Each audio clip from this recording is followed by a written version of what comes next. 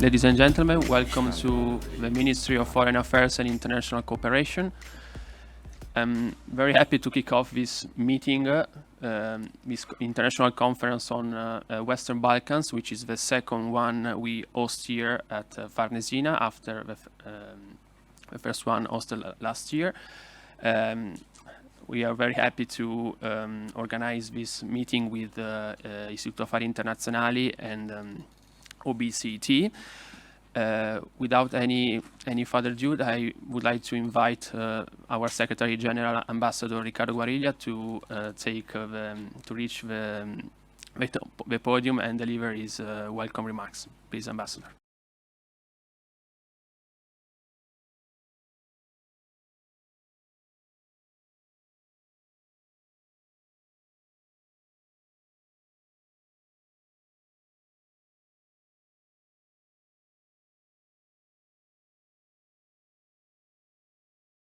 Buongiorno a tutti quanti. Good morning, ladies and gentlemen. Welcome to the Farnesina, the headquarters, as you know, of the Italian diplomacy. I am first of all glad to extend to you the greetings of the Vice President of the Council of the Ministers of Italy and Minister of Foreign Affairs, Antonio Tajani, who could not be here because he is traveling throughout Italy for the electoral campaign. I would like then to extend an especially warm welcome, it is indeed a welcome back for him, to Ambassador Ferdinando Nelli Feroci, a prominent diplomat, a lifelong civil servant, and now a leading figure in Italy's think tanks scenario, as president of the Istituto Affari Internazionali. By the way, special thanks must be addressed to Istituto Affari Internazionali as well as to Osservatorio Balcani e Caucaso for contributing to this conference about the EU and Western Balkans. It is no coincidence that this conference is now in its second edition, and it is no coincidence that, in general, meetings devoted to the Western Balkans often take place here in the Farnesina. As a matter of fact, Western Balkans are a strategic region for Italy. It was such when I was a young diplomat and actively worked on the Western Balkans dossier, and it is still so now. I mean, I have been working when there were the Dayton agreements. I was working when there was the dissolution of Yugoslavia. I was working when there was the Kosovo issue, and I was working here when there was the Albanian crisis. So during many years I have followed these very delicate and sensitive dossiers. Our national security, as well as Europe's, as we all know, depends on the stability of Western Balkans. Because indeed, Western Balkans are part of Europe. For us, we consider Western Balkans as being neighboring countries. I remember when I was working in these dossiers, the office that was dealing with the Western Balkans, it was not called Western Balkans Office, it was called Neighboring Countries Office. And it means a lot, I think. Even more so in the current international scenario, the stabilization of Western Balkans and its integration into the European Union are priorities for our foreign and security policy. In Brussels, Italy is at the forefront of discussions among member states to accelerate the integration process of the region in the EU, together with an informal group of member states called Friends of the Western Balkans. We think indeed that without Western Balkans, the European Union is not complete. Italy strongly advocated for the recent historical decision of the European Council at the end of last year to open the accession negotiation with Bosnia and Herzegovina. We believe that it is essential anchoring the region to the EU there is no vacuum in foreign policy. Every space left empty by Europe is filled by someone else.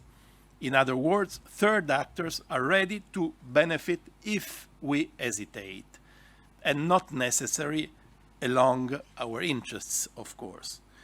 1 year ago, January 2023, with the National Conference of Trieste, our Minister of Foreign Affairs inaugurated a new strategy to relaunch our strategic partnership with the whole region of the Western Balkans.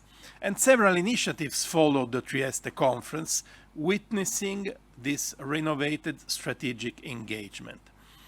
Our foreign minister visited several times the region, namely Belgrade, Pristina, Sarajevo, Tirana, and other visits will follow.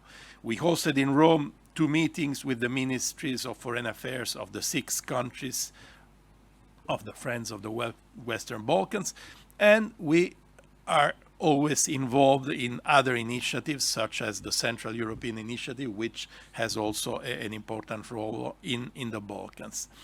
And besides, in the framework of what we call the diplomacy for growth, that is Farnesina's comprehensive approach to support the internationalization of Italian businesses, we organize several events to strengthen our economic ties. To name only some of them, the first Business and Science Forum in Belgrade on March of last year, ministerial meeting on Corridor number 8 in Brindisi last July, the Joint Economic Committee of Italy and Albania in September 2023, and finally, just last week, the second business forum between Italy and Serbia held in Trieste, which involved, by the way, more than, if I'm not wrong, 500 companies from both sides. It shows that there is a huge interest. Regional integration is a precondition for unlocking the economic potential of the region, fostering the incorporation of the region into the European single market. Translated into simple words, I would say that there is a sort of virtuous circle.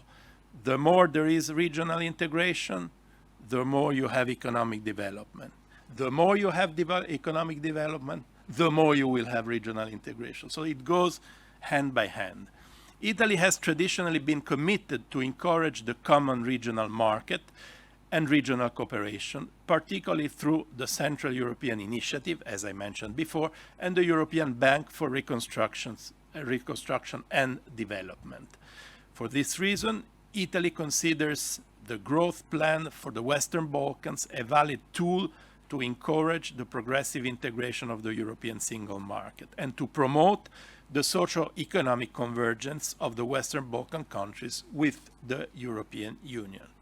Integration in the EU single market would have a concrete impact also on public opinion of the region, showing that the European integration is a work in progress and bears immediately benefit at national and regional level. We need indeed to address urgently the frustration of the local public opinions towards the European process, as well to counter disinformation campaigns backed by our rivals and competitors. How do we do it? Showing that there are concrete results in working along this path. At the same time, it is essential for the EU to be prepared to integrate new members. This is an institutional issue which is very delicate. And for this reason, it is of paramount importance that the current discussions inside the Council and its member states on EU internal reforms proceeds swiftly. Therefore, I think it's a great opportunity to listen today to participants from both the EU and the Western Balkans about the future of the EU institutions and the roadmap set by European Council for the EU's internal reform, taking into consideration, of course, the upcoming elections of the European Parliament. Concluding, this conference with its rich agenda provides us with an opportunity in order to increase even more the understanding of Western Balkans' role and contributions to the EU's wider regional integration system. I would now like to give the floor to Ambassador Nelly Feroci, and begging pardon to all of you if due to my agenda I will not be able to stay after the intervention of Ambassador Nelly Feroci. I wish all of you a very fruitful work. Thank you very much for your attention.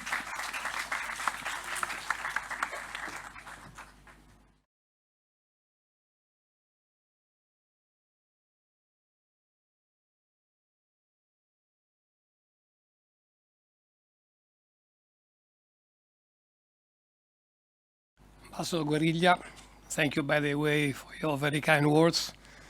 Ladies and gentlemen, welcome to this conference. This is a conference where we'll discuss the process of preparation for the next phase of the enlargement of the European Union. To be frank and honest, we are aware that despite a number of solemn promises by the EU since 2003, the European Council in Thessaloniki, the prospect of accession to the EU for the countries of the Western Balkans is advancing at a pace which is certainly not satisfactory. Partly because of insufficient progress by the countries of the region in the process of completing a number of internal reforms,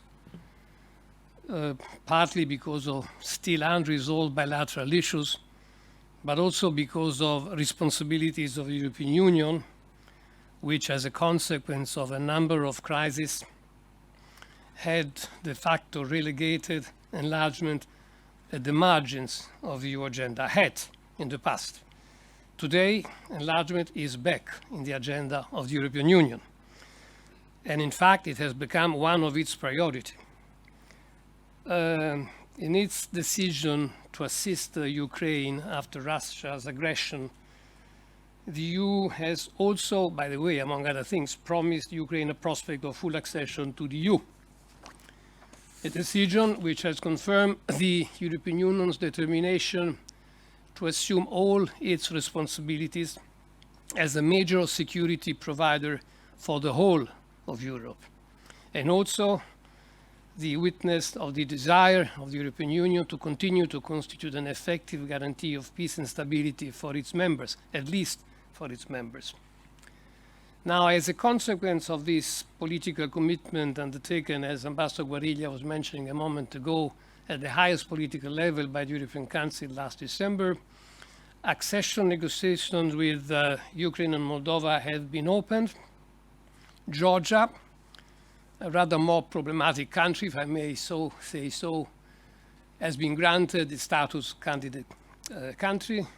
But in the same context, and I come to the region, it was also decided to accelerate and relaunch the process with the countries of the Western Balkans, again as part of a more general effort and commitment to relaunch the enlargement. So enlargement will be a major element in the EU agenda for next legislature.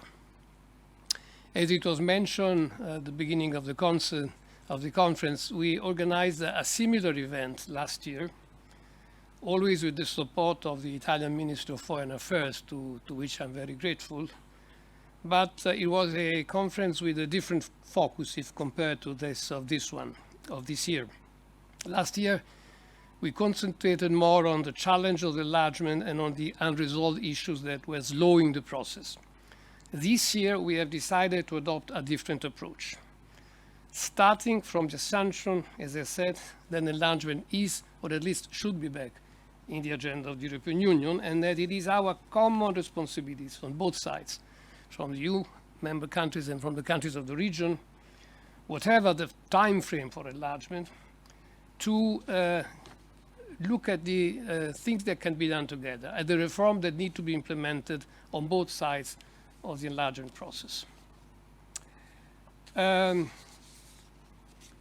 We have to be aware that if we want enlargement to be a success, a number of important internal reforms will have to be adopted by the EU in parallel with the progress in the process of expanding the number of new member countries. Just to give you an idea, there is a growing consensus at least on 4 areas that need to be reformed. The first one has to do with the functioning and the composition of the European Union institutions, and also with its decision-making procedures. A second area of reform will have to do with the need to adopt within the European Union more effective internal mechanisms to guarantee full respect of the rule of law in old and new member states. It's a lesson that we have drawn from the last enlargement, and we will have to work on that experience. A third area of reforms, a rather complicated one, has to do with the major EU common policies, in particular those that imply important expenditures by the European Union budget. I think in particular at the agricultural policy and the cohesion policy, in order to be able to ensure that there will be an equitable distribution of benefits for new but also for old member states. And last, which is something which is directly a consequence of what I said about the area common policies, is the reform of the EU common budget to ensure adequate resources to face new challenges. So more generally, we are aware that the EU will have to implement an agenda in the next legislatures based on the need to improve and increase its competitiveness, to ensure its economic security, to reduce its dependencies, to improve its security. In a word, to implement the objective on authentic, open strategic autonomy. On all these issues, we have decided to organize this meeting, to involve experts from the Western Balkans and from countries of the European Union.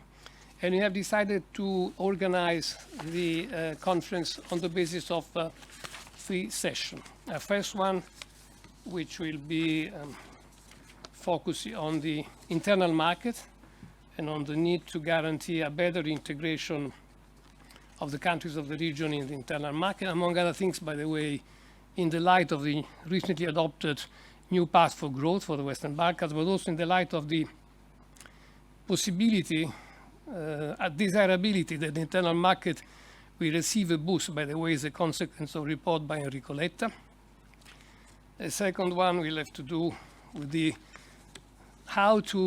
strategy on how to implement strategic autonomy. And a third one will focus on the challenges that are related to our future, the common future of the European Union, with a special attention on institutional reforms and reforms of common policies. So I will stop here. I want to conclude by thanking the Ministry of Foreign Affairs for its support, also which has been rather evident in the preparation and organization of this conference. And I'd like to thank once more all those who have accepted our invitation and are here to discuss with us this subject, which are again once more of common interest. Thank you again.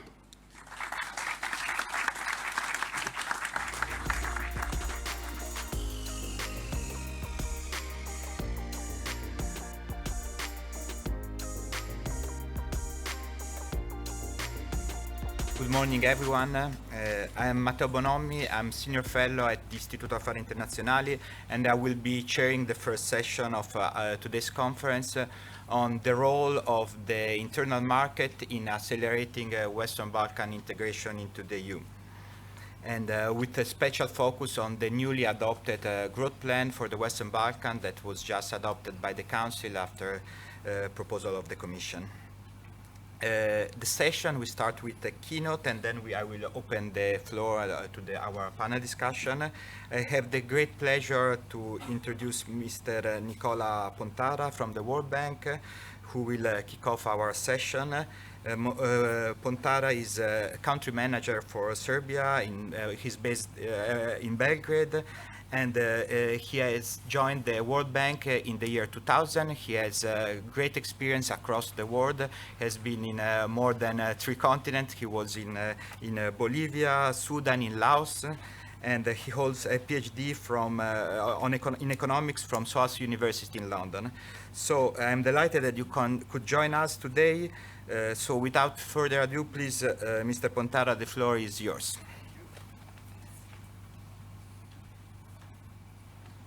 Thank you, Matteo, and good morning, everybody. Let me first thank the Ministry of Foreign Affairs and international cooperation, the Istituto Affari Internazionali, and the Osservatorio Balcani e Caucaso Trans-Europa for inviting the World Bank to offer some thought in this address.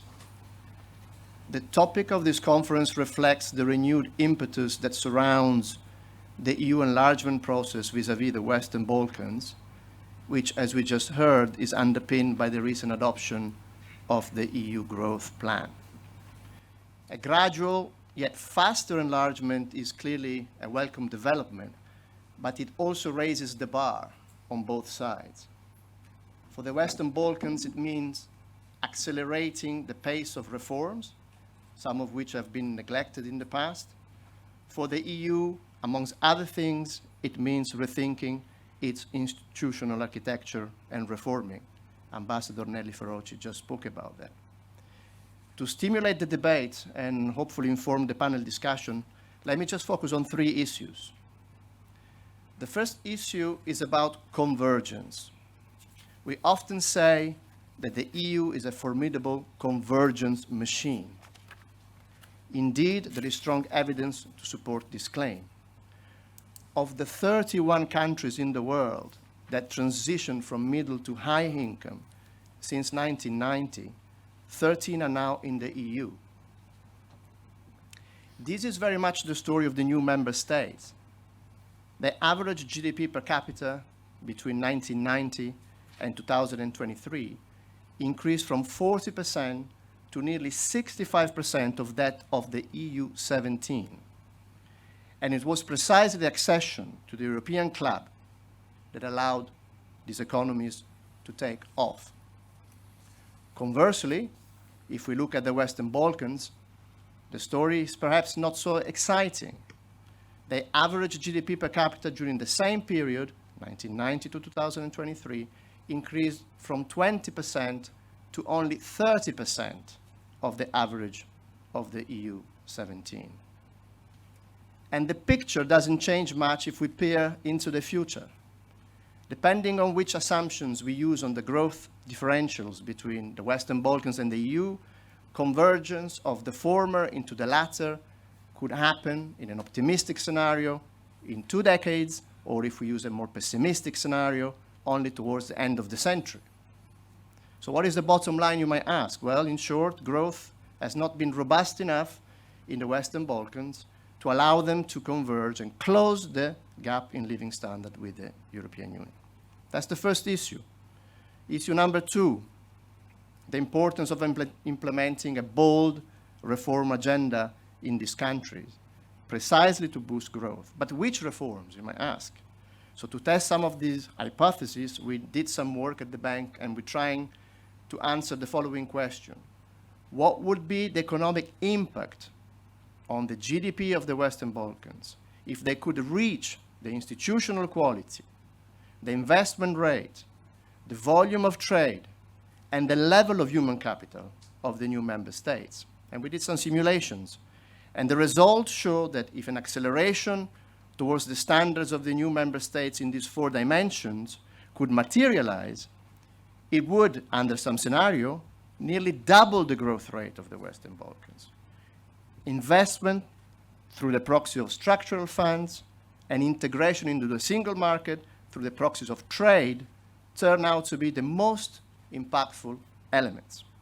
So again, let's go back to the bottom line of the second point. So the punchline here is that the ambition of the growth plan to anticipate some of these benefits prior to accession could have a great impact on the economies of the region. At the same time, as I mentioned in the beginning, the candidate countries need to implement an ambitious reform agenda that include the undertaking of second-generation reforms, strengthening human capital, improving the quality of institutions, boosting regional connectivity and integration, and fostering the green and digital transitions. Issue number 2. Let's move to issue number 3, the low-hanging fruits of integration into the single market. Let's just think about the enhancement of trade, which is very much, as we just heard, about regional integration. Our research shows that reducing the average wait times at the border by only 3 hours could add as much as 3% to GDP in each of the 6 economies of the region over the medium term. In this respect, the current plans to set up green lanes is a move in the right direction. Or take the single European payment area, SEPA. At present, the Western Balkans must pay 6 times more than their EU counterparts to settle international payments. Joining SEPA can reduce the cost of remittances to the Western Balkans, which currently amounts to nearly 7% of total transactions. By doing so, the region could save approximately €500 million, according to our estimates. The bottom line here is that there are concrete actions that can be implemented in the short term, which will bring about important welfare improvements in these countries. Let me conclude by saying that moving forward, all parties involved need to avoid the trap of reciprocal low expectations and stereotypical views. Referring to a journalist considered the greatest war correspondent of his time, the British writer Rudyard Kipling observed, "He always begins his conversations by saying that in the spring there will be problems in the Balkans." We are in need of a new narrative. The eventual integration of the current 9 candidate countries cannot be treated simply as a new wave of enlargement. It is not. It is a much more complex challenge which will affect the very nature of the community project, the interpretation of Europe's borders, the balance of power between the member states, the concept of European security, and the governance of the Union. At the World Bank, we work in close partnership with the EU and other international and regional stakeholders to do our part by deploying our expertise and financial instruments to help the Western Balkans to reform and grow. Let me stop here. Thanks again for this opportunity to speak before you today, and I look forward to the discussion of the panel. Grazie.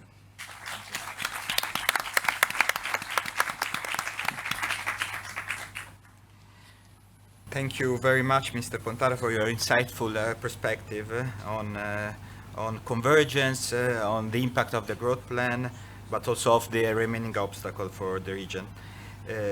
I think you provide a great kickoff for our conversation. Now let's continue with our panel.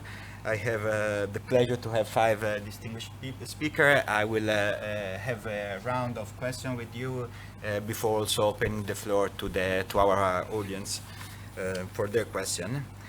We have Dragana Đurica, Secretary General of the European Movement in Serbia, on my left.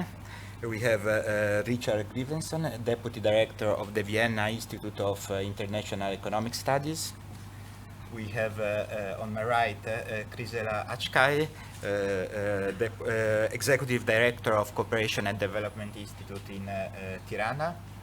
We have Sabolt Horvat, a member of the cabinet of the European Commissioner for Neighborhood and Enlargement, Oliver Varhelyi, and Zdravko Ilic, senior expert on service at the Central European Free Trade Agreement Secretariat, the CEFTA Secretariat in Brussels.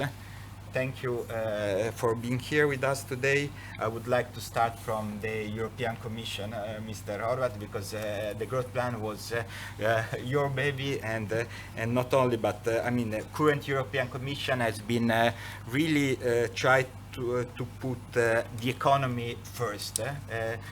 Really in its approach toward the Western Balkan, current Commission has been front-loading economic cooperation, and we have seen this at the beginning of your mandate with the Economic and Investment Plan in 2020, and now again with the new growth plan for the Western Balkans. So why this emphasis on economic cooperation? And what does the new growth plan add in comparison with previous initiative? Thank you, Matteo.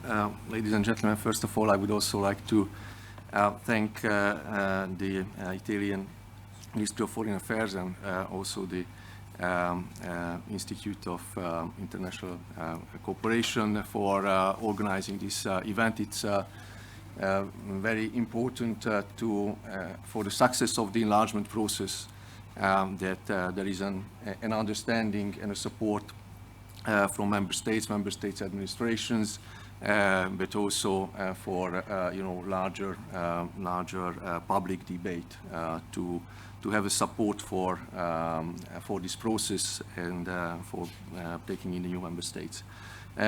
Concerning your question of the importance of economic cooperation, I think Director Pontara has given a very, very good outline of why it is important. And in fact, this is also what we have seen from the beginning of this 5-year mandate that, when we have had this portfolio with my commissioner. And that is why we have put already at the beginning of this mandate the economic cooperation, this convergence to the center of our efforts. Actually, it was the 2 tracks we have had. There's the political track, the political process going forward with the accession negotiations, or where there are the negotiations already, or going towards opening accession negotiations for all the Western Balkans partners that are there as candidates or potential candidates for the EU. And what we have seen indeed is that this huge economic gap is a major obstacle to this convergence, and that is also a major obstacle to making people believe that an accession is possible in a foreseeable future, in a tangible time frame. And that is why we have indeed, as you have said, first started with this economic and investment plan. That was the aim was to boost connectivity in transport, energy, and digital infrastructure. That was the main focus of this, with the investment of about 30 billion euros. That was already something quite significant, but that's and we are delivering on that one. We have already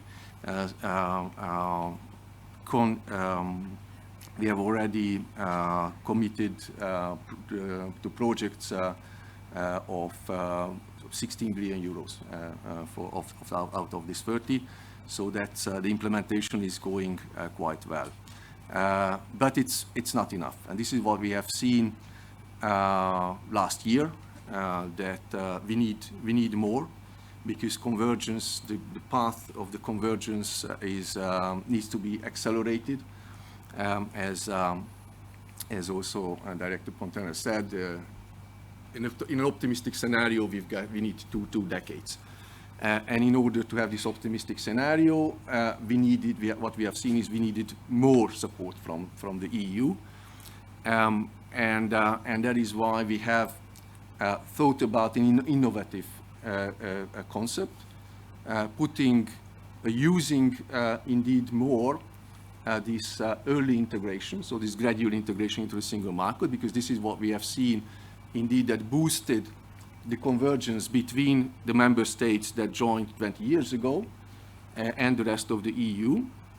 So there is, our thinking was that we shouldn't wait with the single market integration until the time of the accession, because then there is this vicious circle, or that if we are waiting for the accession with the single market integration, then the accession is always further away, because the convergence is not there. So this is why we had this. That first we need to have this gradual integration. Second, for the gradual integration, of course, we still need the accession countries to keep up the reforms, or to accelerate their reforms, so that they can really accommodate the EU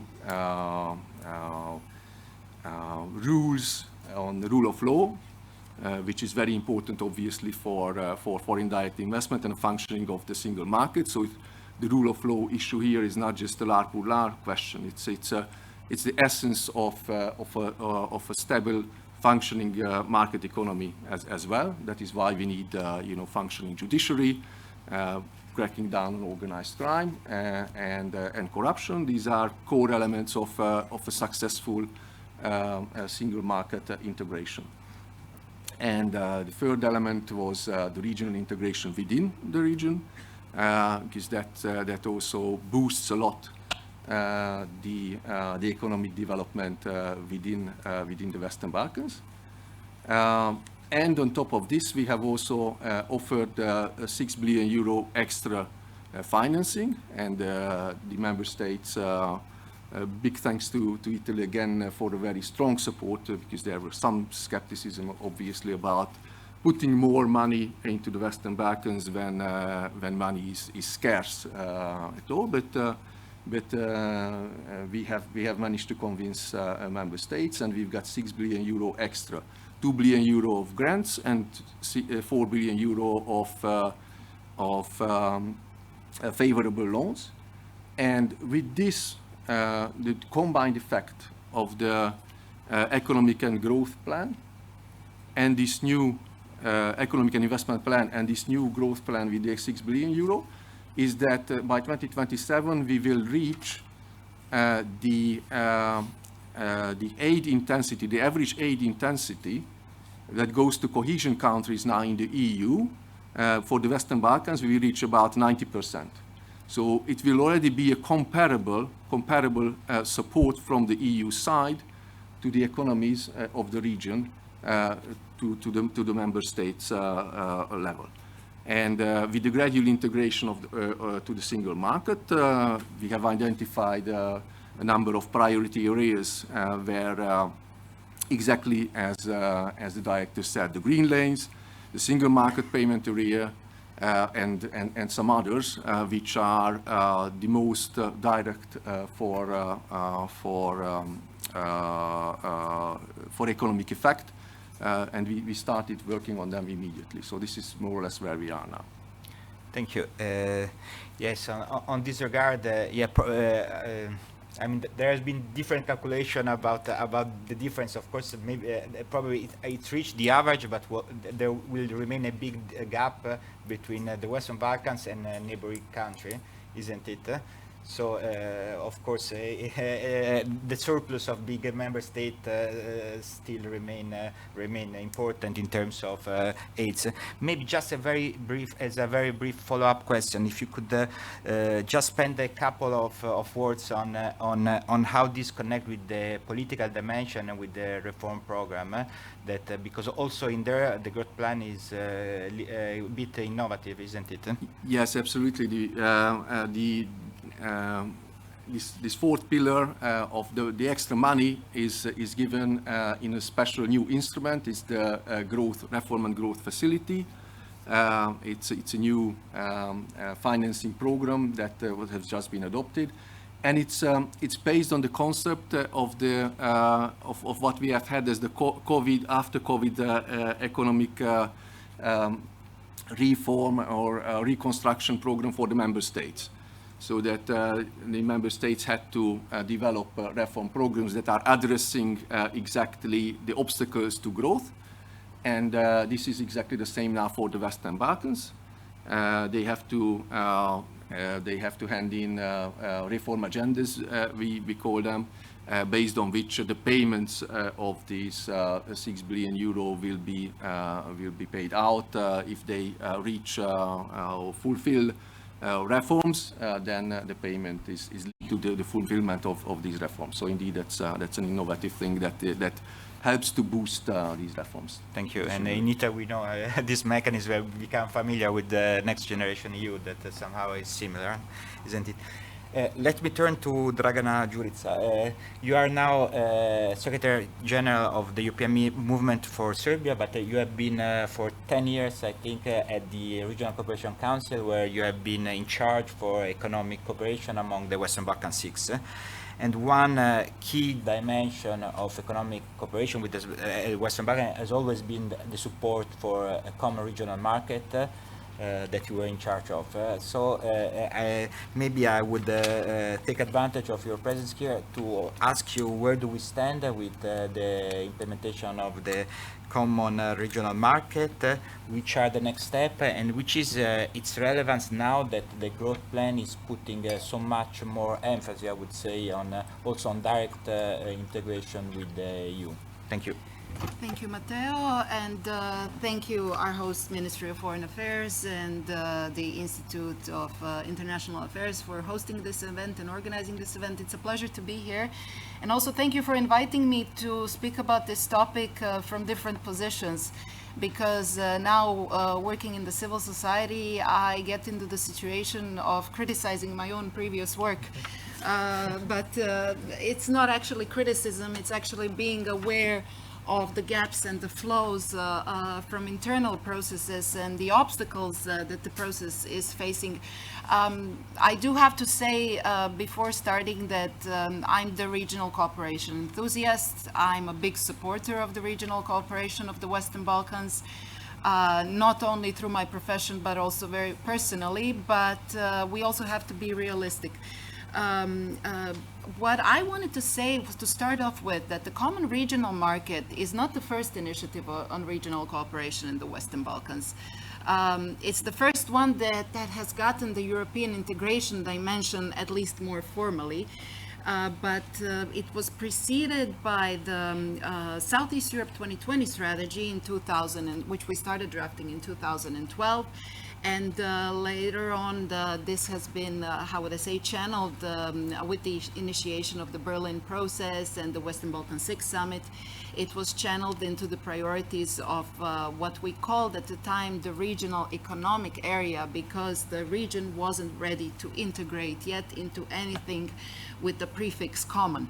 So these were all, how would I say, ways to keep the agenda and to keep the regional cooperation running in the priority areas, which what actually represented all the time essential preparation for the integration into the EU. It always had this, even though it was never confirmed officially before, and many times regional cooperation was criticized, and even the participating economies were skeptical about it, whether it's a replacement for the EU integration. No, I can say that the notion that was running through all the time through these agendas was essential integration of the region as a preparation and as a stepping stone for the integration into the EU. Now, I have to say that personally, I'm very happy that the Common Regional Market Agenda has this confirmation through the growth plan, but it also needs a lot of fine-tuning. What I see as the, I don't need to say much about the obstacles that are hindering regional cooperation, the political, bilateral, even in some cases of some economies, internal, the social, economic, the external factors, and so on.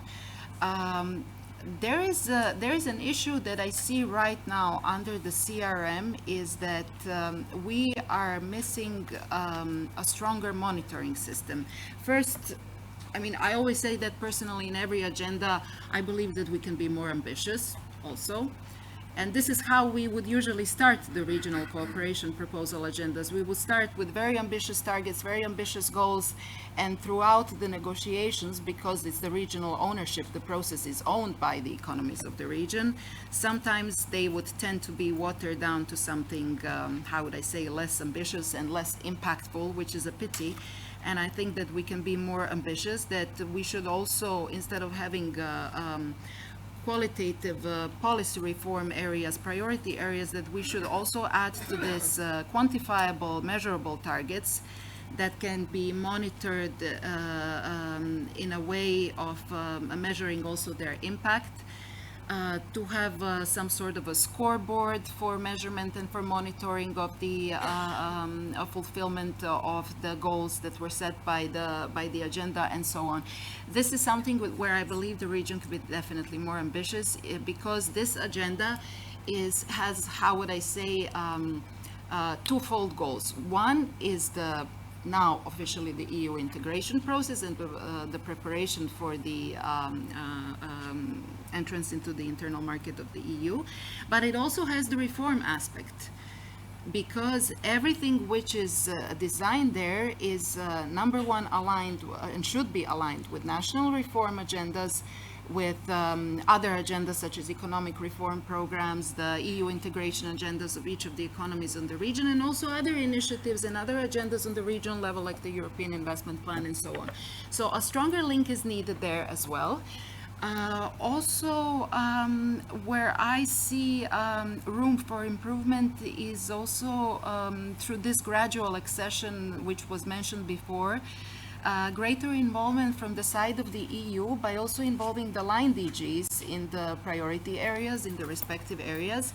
And also as already mentioned by Mr. Ferrocci and by Mr. Pontara, adding the cohesion element and also opening and paving the way for the utilization of structural funds by the region prior to the accession. Another thing why this agenda is important and why I believe that we should fine-tune it, I'm using nicer words instead of criticism and instead of because knowing how much difficult it is to reach such an agenda and how difficult it is to implement it and to monitor it, and also to stress the importance of, for the participating economies, that this preparation is very important for their avoidance of future shock when entering the EU. Right now, none of the economies of the Western Balkans region is able to face the competitive forces of the EU. So how we can do it? By developing the regional value chains and priority industries, and we have done it before, even this under the Southeast Europe 2020 strategy, and one of them proved as a success story. So I think that we should raise this on the agenda again. We should definitely be more inclusive by adding to the whole process more participants from the civil society, from the academia, from the business.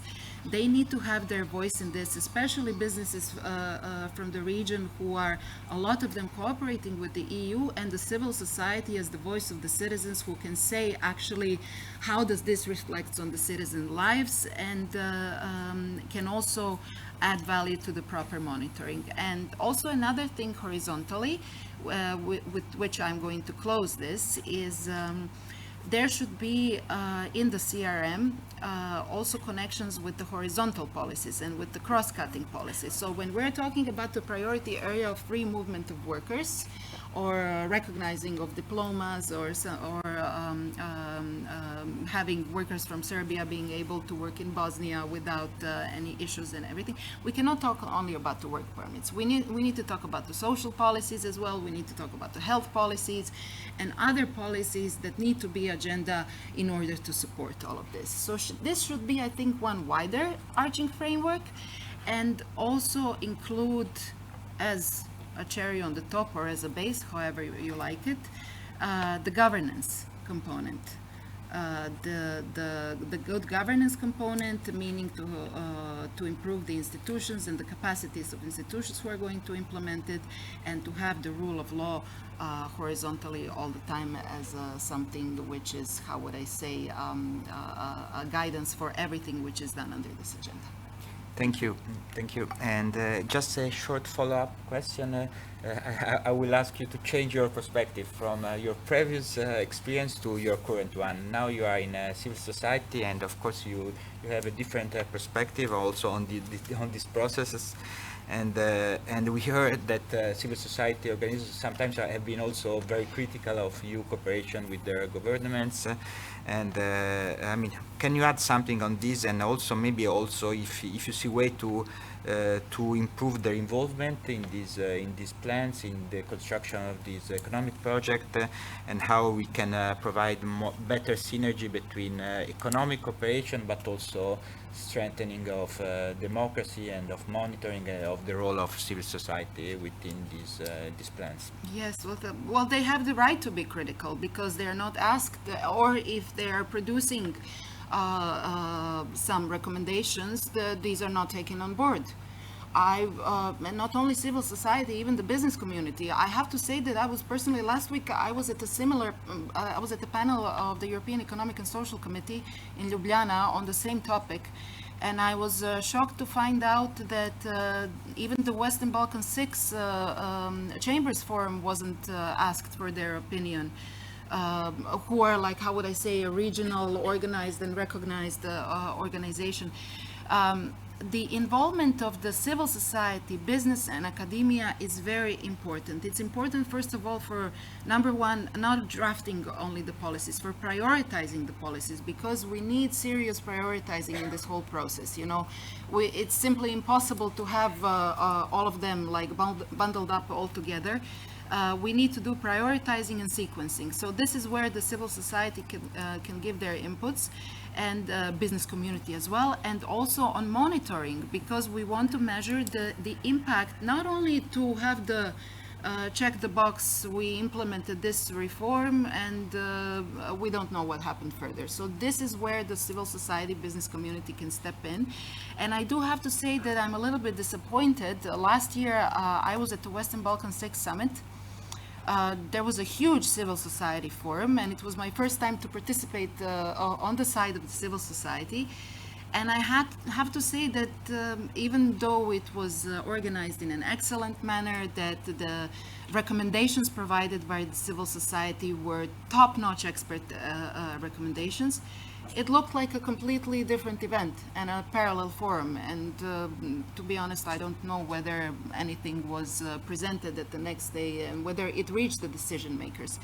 So I really, and I'm trying to say this as a slogan all the time, you know, we want to be the part of the solution, not the part of the problem, and we want to be viewed as that. And you know, I'm a very optimistic but realistic person. So I have to say we will keep on advocating from our side.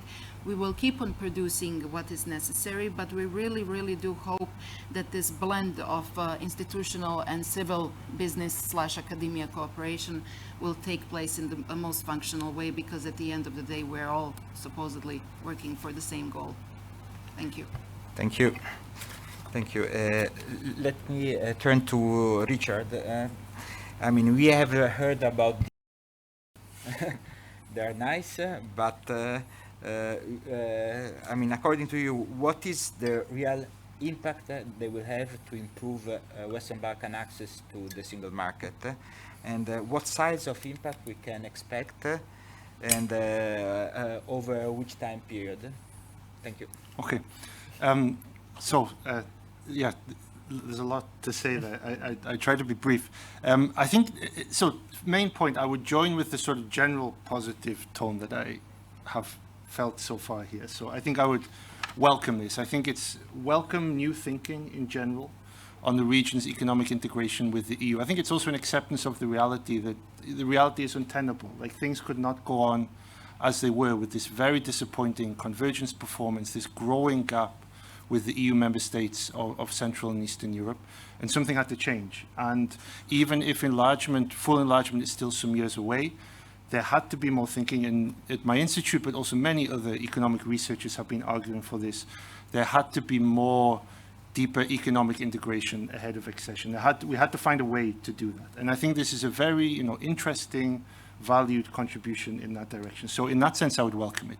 And if it really works, you know, if we end up with free movement of goods and services, for example, ahead of accession, that can be a game changer, certainly, for the region economically. I mean, a few years ago, two trade economist colleagues of mine calculated the difference between the SAAs and single market membership, using the example of, going back to the 2004 joiners. And they found it's basically about 4 times as important, single market membership versus the SAAs, at least as they are currently implemented, you know? And so, I mean, it's a huge upside there, and it's not that surprising. I mean, the EU economy is 100 times the size of the Western Balkan 6 economy. So, of course, I mean, the great Vladimir Gligorov, who we were talking about earlier, I mean, he used to say, and I mean, I accept everything he used to say was right. I think, you know, the EU can absorb whatever the Western Balkans can produce, basically. And the more that we can liberalize that and cut the waiting times at the borders and these kind of things, it can be a game changer. What I also like is this focus in a fairly short communication. There's quite a lot on this, on the industrial supply chain integration. I think it's very important. Firstly, because this is the model. I mean, this is how it works, you know. And Dusan Relic, if he was here, would be now sort of raising his hand. I also have some doubts about this model, but this is the model of convergence which has made countries like Poland the great success stories of the global economy the last 25 years. It's German investment in manufacturing, the German capital investments. And if that can be made to work better, because that is part of the reason why the convergence of the Western Balkans has been so disappointing, because this model hasn't happened to anything like the same extent in the Western Balkans. If that can be made to work better, that is also potentially a game changer. And I think it's very important, especially now, because we are in this era of geo-economic block building and competition. And this is a very dangerous moment, I think, for the Western Balkans. We had a new study yesterday on FDI in Central and Eastern Europe. We do the update twice a year. And in terms of capital pledge, new greenfield investment, so not reinvested earnings and that kind of real new capital pledged in FDI, there is a very significant relative shift away from this region towards the US now by German companies. So, they, you know, in Poland and Hungary, they can live from the reinvested earnings. Western Balkans can't. They need the new capital, you know, and it's going at the moment relatively from German companies to the US. So I think this part of the growth plan is especially welcome, I would say.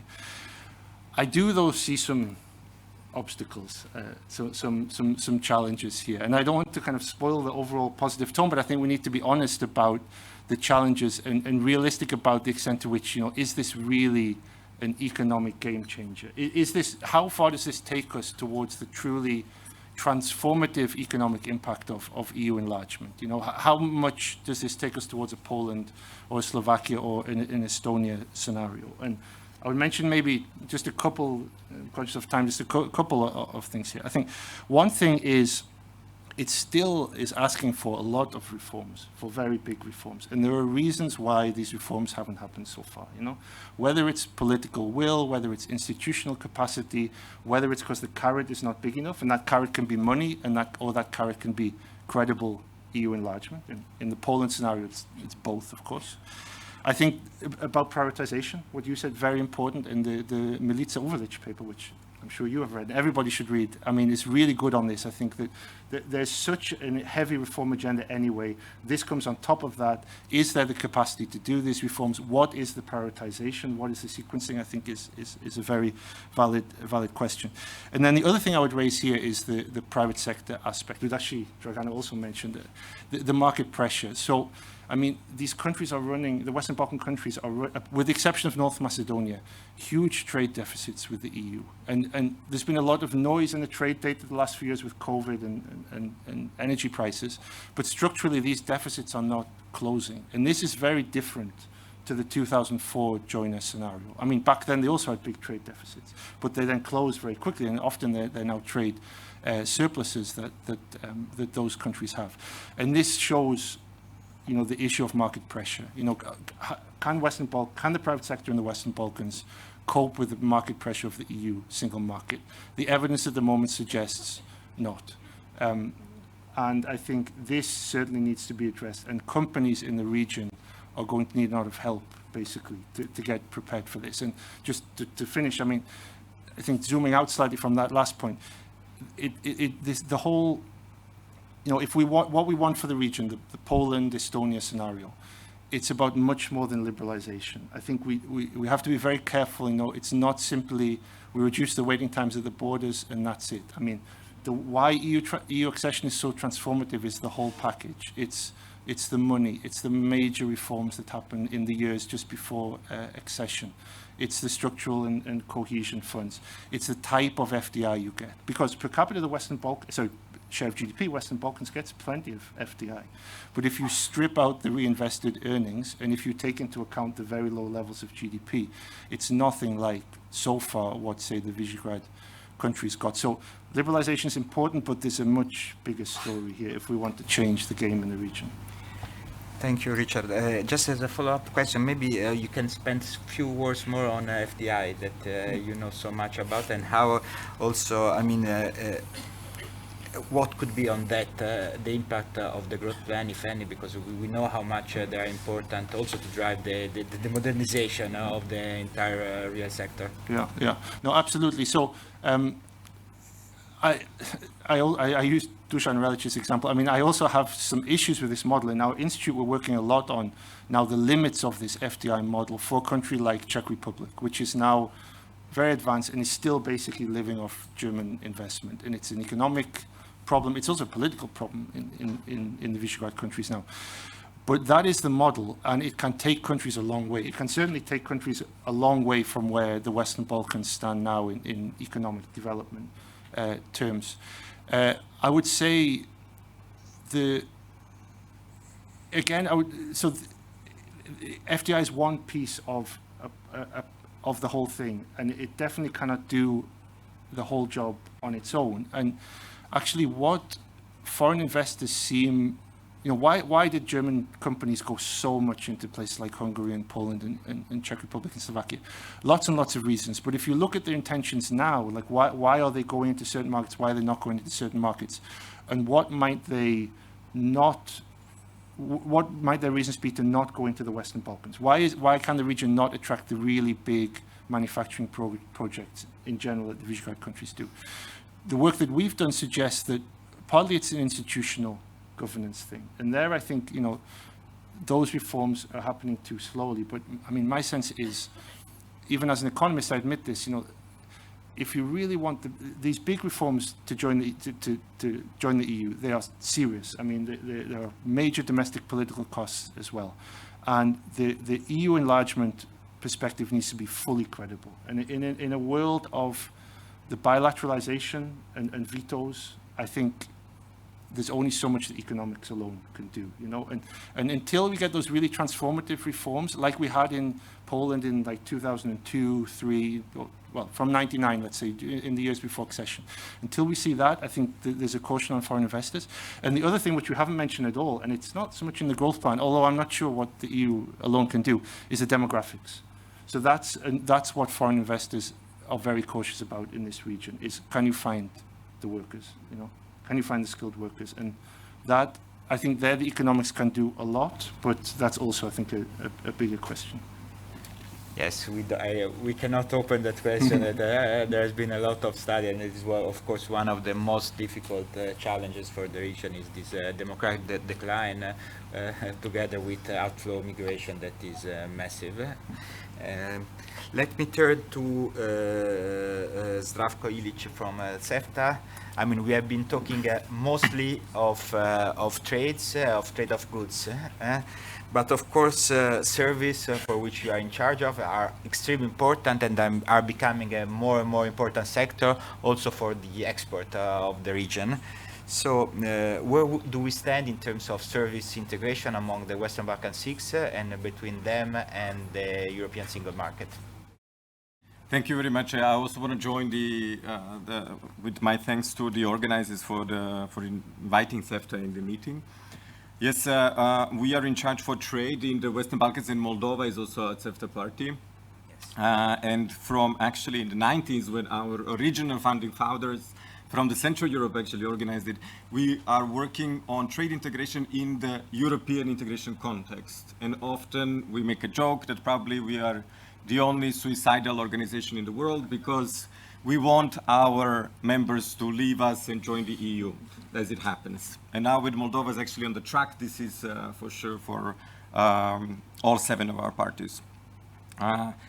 And you're right, goods is always what people talk about when trade is mentioned. And this is why, this was the case also in CEFTA, this is why we had the trade in services agreement only in 2019 adopted. And we still don't have it implemented in all parties. 5 of them ratified it.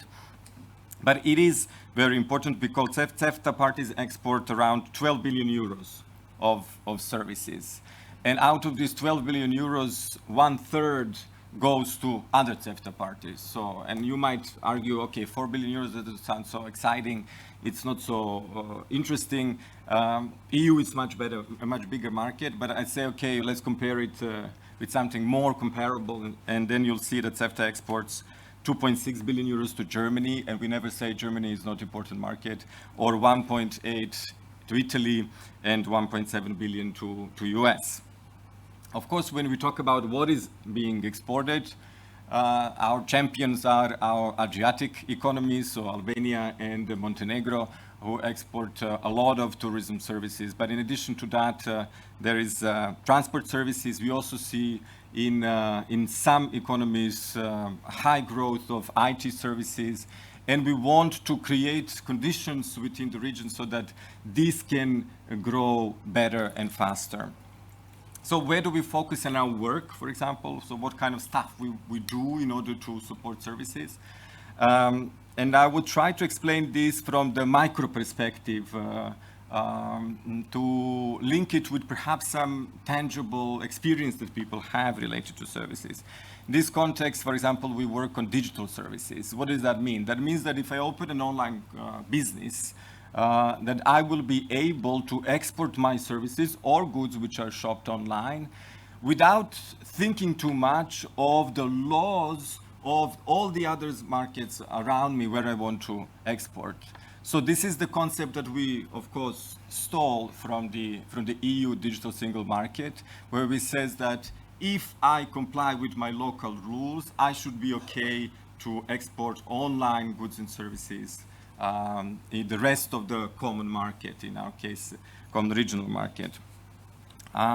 And on the other side, for example, for the consumers, if I buy something, I don't know, if I'm Albanian and I buy something in Kosovo, will it arrive? What kind of, can I return it, for example? And this is where our rules come into play by harmonization and of general idea that you have 2 weeks to change your mind, and as well develop the cross-border mechanisms to complain if there's something wrong, so that I, as a consumer, am empowered and I trust more in actually shopping across border. On the other side, and I think Dragana mentioned also this, professional services. It is true that, for example, working in regulatory professional services, it's not easy, and it's not only based on the issues like qualifications and work permits, but trust me, these are big issues. You know, we have a PR company, for example, in the Balkans. We are in Brussels, but we have a PR company in the Balkans with multiple offices. They told us that they could not send people from one office to another when we have an event and we need more backup on the grounds because they need a work permit. And because in some cases, you know, it's like, yeah, you need qualifications recognized. And interestingly, and where you find the absurd of the story in the Balkans is that the people who got their qualifications in old Yugoslavia, they still have the right to perform the services from the heritage rights from the single market there, but the new generations, they don't. They have to go through the full recognition process, which is amazingly complicated. So this is what we work on. In financial services, for example, I would mention insurance because it's very important, because if you now take the car here in Italy and we want to go to Norway, nobody will stop you because there's no borders. But on top of that, nobody will ask you to take something we call green card. So it's like, yeah, and then, but if you are in Montenegro and you want to go to Albania, just you know, so because I heard that, you know, if you're in Podgorica, you go to Shkodra for lunch, it's very popular. You need a green card, and this is, for example, a fee of 20 euros that people need to pay, you know, so yeah, or more. So these kind of things we are trying to work on, and because you need to connect, you need to make a connection at the level of the regulatory level in order to have the market pick up, and in order for this to trickle down in the real life of real people and actually create the benefits finally for everybody. Thank you.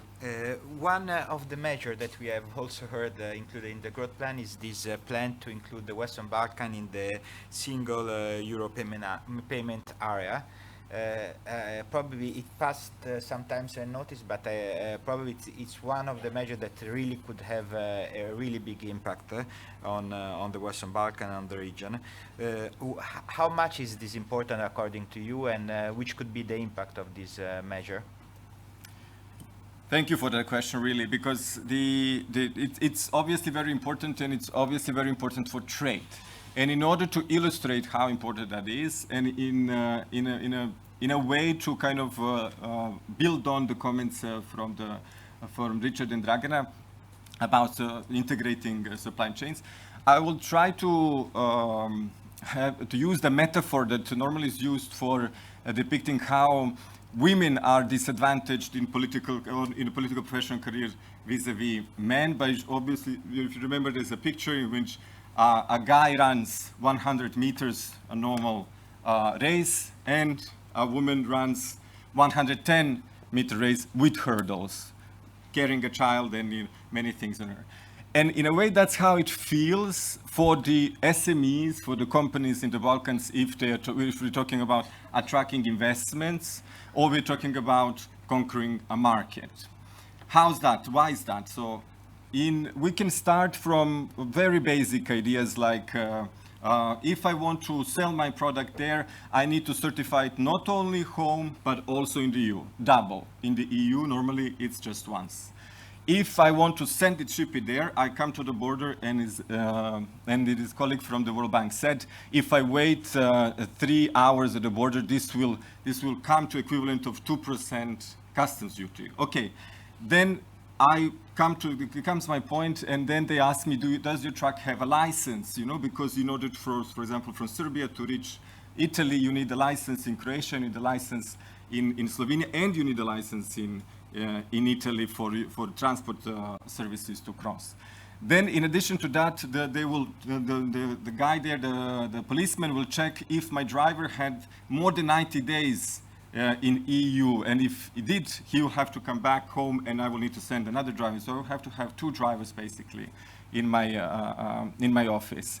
And then when everything is done, I finally get the payment, and then this payment is charged 7%.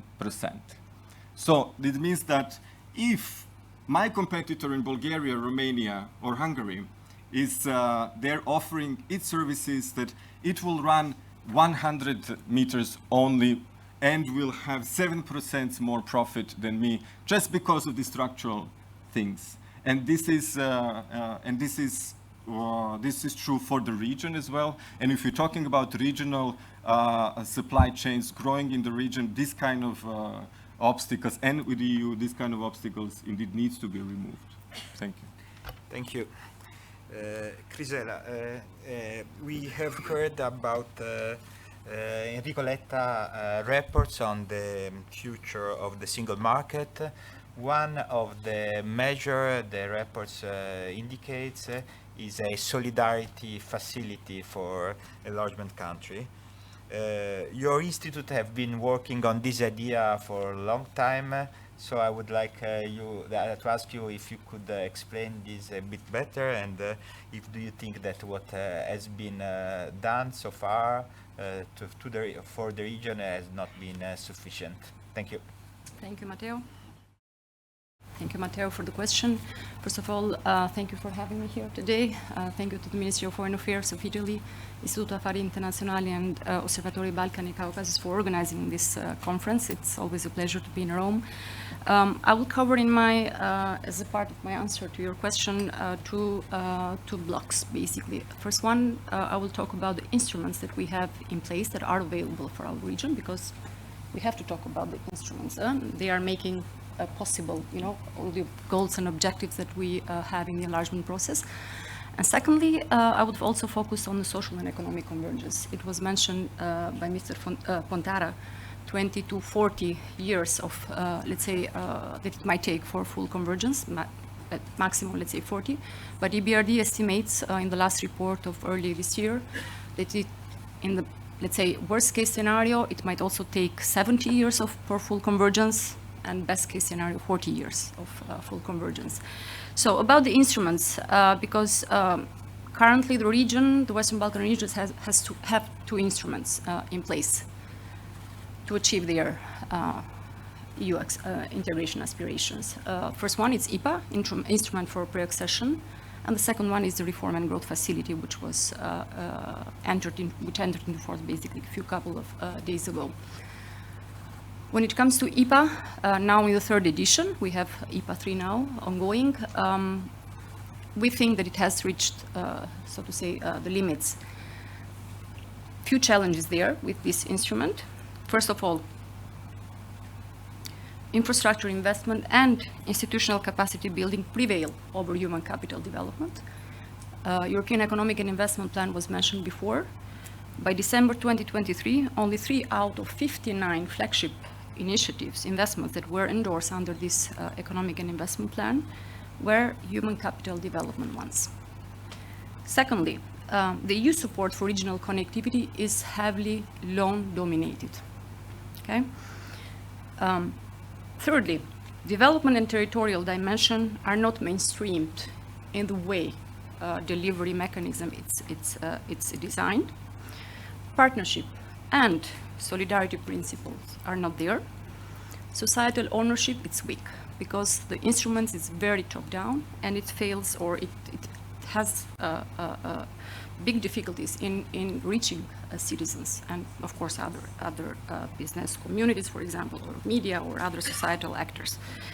Now we have a second instrument on the table, which is the Reform and Growth Facility. The growth plan was mentioned. We have around, well, actually it's not 2 grants, but 2 billion of grants, it's 1.6 because we have also interest there.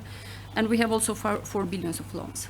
We have important innovations here, which bring a new mindset in the region on the instruments part. First, a stronger focus on good governance performance. Secondly, financial assistance for implementing reforms. We still have to see what the countries have prepared when it comes to their reform agendas, because they are not public yet. And third, a strong conditionality. We will see whether this instrument, the second one, will be a game changer. We have to wait. We have to see how conditionality will be applied. But also we have to wait how our public administration will eventually implement, and how they will be like fast enough, because the instruments, it's a 4-year, so to say, instrument, so it has to be implemented until 2027. And there is a lot of if, basically, to be seen. Early this year, we supported the European Economic and Social Committee for their opinion on the growth plan, and we suggested from the civil society perspective many recommendations. Some are not part of the regulation, of the final regulations, such as, for example, the facility scoreboard, which will be a key transparency, let's say, tool to monitor. Dragana mentioned the importance of indicators, the importance to measure impact. But we also suggested monitoring committees, like, for example, is the case for the recovery and resilience facilities in some member states, where civil society can have a role, a constructive role. It was mentioned this before as well, so an increased oversight. Also to, let's say, overcome the poor scrutiny that we have in our countries, from the parliament, also from other, let's say, instruments or mechanism, but in general to ensure a higher societal engagement in this second instrument. We are, however, positive, and we would like to see this growth plan to support our countries in being more active while the European Union is preparing for the next cycle of the MFF.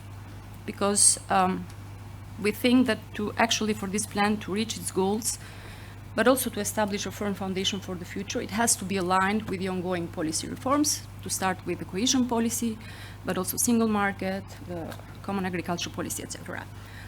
All you know that the ongoing, let's say, discussion on these policies, it's already there. So we have also communication on how, let's say, future policies need to be programmed by having enlargement in mind. So what is, from our perspective, let's say, relevant is that our countries, our region, cannot realistically be expected to cover the cost of convergence with what they have now on the table, and with own budget eventually, because we also co-finance IPA, and we also have to, let's say,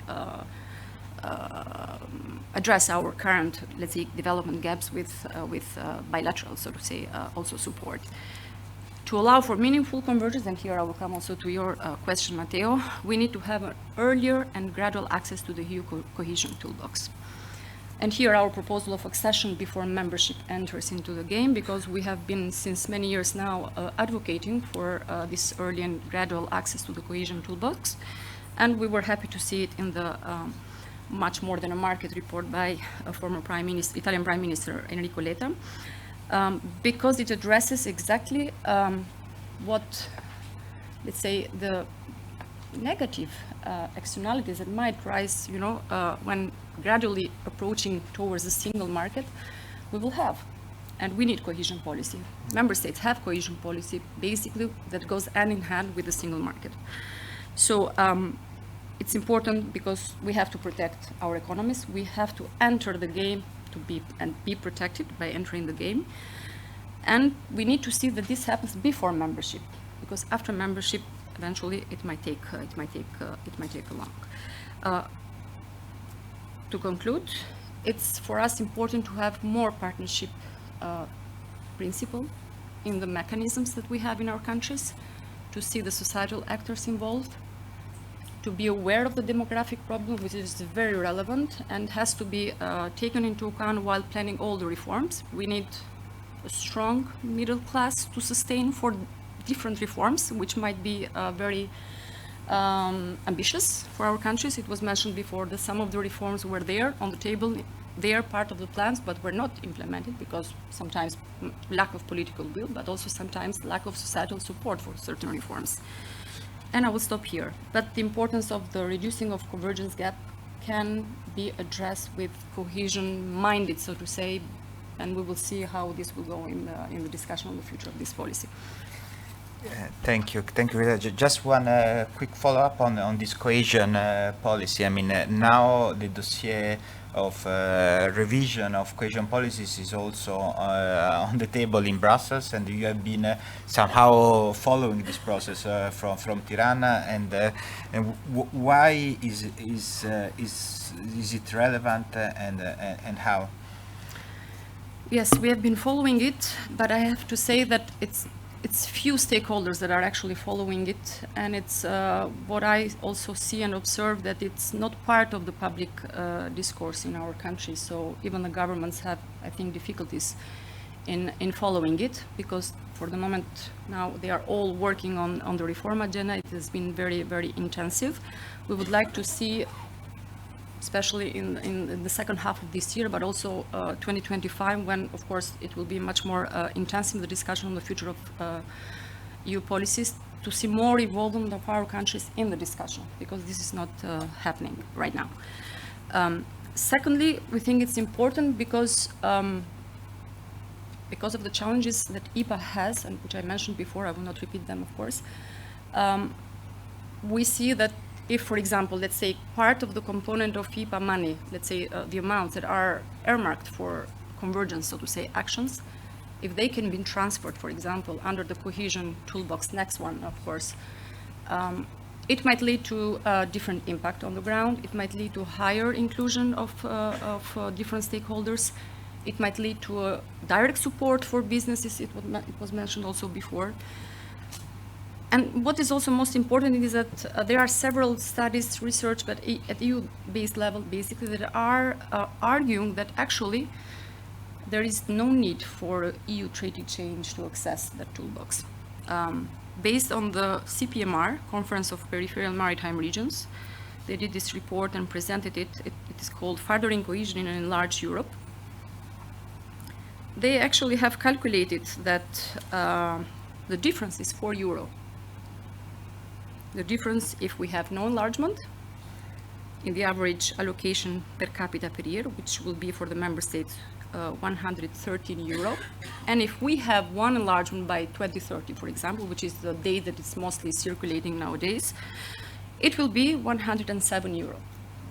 Okay, this is not us saying it, but it's CPMR. You're talking about the Western Balkans. Yes, exactly, about the Western Balkans, of course, because when it comes to the other countries, Ukraine and others, I mean, it's a different story. There, now we are talking about current rules of how cohesion, let's say, allocations are calculated, which is the Berlin formula. But if other countries, like which are bigger in terms of size as well, such as, for example, Ukraine, there is, of course, a need to revise the rules and how the rules are, let's say, providing for the calculations, basically. So it will be barely not noticeable, let's say, the Western Balkan enlargement when it comes to the transfers that are for most of the current EU regions. This is if I answered your question. Thank you. It certainly wouldn't challenge the EU absorption capacity as in this case. Yeah. And of course, in 2025, we'll also start the negotiation for the new multi-annual budget of the EU, so it's a very relevant conversation. So now let me open the floor to the audience for your question to the speaker. Please introduce yourself and be brief, so we can collect some of them and have a round. We have still 20 minutes before the end of the session.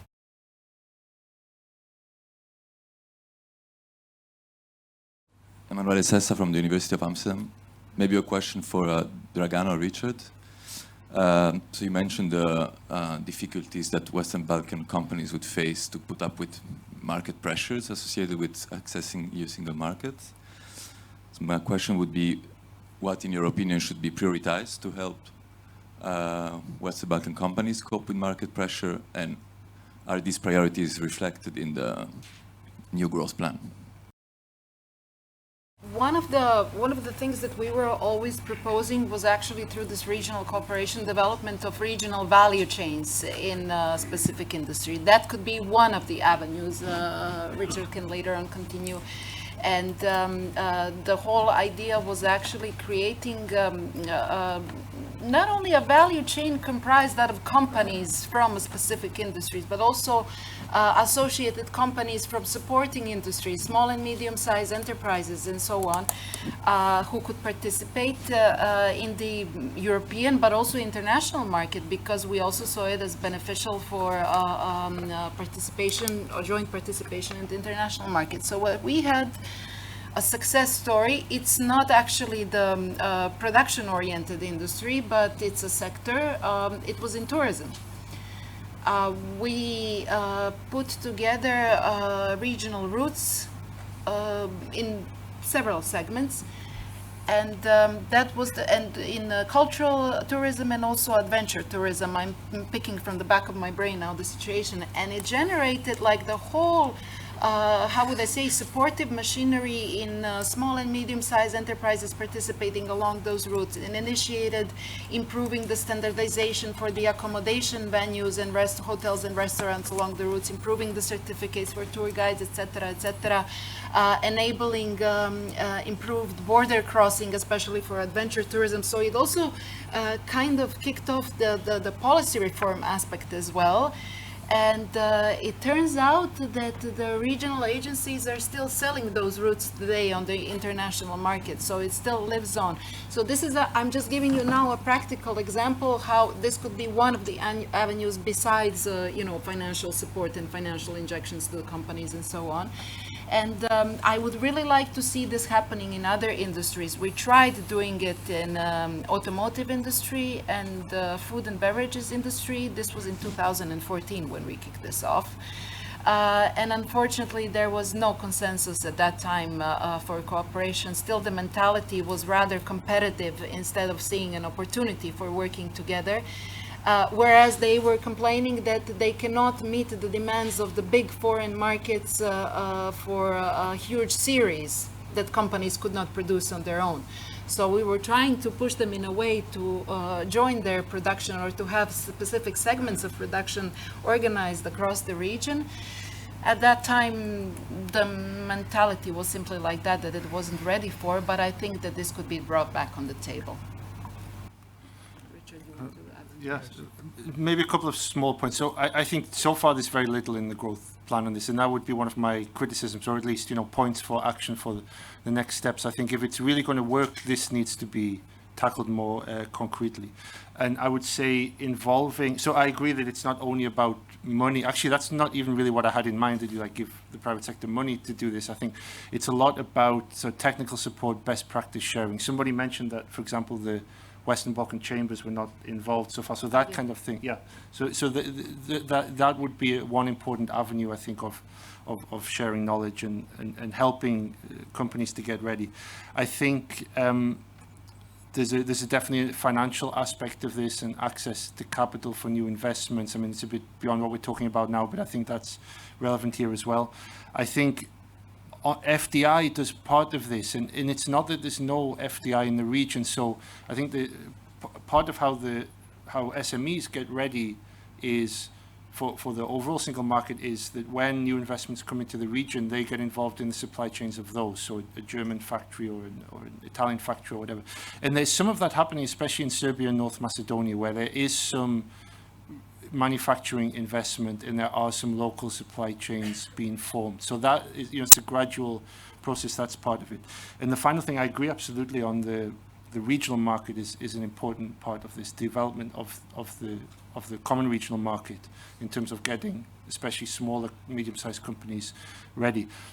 My concern with all of this, though, is that I'm not sure how much more upside there is now to regional economic integration before accession. You know, it's gone pretty far in terms of the trade links that already exist between the countries. And what we saw in the Visegrad states is this really took off in 2004. You know, that's when regional integration really happened in among those four countries was after accession. But that is a powerful part, I think, of companies adapting to the competitive pressures of then being also in a single market with Germany and the Netherlands and those kind of countries.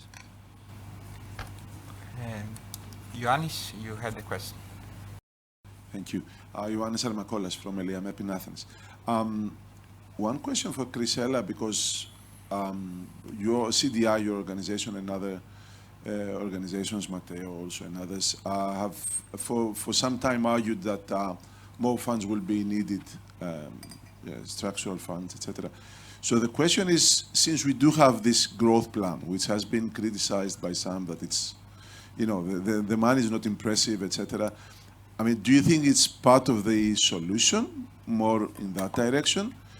And then maybe a question for Mr. Horvath. Since these funds come with conditionality again, I mean, it's the EU. And I'm reminded that only the day after the new government was elected in North Macedonia, well, they're not a government yet, but the new prime minister, the forthcoming prime minister, announced that they have secured 1 billion from an unknown country on you know, a loan that is without strings and without the complications of the EU. I mean, do you think there is a competition in the Western Balkans with other actors that can offer money in more preferable terms for the region? And what can we do about this? Thank you, Yanis. For us, it's about how both cohesion policy and structural funds in this case and the other instruments that I mentioned before are programmed and are delivered. They are different. Those are different ways. In the structural funds, we have a strong focus and a strong, let's say, embedment of territorial dimension, of development-based aspects, which is not the case in the IPA as it works right now, for different reasons. Because the way it is programmed, IPA, it's very, how to say it, how to put it in simpler words. It is programmed now. It gets into implementation after 4 years. And it misses the elements that I explained which work for the structural funds. Now, if we have the capacities to absorb, definitely not. But that was the case also for Croatia, but also for other countries, which indeed improved by having access to those kind of money. In the proposal by former Italian Prime Minister on enlargement solidarity facility, actually the basis is that with this new instrument we would support the candidate countries also to prepare their capacities, institutional capacities at local level especially, not just in the candidate countries actually, but also in the neighboring EU country, because those would have the let's say more effects in the future enlargement. Like, for example, in the case of Albania would be Greece, Italy, etc. So, but in the basis it's solidarity, it's partnership, it's inclusion of local government units, which is not the case with IPA now, and it's not also the case for the Reform and Growth Facility, which goes partly budgetary support, so treasury of our national governments, for them to carry out the reforms, and they will just fulfill the indicators, basically, will not support with evidence how the money was spent for. I hope we will have all the instruments and all the information, available to also assess whether the reforms have been, carried out in a qualitative way, have ensured that, all the the societal groups have been part of that process. We'll have to see. And part of the other, let's say, envelope within the Reform and Growth Facility goes under WBIF for investment projects, as it was the case, and it is still the case with the Economic and Investment Plan. So there is no, let's say, a change in the modality when it comes to the growth plan, the modality that the support is provided to our countries. While we see with the structural funds, it's makes a difference, especially in including the different groups from our societies in the programming. So in the first phase, in prioritizing, this is a collective action that takes place when it comes to, for example, structural funds, which is not the case when it comes to the other funds that we have in the enlargement, let's say, that are under the enlargement policy, so to say. Thank you. Concerning, competition about loans, there is a huge need, obviously, of money investments in the Western Balkans. So I don't think that the problem itself lies in the fact that other countries, China or whomever, gives loans apart from the EU to this region. The important thing is that how these loans are spent and why they are taken. Sound macroeconomic management of the countries is key, and then in general of keeping this macroeconomic balance, so don't get indebted for too much debt, and use what you have resources for projects that are helping your economy. And then the way you use it. So follow the EU public procurement rules when you are investing in big projects, and ensure that the funds are not going into corruption. These are the elements that we have talked about before. In terms of whether there is a competition itself, yeah, there is some competition. We can say there is the example, if I want to give an example, there was in Montenegro where the previous Chinese loan for construction of the highway has caused some repayment macroeconomic problems 5 years ago, for which the government, indeed, we were in discussions, about how we can help the government. Finally, it was solved, and now the further construction of the highway there is built.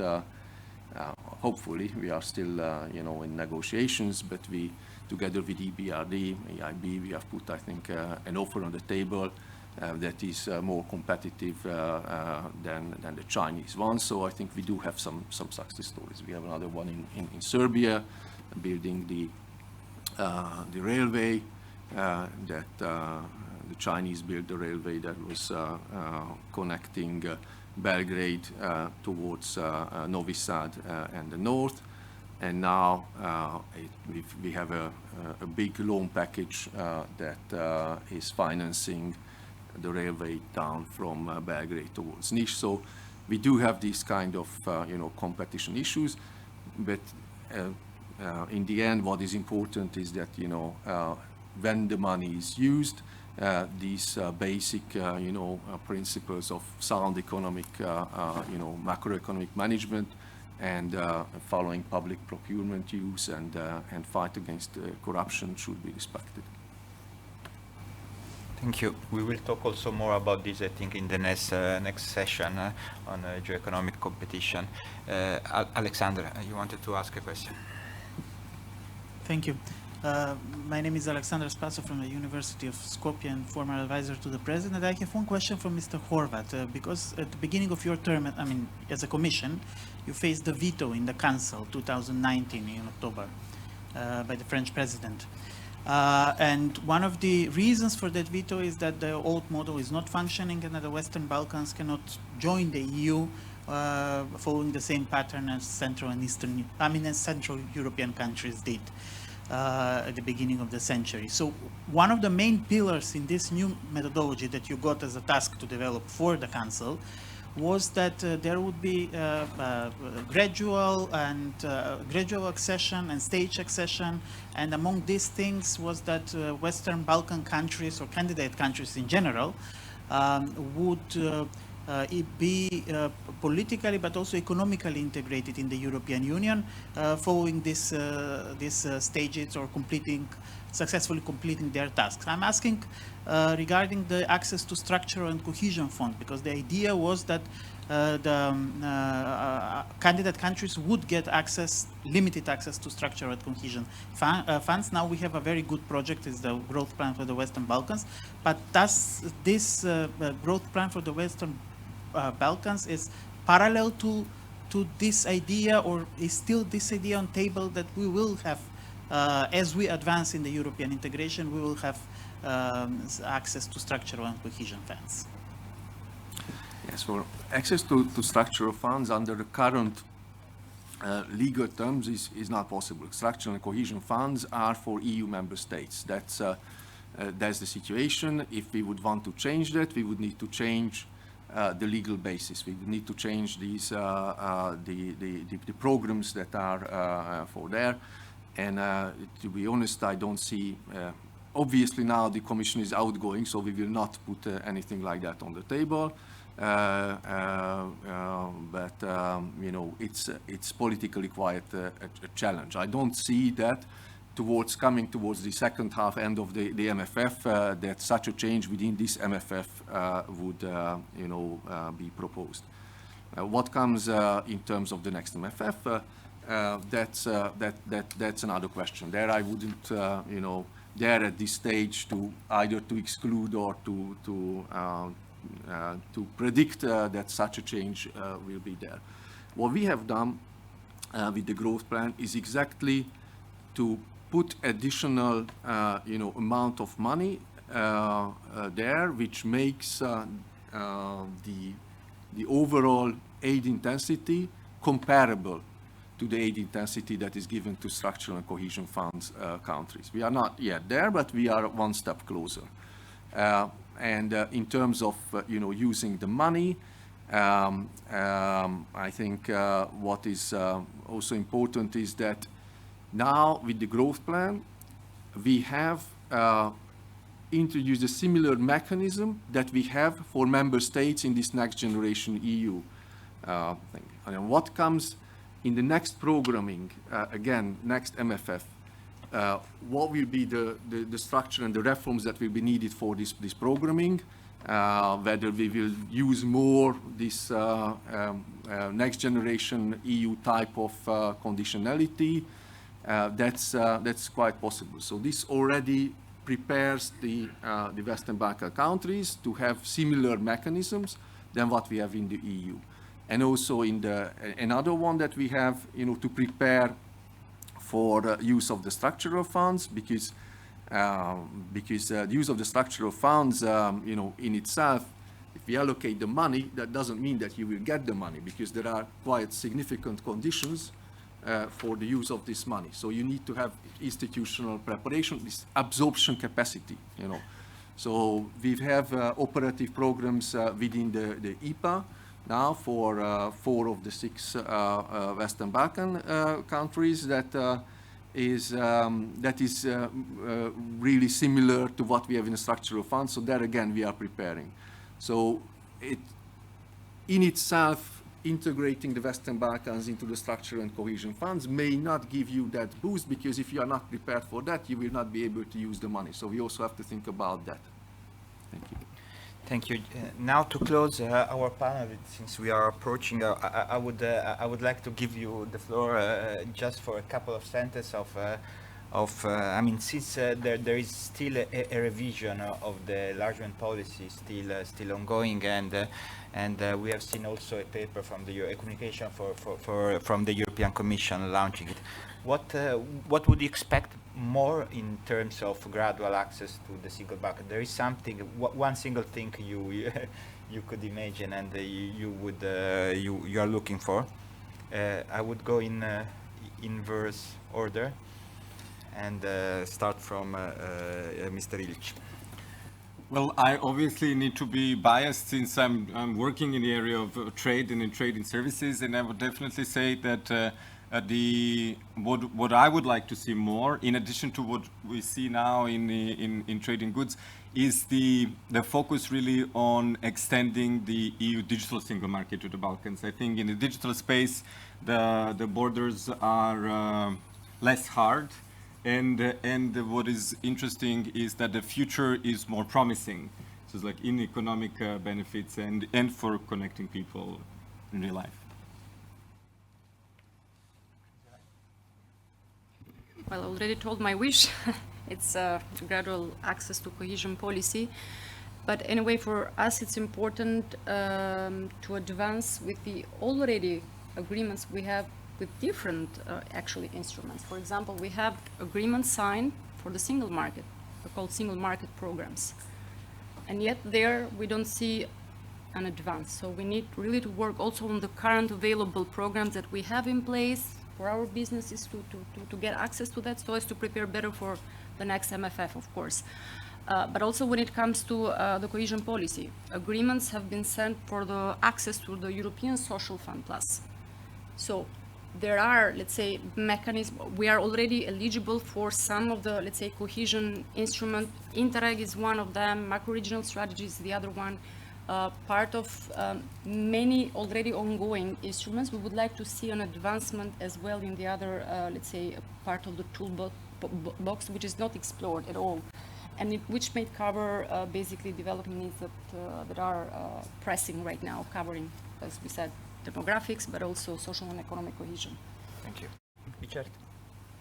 I would maybe come back, I mean, there's lots of things, but come back to this industrial supply chains thing. I would like to see that really pushed forward, both for traditional industries, but also critical raw materials and the green transition, because linking to the question that you asked, I mean, I do think we're in a very serious geo-economic competition with China. I think ultimately at the global level, there's a serious geo-economic competition going on between China and the US, and we are not really playing at the moment.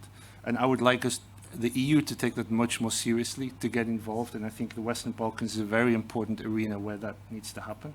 And that's also a way to sell it, to more skeptical people in the EU, why we need to be more economically active in this region. Thank you. Well, Matteo, since I'm not a modest person at all, I will not go with one, I will go with three, actually. It's the 3 C's, I would say: cohesion, commitment, and communication. Cohesion, as Grisela already said, I fully copy on everything. For us, this is a very important agenda, because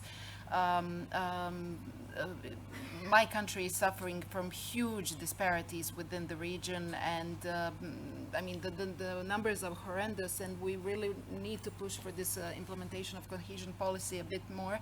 And I think also it's on a qualitative level, and whenever I speak about the reforms, about the funds and everything, I tend to return back to the values.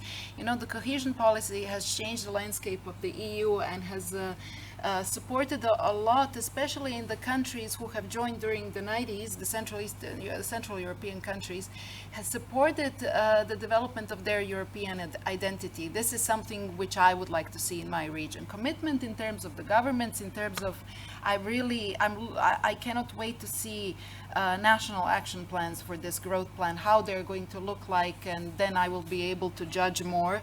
I dare not say anything in advance. I really know that I would wish to see reforms designated, competencies and responsibilities divided among the institutions, alignment with other reform agendas, budgeted reforms as well, then a proper monitoring and impact measurement system. Finally, communication. We have skepticism on all levels. We have skepticism, unfortunately, on the rise in some of the countries of the Western Balkans, like mine. We have we have seen skepticism from the EU towards the Western Balkans, and we have seen also skepticism in terms of the regional cooperation. And I think communication is crucial there. We need to boost this, we need to be more open, we need to be more inclusive, as I said previously, and we need to keep on communicating the values of the EU, which we sometimes tend to forget because we talk too much about the money. Thank you. Last words to you, Mr. For me, what is important, I think, is to really deliver and implement things. And this is why we have started, working a lot, identify these 7 priority areas within the growth plan itself, and now regularly working with the Western Balkan partners on making sure that it's implemented. These are one of them, the single European payment area, the green lanes, and others. Wi-Fi for EU, roaming areas. I think what is important is because this is based on very concrete step-by-step approach that these things are implemented and going forward. Thank you. So we have the digital, the cohesion element, the industrial chain communication, and I would add credibility and the implementation. Now we have a EU election, next commission, we have our wish list, and join me to thank our speaker. We will get a coffee break and then start with the next session.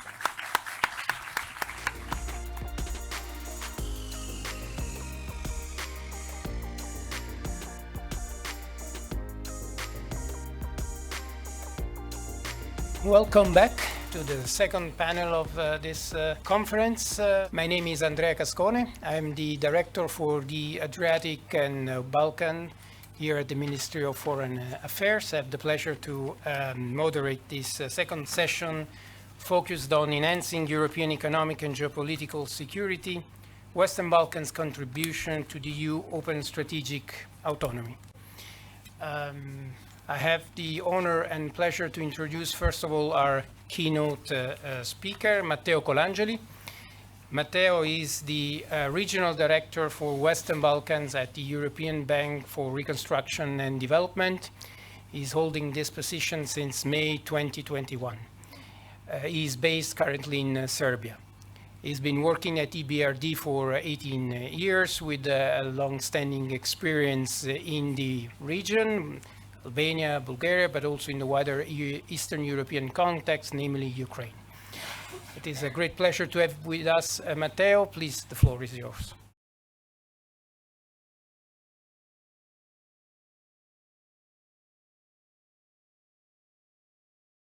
Thank you, dear Andrea. First of all, let me thank the organizers, of course, and the ministry for hosting this event. It's of course always a pleasure for me, not living in Italy, having an opportunity to come back, to come to Rome and to participate to forums like this one. And I have to say a particular thank to the organizers for the choice of topic for this particular panel. Where I'm in Belgrade, I of course participate to a lot of discussions about what the EU will mean for the Western Balkans.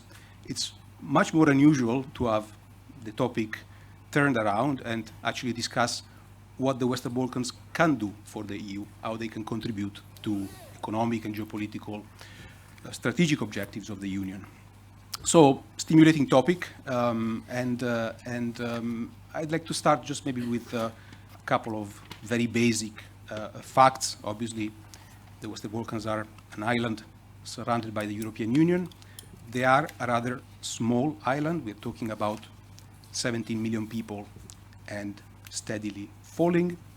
130 billion euro GDP, more or less, which is the same ballpark as the region of Tuscany in Italy.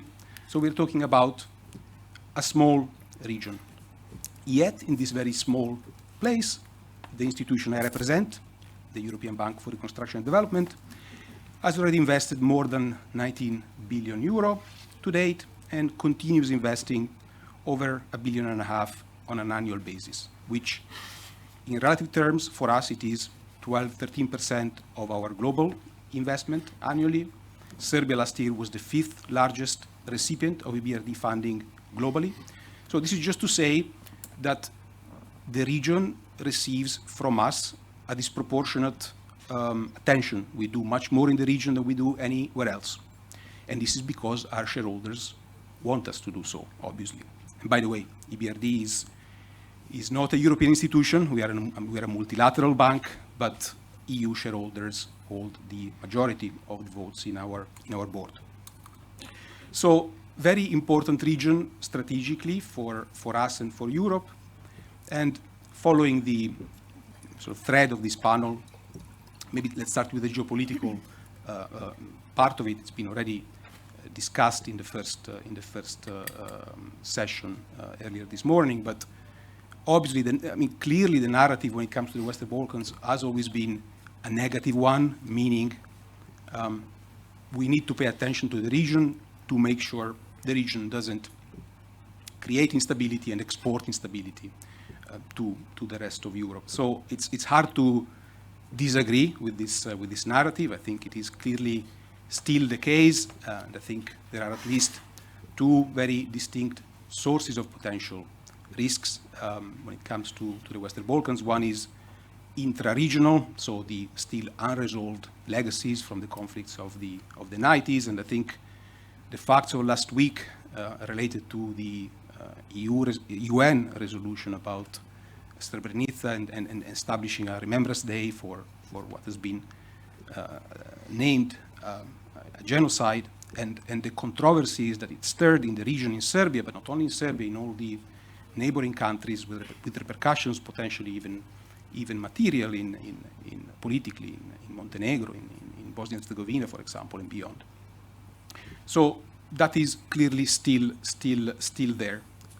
And secondly, again, another topic which has been touched upon already this morning, the presence, significant in some cases, of other actors in the region.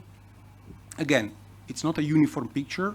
In certain countries, we have certain non-Euro-Atlantic players playing a big role. Serbia is the most obvious example. Both China and Russia have different, but in both cases, material interests and influence. But also in Bosnia, also in other countries in the region, we constantly see a push by third-party actors. And beyond Russia and China, also let's not forget Turkey and the Gulf countries, that, for example, in Albania, in Kosovo, in Bosnia and Herzegovina, have significant economic interests and also play substantial soft power, I would say. So there is that layer, and then on top of that, of course, there are the often or sometimes less than perfect neighborly relations with some of the EU neighbors to the region, and I think the example of North Macedonia and the difficult history with Greece first and Bulgaria at the moment, which is really which is preventing a country which has done a lot objectively to accelerate its approximation to the EU from moving to the next step. So a lot of sources of risk clearly, and in my view, I think only one silver bullet to mitigate or remove most of them, which is faster and more credible EU integration. When it comes to the economy, we've already discussed the story about convergence. Actually, this is an area where EBRD economists have also focused a lot. The 70-year scenario is based on the current economic growth rates of the region and of the EU. And when I say current, I mean post-2008 financial crisis. So since then, the region has been growing at around 3% annually, GDP-wise, the EU at around 1%. So at this rate, it will take 70 years. At the rate before the 2008 financial crisis, which was 6% for the Western Balkans and 3% for the EU, it would have taken 2 to 3 decades. So clearly, the way to go is for growth rates in the Western Balkans to go back to what they were before the financial crisis. In that context, obviously, the growth plan for the Western Balkans is a great opportunity, not only for the money, additional money it mobilizes, 6 billion euro, half of which will go for budget support to the countries, the other half will be leveraged by IFI financings for infrastructure, energy, and digital investments across the region. So significant money. On top of that, I would say the conditional and limited, but yet important access to certain areas of the single market is certainly of enormous importance in accelerating growth in the region. But I'd like to focus in particular on the reform conditionalities which will be attached to this plan. So we've seen drafts, of course, of what each of the countries is negotiating with the Commission. It's a rather big number of conditionalities, 120 plus for each of them. But there are some common threads which I think are going in the right direction in terms of unlocking greater productivity, which is really where the region has been lagging behind, and is really what ultimately will drive greater growth rates. So we hope we will see a big focus on economic governance. I think for us that is really an area where a lot of progress needs to be made, simplifying or making the public administration more efficient, the courts, cutting informality, which is a big problem in the region, and also managing better and reducing the presence of state-owned enterprises in the economies of the region. A second area, also discussed already this morning, greater integration in European value chains, more trade, so not only investments in better transport infrastructure, reducing waiting time at borders, but also raising business standards, which is often what especially SMEs in the region lack in terms of enabling them to play a role in European value chains, to become suppliers, for example, of FDI coming to the region. And the third point I'd like to make is the green transition, which is really crucial in the region in two aspects at least. One, reducing energy waste. The region still consumes double as much energy for each unit of GDP compared to the EU, so there is a lot that can be done to reduce what is wasted currently. And then phasing down coal, which is still for all but Albania the main or the dominant source of power in the Western Balkans, and this will become more and more problematic as the EU introduces the carbon border adjustment mechanism and basically starts taxing potentially imports in several industries coming from economies where there is a level of ambition when it comes to the green energy transition which isn't comparable to that of the European Union. So let's see what exactly will come out in the reform plans, but we certainly hope to see a lot of those three in those three reform areas, because we think this is really what would help accelerating growth rates in the region. And now just to close on looking at the angle of what the Western Balkans can contribute to the EU from an economic point of view. Bear in mind the small size of this region. First point, nearshoring or even friendshoring, I think we can call it. So offering a place within the geography within the broader boundaries of the EU, with better and better transport infrastructure, with the availability of a skilled workforce still, where you can relocate production, which perhaps currently is elsewhere, further away, and in less friendly jurisdictions, let's say. There are success stories in the region. Serbia is the one that obviously stands out. Serbia attracts around 4 billion euro of FDI every year, which is 6 or 7% of GDP, which is really impressive. A lot of this FDI doesn't come from the EU. That's the other side of the coin. But I think that is the result not only of the infrastructure, transport infrastructure, which has improved a lot in Serbia in the last decades, especially when it comes to connections with Central Europe. But it's also becoming from an efficient machine when it comes to attracting FDI and incentives offered to FDI. And I think this is where perhaps the picture will change as a result of demography, as a result of immigration. The region can no longer offer cheap labor, and I think we are already seeing FDI, which bases its decision around cheap labor, is already shifting away from the region elsewhere. The region, I think, needs to incentivize the next generation, the next wave of FDI, higher value added, more technology, and perhaps offering incentives which are no longer targeting based on the number of employees on job creation, but incentives which are targeting the extent to which FDI contributes to creating local value chains, uses local suppliers of services and goods, for example. So there is still room for the region to attract more investment from EU companies, but really demography is a key factor, and I think will be the main constraint in the years ahead. Second point, energy. Energy, really, I think the Western Balkans are important to the EU on two levels. I mean, first of all, the potential to really dramatically scale up green energy generation in the region. Wind and solar power are barely starting to be developed in the Western Balkans. At EBRD, we are playing a big role in trying to help governments develop this industry in a competitive, transparent manner, which aims at mobilizing quality FDI coming to the region. And we do that through promoting auctions to allocate capacities for new solar and wind power generation projects. We've done it in Albania, we're doing it now in Serbia. Beyond that, the region is also extremely rich in hydropower.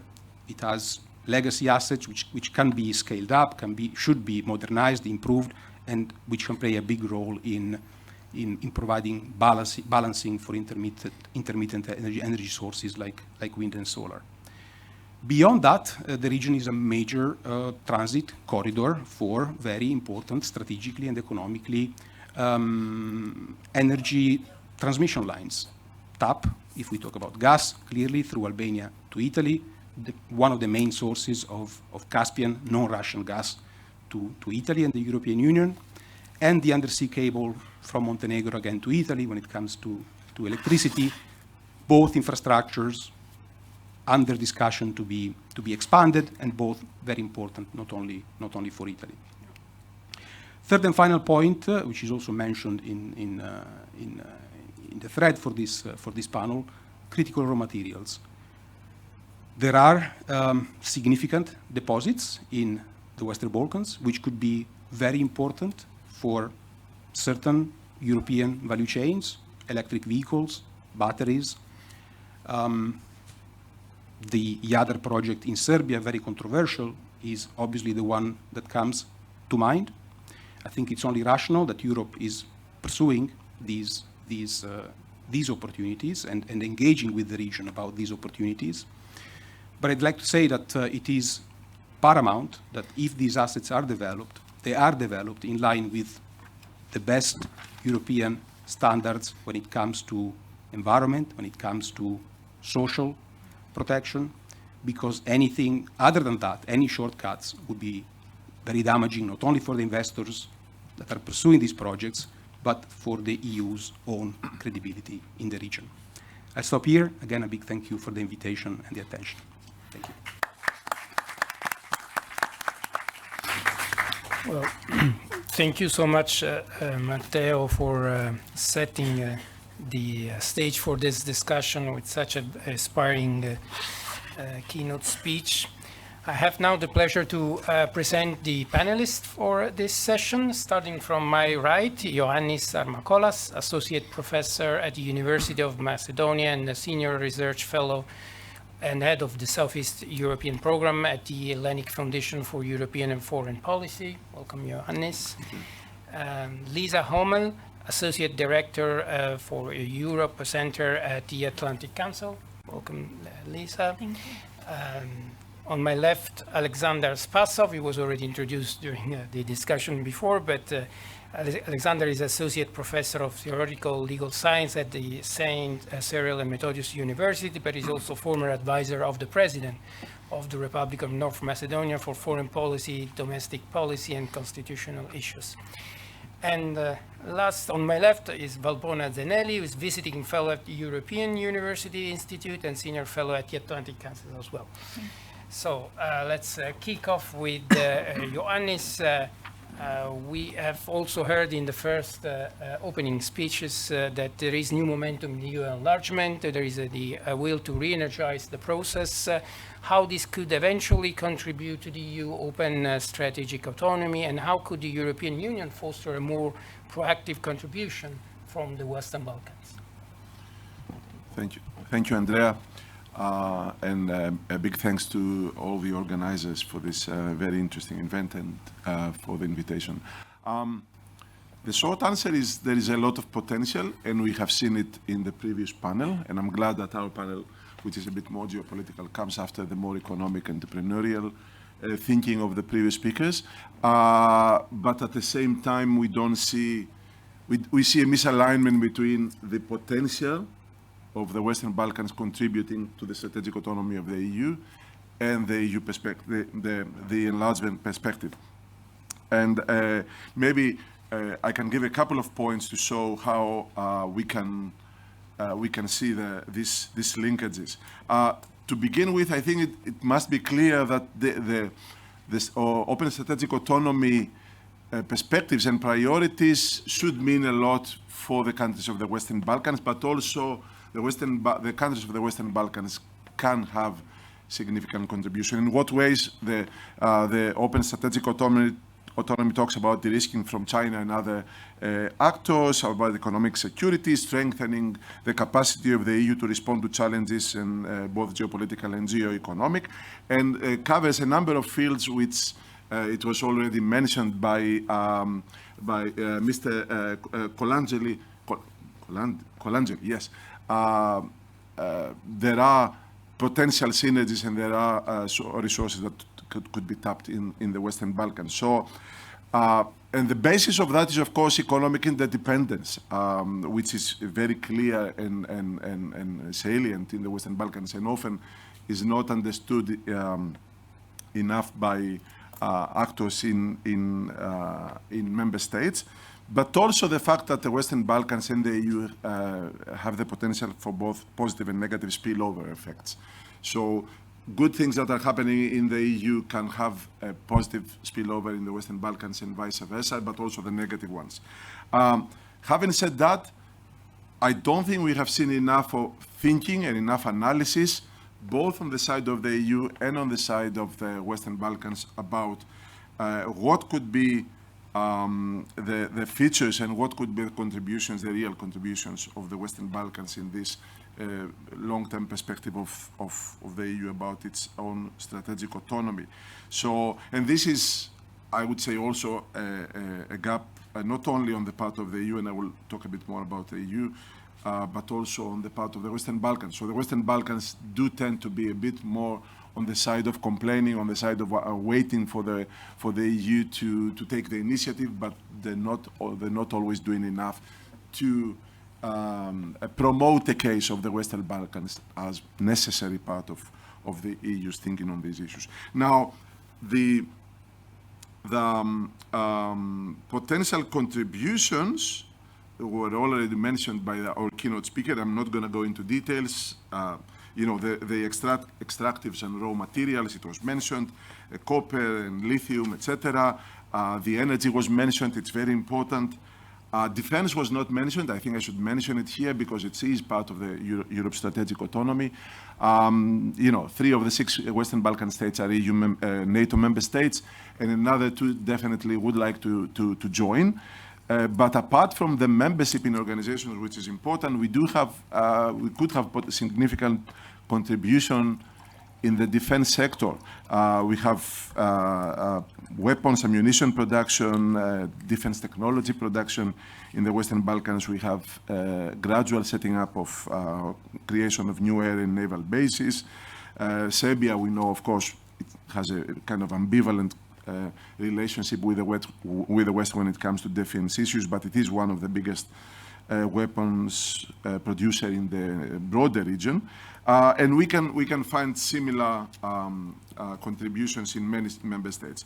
But apart from that, we can talk about, of course, apart from energy, raw materials, defense, human resources. It was mentioned by our previous speaker, food security, agriculture. So a number of areas, technology, some of the countries of the Western Balkans have a noteworthy development in the tech sector, and I think more could be done in that direction. So overall, when it comes to this famous nearshoring and friendshoring, I think the Western Balkans are in a good place to receive either critical EU industries back or part of critical EU industries. Now, the flip side of this, I think it needs to be mentioned, and I think it's important. Despite the fact that the EU has not done enough to make the Western Balkans feel that they really want it in the EU, the Western Balkans feel that they are attractive to non-EU actors. And this is important to take into account in our thinking because it influences the policy-making thinking or the strategic thinking of Western Balkan governments. So, yes, the EU has given a perspective for the region, which is very much clouded these days. I think not many people believe in it. But at the same time, you see China, you see Russia, you see Gulf states, you see a number of other actors which are not, the EU being present or want to increase their footprint. But what is the impact of that? And I think that's something to take into account. We haven't paid enough attention on the negative consequences of the attractiveness of the Western Balkans to non-EU actors. And by that I mean that these non-EU actors come with particular practices, with particular policies, and with particular business interests that are not fully aligned, or in fact sometimes are contrary to the rules of the EU, to the practice of the EU, or in fact to the reforms that need to be undertaken in order for the Western Balkans to join the European Union. And that, I think, on the part of the EU has not been taken into account. So it's not only that the Western Balkans are not doing enough, well, we can all agree that they're not doing enough of their homework, but while the EU is not active in attracting these countries, other actors are very active in undoing the reforms that are supposed to be taken. The EU, I think, has not done enough to create measures or establish ways in which we can offset the fallout from the very prolonged and delayed process of enlargement. So this is something very important. We can talk about rule of law, about corruption, the impact on public opinion. Very important. If you follow the public opinion, the attractiveness of the EU in the public opinion of the Western Balkans, this has been going down and down and down in the previous years. And then, do I have more time or? So, well, I do have another question for you. Okay, okay. Want, maybe 1 minute just to mention. I was going through preparing for this panel, I was going through the document that was produced by the Spanish presidency and was published in December. It's called Resilient EU. And of course, okay, admittedly, it's a broader strategic document, but it was striking to me that the Balkans, Western Balkans, are mentioned only twice in the document, about the exact same, making the exact same argument in two different points. There's nothing about reshoring, nearshoring, friendshoring, the attractiveness of the Western Balkans raw material, nothing of that kind. And the only point where the Western Balkans are mentioned in this is in the point about new trade expansion with like-minded and trustworthy partners, and the Western Balkans are next to Australia, Canada, Japan, New Zealand, and others. I mean, given how interconnected the economies of the Western Balkans are with the EU, how entire sectors of the economy of the Western Balkans are owned by EU member state companies, I mean, it's really strange to see the Western Balkans only in that part of expanding the trade. And if this is a strategy for 2030, and if we are serious about enlargement, I think the Western Balkans, and also others, Ukraine also 9 out of 10 times is mentioned as the invasion of Russia against Ukraine. So again, Ukraine as a big country with big potential to contribute to EU strategic autonomy is not mentioned in the document. There should be more thinking and more including the Western Balkans and others in our perspective of where the EU is going and how it will strengthen its strategic autonomy. And maybe I can continue. No, just to follow up to this last remarks, I mean, clearly there's a need for EU to focus better on what is the meaning of strategic autonomy. Now, we are ahead of European elections in June that will shape the new EU institutions. So what main challenges you see for the next Commission in defining this strategic autonomy? When it comes to the Western Balkans? Yes. Yeah. I think the challenge for the new Commission is to understand the challenges in the Western Balkans. I simply believe that both EU bubble and many of the member states don't realize that the situation in the Western Balkans has become totally untenable for any European perspective of the region. I mean, we talk about momentum, which was created by Ukraine anyway, the invasion against Ukraine, but this is not felt in the region. This is not felt by the leaderships, this is not felt by the people. And I mentioned these opinion polls. There was an International Republican Institute only recently poll which showed, for example, North Macedonia support for EU or perception that there is a realistic prospect of joining the EU is totally in free fall. I mean, no one pretty much believes anymore that the EU is serious about integrating the Western Balkans. So the challenge for the new Commission is to go beyond, my apologies to the official from the European Commission, go beyond the growth, the reform growth plan is very important, but you need the political messaging, which is serious, and it will show that the EU is actually realistic about its, serious and realistic about its prospect. Otherwise, no matter the funds that will be invested, no matter the rhetorical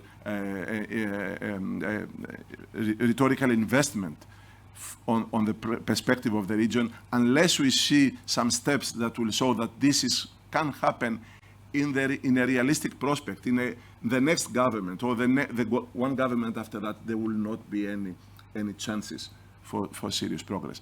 And I think this is especially because the EU functions in a certain way with its consensus, with its issues, with the 27 separate agendas and so on and so forth. I think this has become the biggest challenge.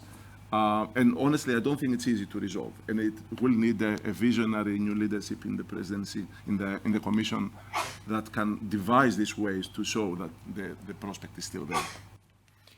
Thank you, Ioannis.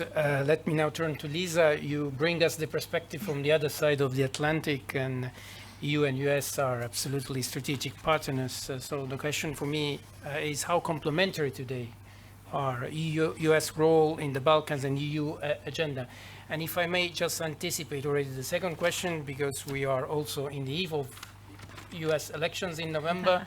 So how do you foresee any possible impact from the elections on the EU strategic autonomy, but overall on the EU cooperation with EU in the region. Absolutely. Well, thank you to the organizers for having us. I'm really happy to be here and try and offer a little bit of the American perspective. To the first question about complementarity, I think there is great alignment between the priorities for the region between the EU and the US. We see that from the US Department of State, which prioritizes the region. Until very recently, we had Des Escobar, who was, extremely prominent in the region and driving that department's focus on the Western Balkans. We see focus in Congress. Senator Shaheen has led a bill that's working its way through Congress right now, the Western Balkans Democracy and Prosperity Act, and that's brought great attention to the region. We see a developing think tank community in Washington, D.C. that is focused on the region. I think at the Atlantic Council for a while, we've been driving some of the Western Balkans programming in Washington, but we at this point have a group of maybe 3 or 4 dozen colleagues from other institutions, from embassies, et cetera, that routinely engage in our programming once or twice a week. And even in the few years I've been at the council, this has grown substantially, and we're seeing new think tanks as well emerging, and that's promising. Likewise, Department of Defense also has an active group of people following the region. So I think that right there shows the U.S. focus. When it comes to specific alignment, of course, any of the initiatives coming from the region need to be either regionally driven or EU driven. It's not the role of the United States to be pushing these priorities themselves, but they can support, and they do support. So we see that the United States prioritizes the development of, robust institutions. Rule of law promotion are 2 priorities for the U.S. government, certainly. And one of the ways that we can measure this is just to look at U.S. foreign assistance to the region. Last year, 2023, I think for the Western Balkans 6, the United States had budgeted $225 million in assistance, but actually through the course of the year ended up dispersing over $264 million.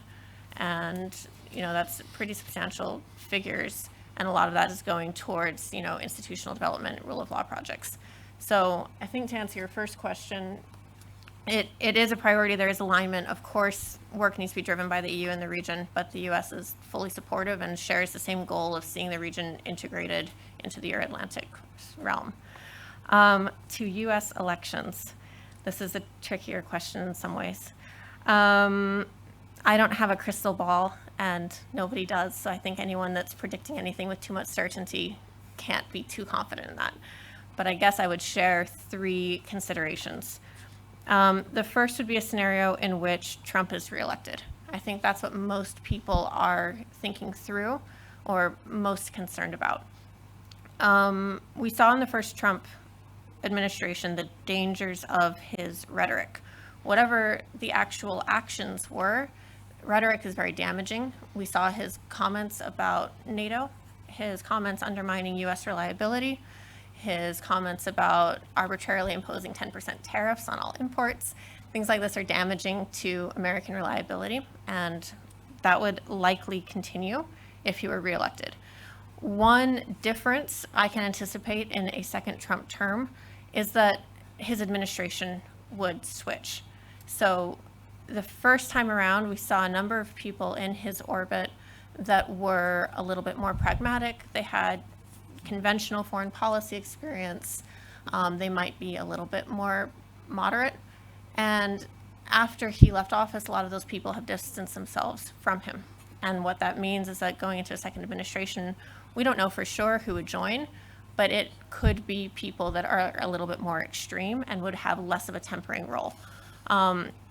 Of course, that's not great for the transatlantic alliance. Trump is hostile to Europe and hostile to China, and he tends to be pretty unilateralist and fully aware of the implications of that. I would say that in addition to considering a Trump re-election, it's important for Europeans also to just watch the Republican Party more generally. It's not simply about Trump now, but it's about what happens after Trump and who takes up the mantle from him. And so that's an important thing to keep in mind, when member states are planning visits of officials to Washington, for instance, or embassies are coming up with programming. Scope out who else is on the horizon, the Republican Party, not just currently the figureheads.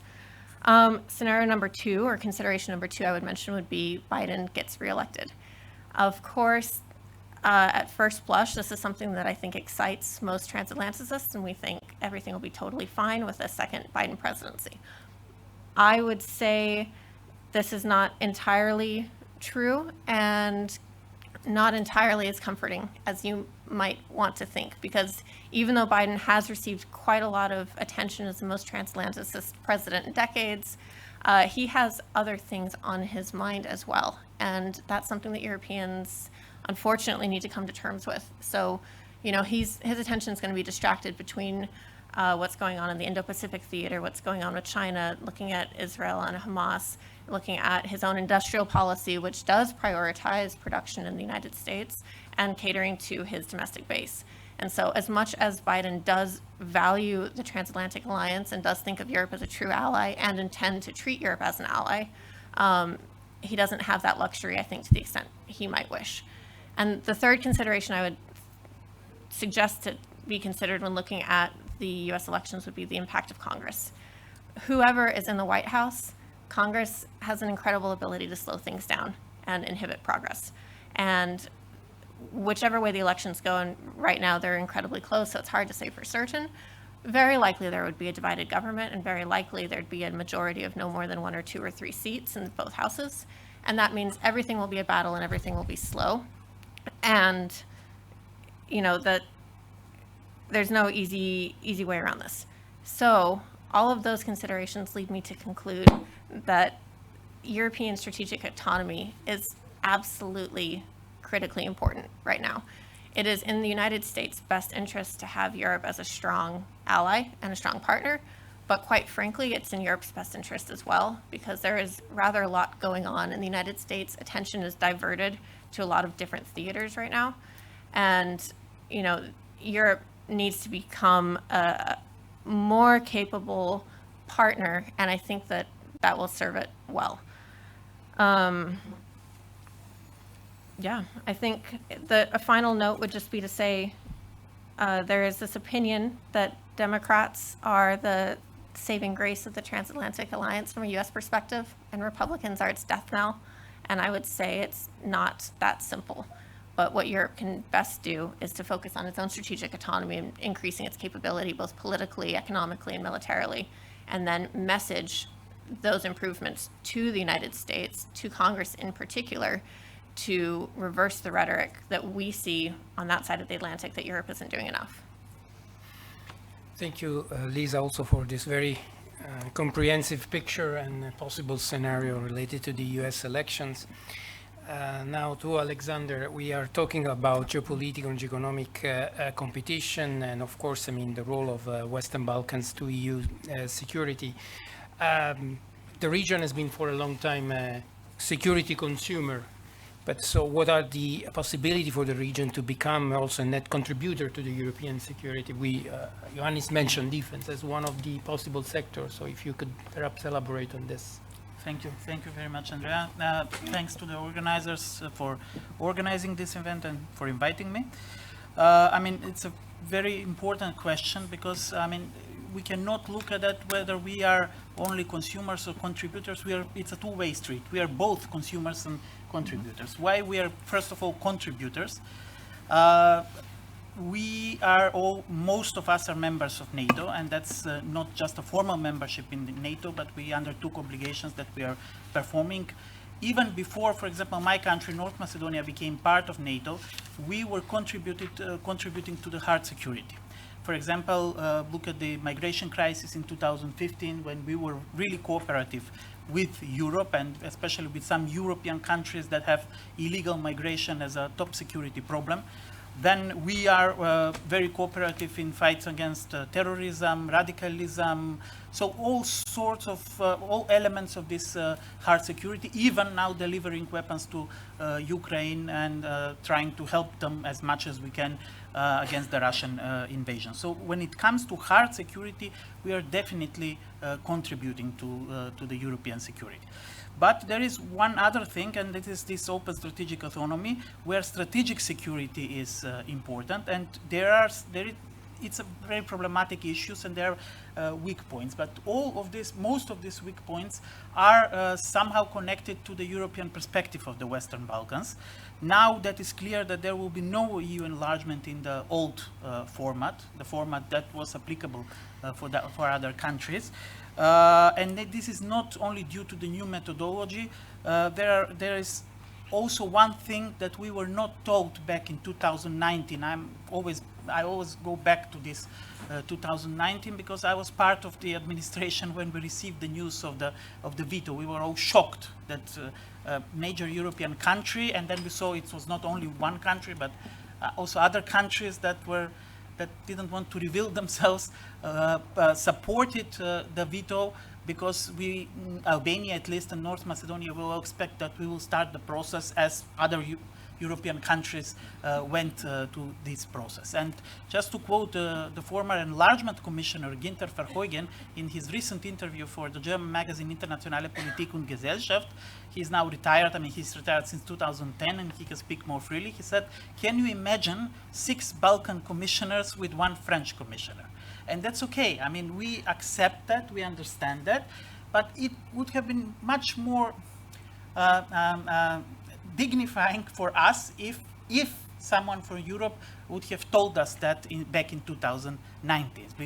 Because in 2019 the whole discussion is this methodology of enlargement is not so effective, we have to develop a new methodology, and we were all asking how all of a sudden now in October 2019 someone says that there is a problem with the methodology of enlargement. It is not only a problem with methodology of enlargement, but there is a lack of internal cohesion, consensus in the European Union, how the European Union will function, not with a big region. It's a small island. There are only 14 million actually people that actually live in the Western Balkans.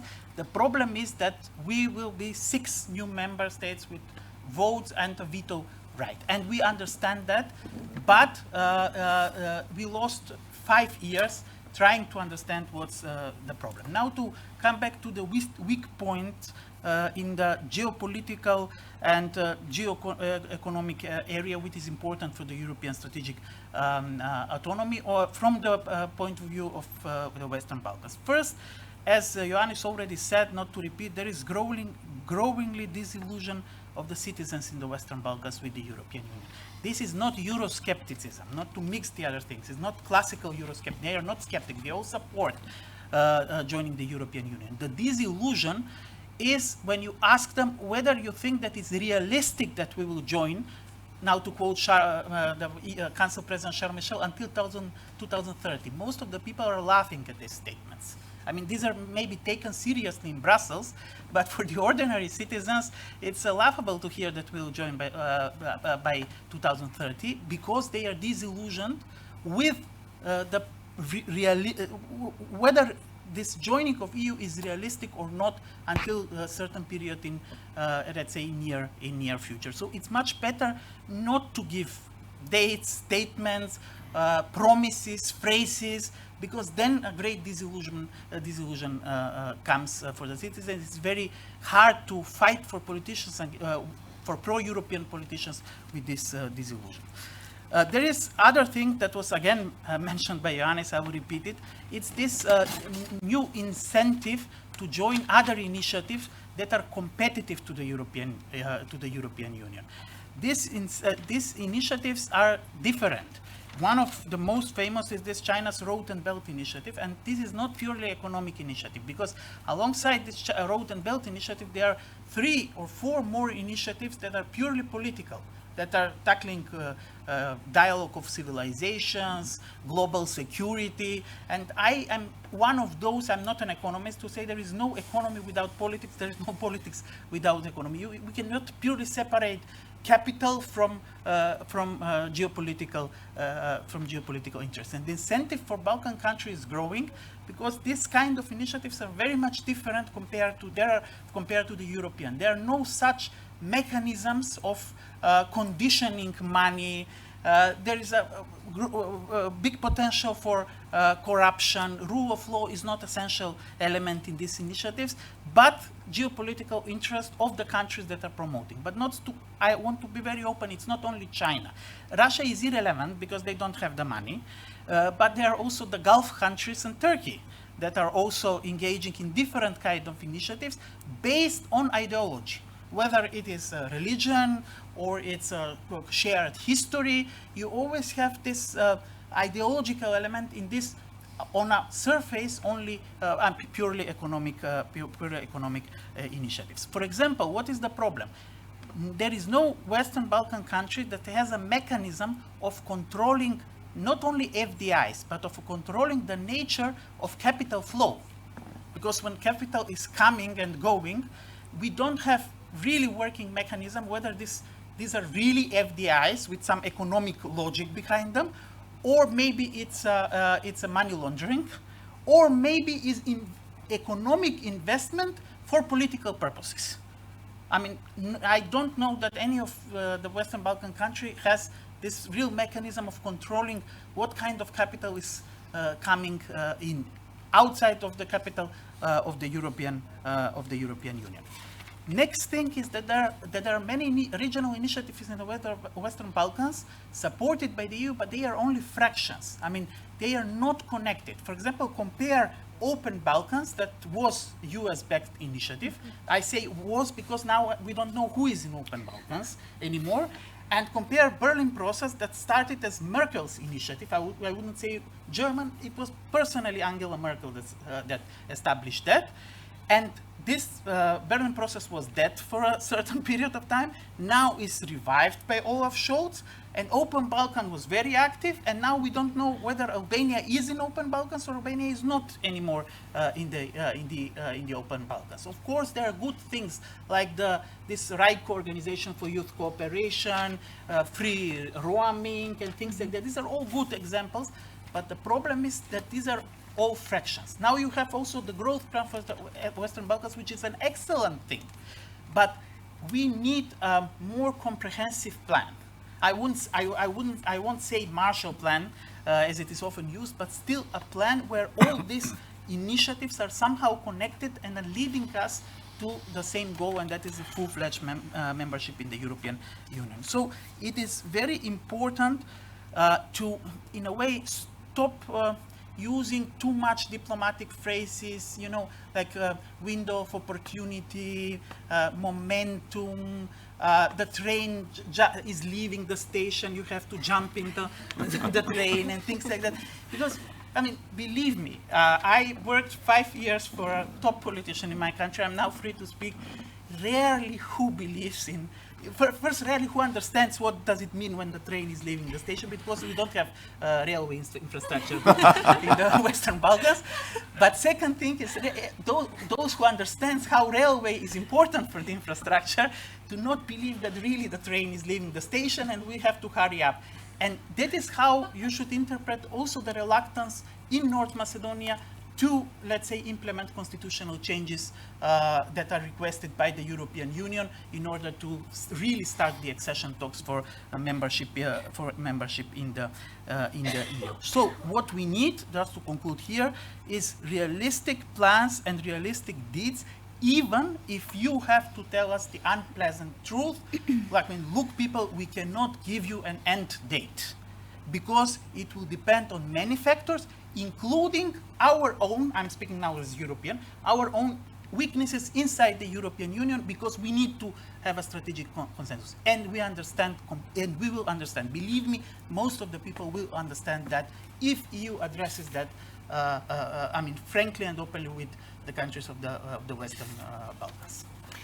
Alexander, thank you so much for sharing also your personal experience. And now, since you come from the region, I cannot refrain from asking you also a second question. We mentioned EU elections, US elections, but of course also the region is going through a cycle of elections. We had it in Serbia in December, North Macedonia in April, May.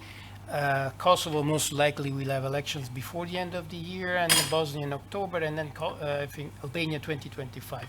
How this cycle will eventually shape regional dynamics? I mean, except for North Macedonia, there will be no change. I mean, in Serbia, it's obviously, I mean, they have now local elections, but these elections will not change anything. I don't think there will be changes in Albania, because in Albania you don't have a functional opposition to take over the government.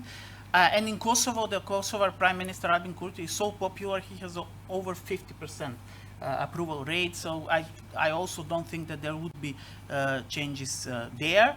So I think that things will continue. The only exception is North Macedonia. We have to wait, because there was a real competition of narratives and political programs. We have to wait how the new president and the new government will continue.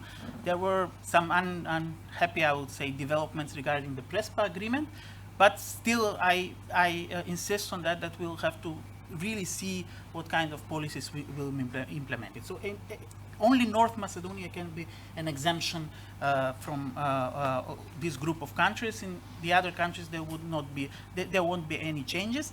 And what is important also regarding the election rhetorics is that often in the Western Balkans, when politicians go to elections, they use, of course, as everywhere, hard rhetorics, but often in Western Balkans, there is always mentioning of the trauma of the wars of the 90s. I do not expect from any side that there will be another war in the Western Balkans. So all this rhetorics about, partitioning Bosnia and Herzegovina, Republika Srpska becoming an independent country or joining Serbia, dividing Kosovo, swap of land and territories and all these things, these are just for domestic political use. No country has neither the will nor the capacity to start the war, and one of the reasons why we don't have the capacity is the catastrophic demography. I mean, you probably don't expect that pensioners will go to fight a war. Most of the young people left our country, so I don't see potential soldiers, first of all, to fight any war, and that is one good news about bad demography, that there are no young people to fight. Everything else is bad about the demography. Yeah, you flagged actually a very important issue, which is the demographic decrease in the region, which is very concerning from many points of view, including the contribution to the strategic autonomy of the EU. Valbona, just to stay on this discussion on EU strategic autonomy and the contribution of the Western Balkans, I would like to hear your perspective, considering also what we had to go through in the past years. I mean, pandemic, war in Ukraine, all this highlighted the fragility, the dangers of dependency. So how do you see the contribution of the Western Balkans in this framework? Yeah, thank you very much, and really appreciate the invitation. I'm very glad to be here. I'd like to start, a lot of the things were mentioned in the two panels, so it will make my job more difficult, but maybe I'll comment on some points. But I'd like to start with an anecdote. In Italy, in the United States, in Germany, three places where I've lived most of my life, people say I missed the train. In the Balkans, say the train left, which means that there is a lot of scapegoating also in terms of, what the European Union did not do, what the European Union did wrong, in terms of the enlargement, and not much of talk in terms of, what failed in the reform agenda, because the entire enlargement fatigue brought the unintended consequence of reform fatigue in the region. So we have to be clear and fair and accept it that that's been backsliding in the region in terms of reform. So I think that's a very important element that we need to start the conversation, because I see that the narrative is only the EU has not done what the EU was supposed to do. More broadly, you mentioned, and Lisa talked about that European strategic autonomy. I think that the Russia's brutal invasion of Ukraine is creating really tectonic plates are shifting in the European Union, in the European continent, and that's a very important element. That the business model of the European Union, which was based on security and defense, focusing on the United States, and then cheap energy on Russia, and markets and cheap products from China, I think all that business model has been shattered. And so if you look from the big scale, that even in the smaller scale in the Western Balkans, that is also, we see the consequences, both intended and unintended consequence. And the first consequence, I think, for the European Union is that there's deeper appreciation that NATO is the main security provider and the role of the United States. And so I think instead of talk about strategic autonomy, I think that is a dream that has lost track now. I think we need to talk about strategic responsibility of the European Union. So that's the first element. I think what we need when it comes to the Western Balkans is completely a change of narrative. It was mentioned from the opening speaker of this panel that I think if we don't link the future of the Western Balkans with the future of the European Union in terms of security and geoeconomics, and then we have to link it to the strategic competition agenda and also to the de-risking agenda, I don't think that the region will be important in the eyes of the Europeans. It's only 1% of the total market of the European Union, which means that it's also easy absorbable in the market. I'm more and more of this idea of the merger and acquisition strategy now, that you buy it in the sense that you bring it in your own market, and then you fix a lot of things into some reforms. The second thing is that the security dimension, we have to accept it. I mean, we talk about window of opportunity. It's true because we know that now Ukraine is driving the EU enlargement process. And so I think it's an opportunity for the Western Balkans to be part of that process. And in case of Ukraine, I think the EU enlargement is also connected very much with the reconstruction, the future reconstruction process that deals with, economics too. And that is why economics takes always, a very important part in the case of the Western Balkans. There was a lot of talk about trade liberalization, single market, which is, really very important. I think it's not so much about trade. Trade has been liberalized in the Western Balkans. EU is the main trading partner, although China is, for some countries, the single largest trading partner in the Western Balkans. I would say it's about investment, but also it's important what kind of investment. 40% of the total aggregate investment in the Western Balkans now come from China. Now, it's not real FDI, it's not greenfield FDI, it's mainly concessional lending. But the question that we need to pose is that what does that create to the future EU integration process in terms of standards, in terms of rules, in terms of transparency, and also lack of accountability? Because I think what we are seeing in the region is that we have an area of a new geopolitical competition between East and West, between Western free democratic world and autocratic powers, and we have to accept that. So we have to be open to that, and I think that's how we raise awareness also in the European Union, from the security and geoeconomic dimension. Funds were mentioned before. Still, even in this case, I think it's important to talk more and communicate more, because at the end of the day, in this multi-annual fund current term, it's only 1% of the total funds of the European Union. And so these are important elements that need to be brought into the conversation. One final point, I think that's in the bigger scheme when it comes to the European Union and how the Western Balkans can help, even in terms of when you look at this economic challenge coming from China. It was mentioned regarding energy, so LNG investments. I think it's something that we need to look at the future. But also the second most important thing is the importance of resilience of trade routes through the Adriatic ports. And we saw that during the crisis also, in the Black Sea. So this is also an important element when it comes to the future and how that, impacts security of Europe. There was also one point regarding screening mechanisms. We know that the European Union has a new platform, has a new mechanism since 2019, but not all countries have adopted that in their own legislations. I believe it's around 17 countries that have adopted in their own national legislation.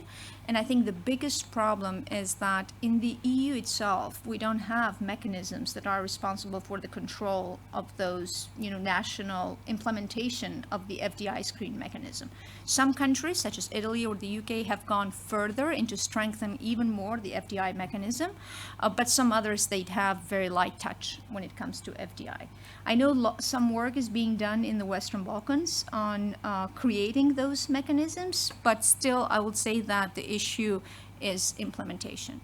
And I'd like to conclude my remarks here by really going back to the big picture. I think that in this strategic competition that we're seeing nowadays, economically, the European Union has been the loser so far. The economy of the European Union went from being the 20% of the global economy back in 2001 to now 14% of the global economy. So it has shrunk considerably. And then you see the rise of China that went from 7% back in 2001 to almost 20% now. So either we consider the Western Balkans part of the solutions and not problems, or otherwise, we'll still have a region that will have the same conversation again in 10 years, discussing about the future of enlargement. Just as a follow-up, because on this last point, but also connected to what you said at the beginning, the tendency of the region to look always for scapegoat of the failure. Because you say EU is defining a new mechanism to deal with economic competition, such as screening FDI, but this could also be, on one end, an opportunity, but is there also a risk that it is perceived as new protectionism by the EU vis-a-vis the Western Balkan? How to make sure that it's the second and not the first one? I would say that we're all, thinking about the future of the region in the single market. So I'll not see that as against, the region. It's part of internal mechanisms of the European continent. So I think it's, you have in mind there in terms of those mechanisms, the bigger players. And if we don't have the understanding of the geostrategic position of the region, and now that, we have outside actors, some align and some maybe not so much in the region that have gained footprint that are already in Europe, in the European Union, I think there's going to be no understanding then in the future, what we're going to do with future economics of the region. So even in terms of FDI, the region attracts, I believe, less than 0.5% of the global FDI in terms of aggregate numbers, when the EU is the main provider of FDI in the world with more than 35%.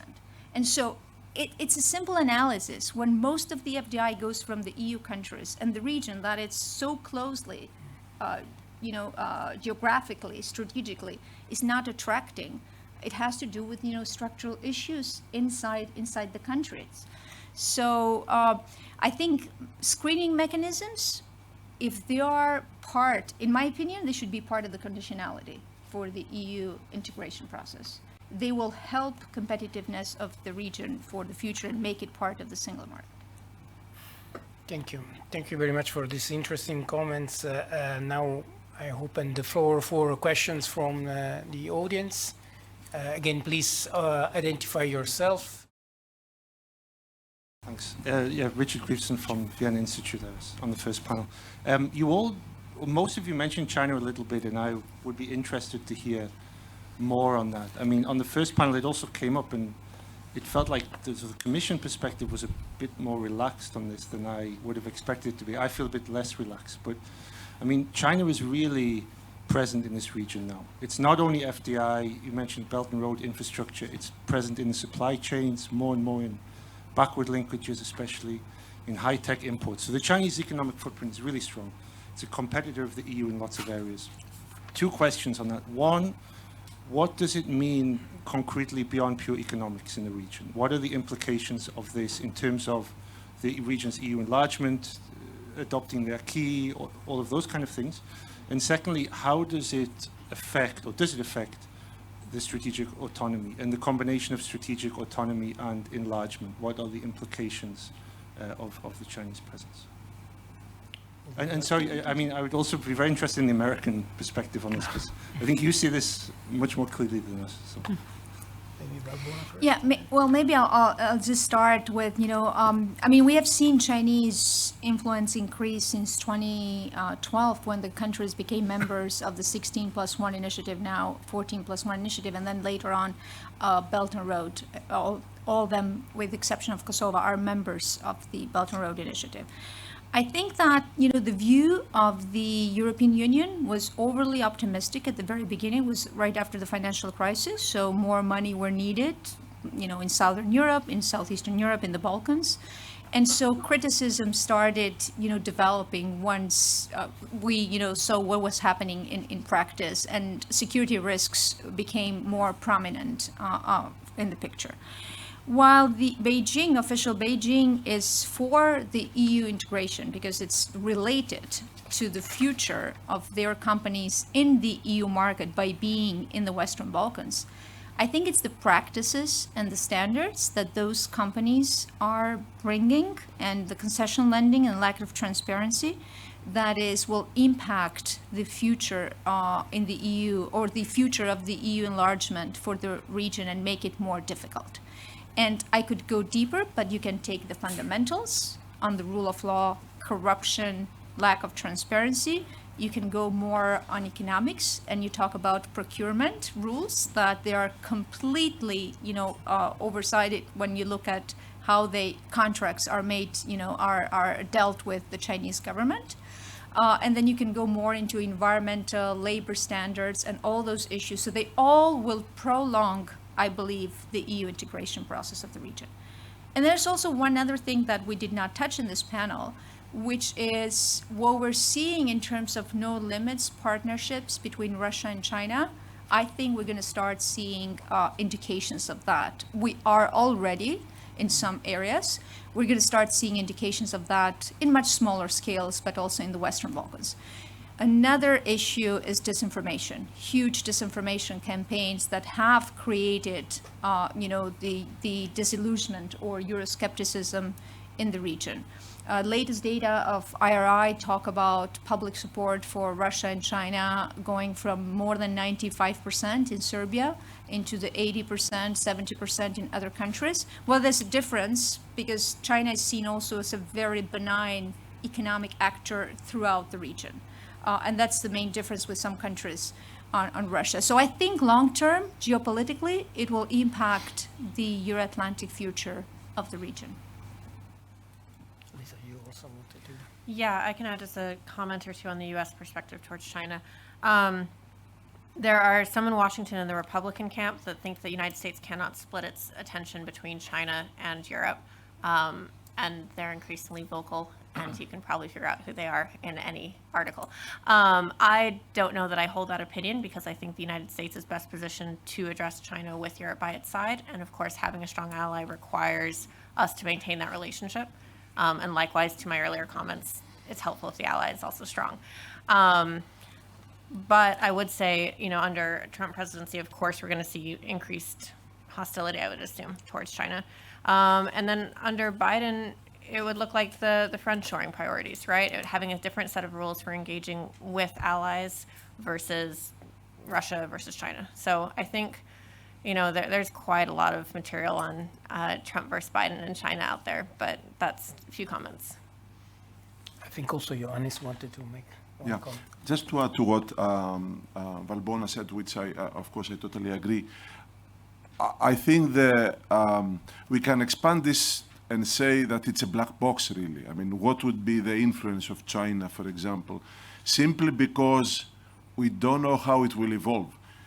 Because up until recently, we were kind of in a kind of frameworked situation, because we were discussing about EU integration. EU integration has its own rules, conditionalities. We know where these countries are going. If this is not the case anymore, because it's becoming distant and more distant and more distant, and then new players like China with big power come in, and I think it used to be, like Valbona said, that most countries would see China as benign, or China would act as benign for a while until they establish their footprint. So we don't know how China will use its power once it's consolidated. So all these things that were mentioned by Valbona, rule of law, procurement, the environment, are fully in the picture, I think, but we don't know what else. Serbia signed 28, if I'm not mistaken, agreements with China this month, right?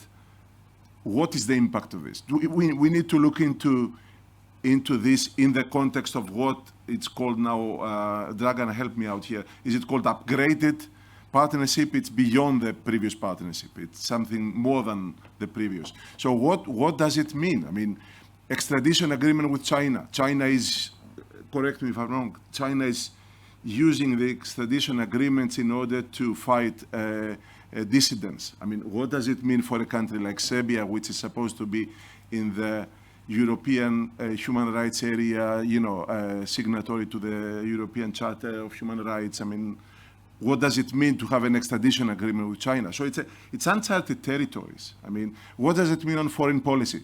Serbia has already difficulty aligning its foreign policy when it comes to Russia.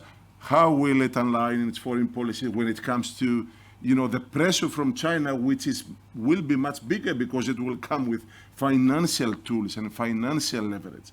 So really, I think it's a lot, but it could be even more, but we don't know about it because it's a black box. Yeah. May I just mention something? Yeah. What we are seeing a lot is very open-like and the same, narrative of criticism against NATO. China is using that throughout the region, and it's only repeating the messages of Russia. So there is an area where we're already seeing that, convergence. Just one sentence from very practical experience. How does it look like? We already know, unfortunately, how it looks like. For example, we are part of NATO. Being in NATO is not just military, but also military political organization. We are small countries. In this post-unipolar moment, let's call it, or multipolar world, every of these major powers want to reshape the world. And there is a major problem between, let's say, future Trump administration or past Trump administration and China. Of course, the Americans, as our allies, as the leaders of NATO, would expect that we ally with them, being in NATO.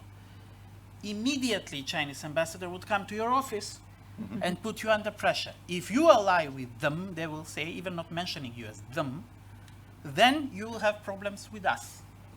And explain me how a small country of 1.8 million can make its choice freely. Of course, we will align with the US because we are part of NATO.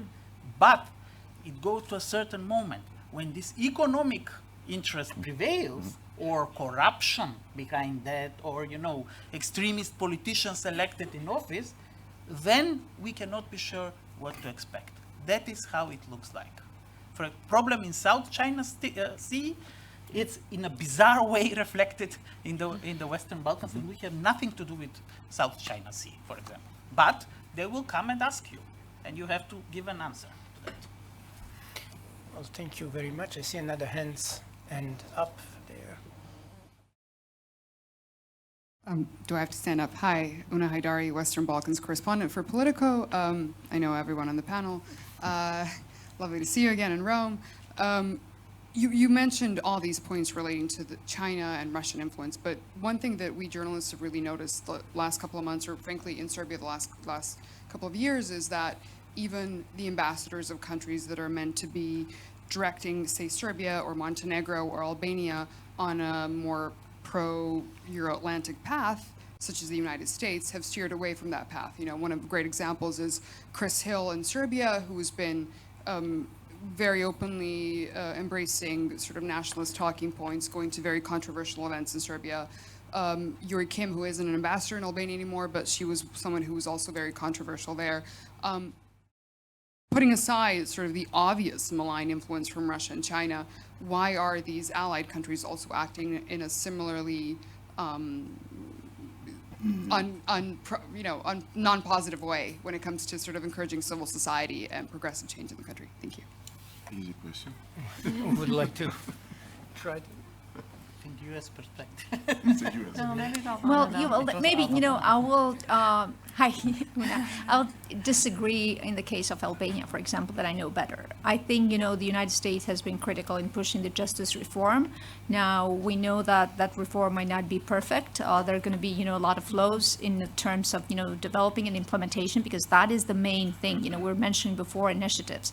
I believe that there has been counting of like more than 120 regional initiatives that are just signed but never implemented. So that is the biggest issue in the Balkans. So I think in terms of the justice reform, it's been the role of the United States has been critical in terms of pushing that reform. But then another thing that I would like to mention is Lisa pointed out to that point that what is needed in the Western Balkans is really a very cohesive, policy between United States and European Union to be in the same, language, using the same communication strategies and narratives. I think that's very important to push the reform agenda, because leaders and other players in the region have become very skillful also in pushing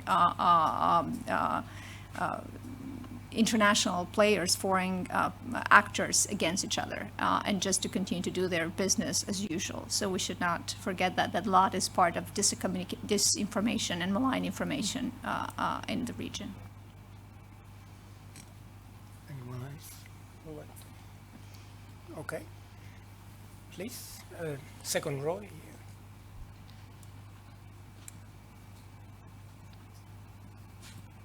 Thank you. Thank you. My name is Christophe Hillion from the University of Oslo. Can you get close to the microphone, please? Yes. Thank you. My name is Christophe Hillion from the University of Oslo. I had a two-finger on what Alexander just mentioned. I'm afraid that it's not only between the United States, NATO, and China that you will have to choose. If we're getting really serious about the accession process, I fear that you will get some strong signals from Brussels and from EU capitals that you need to align your foreign policy with that of the EU. And it may be that at a certain point, the three, China, NATO, and EU, will not necessarily be aligned, to put it mildly. And so you will have a choice to be made, and whatever the size of your country, and that has to reflect a democratic choice as to where you want to be in the world, right? So good luck with that, but I think if we're serious about preparing accession, this will have to come first. You are completely right. I don't have anything more to add to this, but only one thing, it is of course a democratic choice. I sincerely believe in democracy, but it's also a geopolitical driven choice. So sometimes geopolitics prevails. So the choices you make are not just because of democracy, but can have consequences, positive or negative, on the future of these small countries and of this small island inside the European Union. So it can be a tough choice. So that is why most of our people sincerely believe that at least this transatlantic partnership will survive, that we will not find ourselves between Brussels and Washington, and it will be much easier for us if we have Brussels and Washington on one side and then the rest on the other side. Then the choice would be easier. If this happens, that we have to decide between Brussels and Washington, oof. Can I add something on this, Andrea? I think what Christoph is saying is very important, obviously, but very often I think it is also perceived in the region as the EU dictating things without necessarily offering some sort of solace to these countries that are doing their best, at least. And not all the countries are doing their best. North Macedonia was a good example of, for a while, doing their best. I think the ball was lost later on when it comes to rule of law and corruption. But then foreign policy alignment, since we mentioned it, and what's the difference between the three countries that have 100% foreign policy alignment than the others. Are they treated differently? No. I think practically all EU member states, whether they like Serbia or not, they're doing their best to make sure that Serbia is around the table. So why would you want to align with EU foreign policy if Serbia that consistently and consciously does not want to align on foreign policy is around the table the same like the others? Or energy independence from Russia.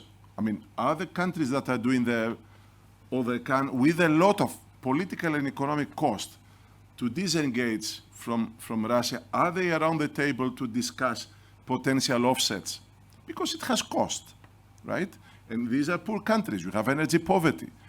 Are these taken into account?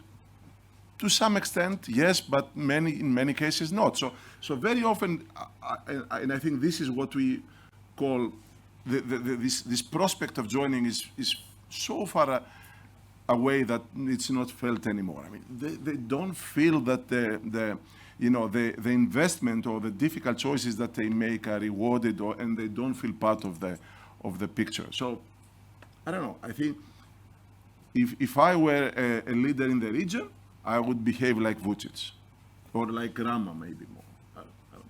It makes sense to behave like it, because if you behave like Zaev and you do everything that the EU is telling you, and then you are, you know what happened in the end. So it doesn't make sense sometimes. Okay. Yes, last question from Engelush. Maybe two finger and a question for Yanis. What exactly do you mean, act like Vučić? What exactly do you mean? Because, it could have two meanings. Act like him because it's paying off, or don't act like him because it's causing a lot of problems. If you could just elaborate. Thank you. Act like Vučić means that this is a country that has been steadily backsliding in its democracy standards, without being punished by the EU.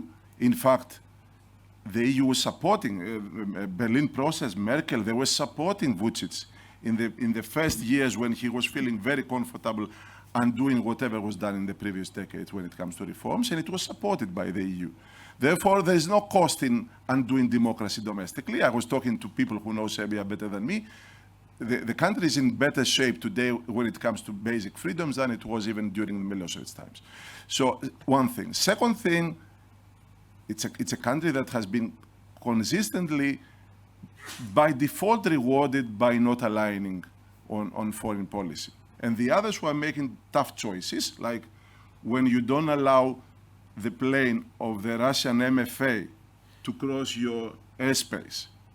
Imagine having to put that kind of opposition to a permanent member of the UN Security Council, a nuclear power, a major provider of energy, and what do they gain in return? I mean, they treat the same thing or even less than Serbia. Okay, it's understandable. Serbia is a big country.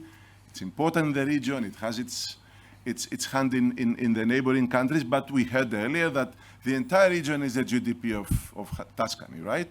So maybe we are exaggerating the role of Serbia, and this is not to the benefit of the stability of the region. May I just That's the thought. follow up on that point? I think that, now that we live in a world where populism and autocracies are in offense, I don't think that some of those behaviors in the Western Balkans are going unnoticed. So there is more awareness of what is going on, I think, also in terms of, backsliding in democratic developments, etc. So I believe that if we are serious about, having unity in the transatlantic community, but also that means unity in terms of foreign and security policy, I'm afraid that in the future we might see a two-speed Balkans. The first group that are NATO members that are aligned with the EU and US foreign and security policy, and the rest that will not be. So that might be the dangers also for the future. Thank you so much. I think this discussion showed very much the complexity, I would say, of the topics that we discussed.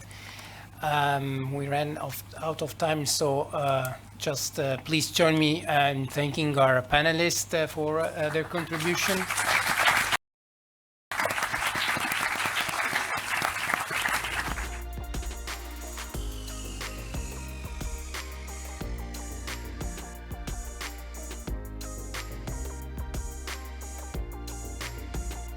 Thank you for coming back from the lunch and populate our room. I'm Luisa Chiodi, director of BCT, a think tank and a media specialized on Southeast Europe with 24 years of work specifically on this region.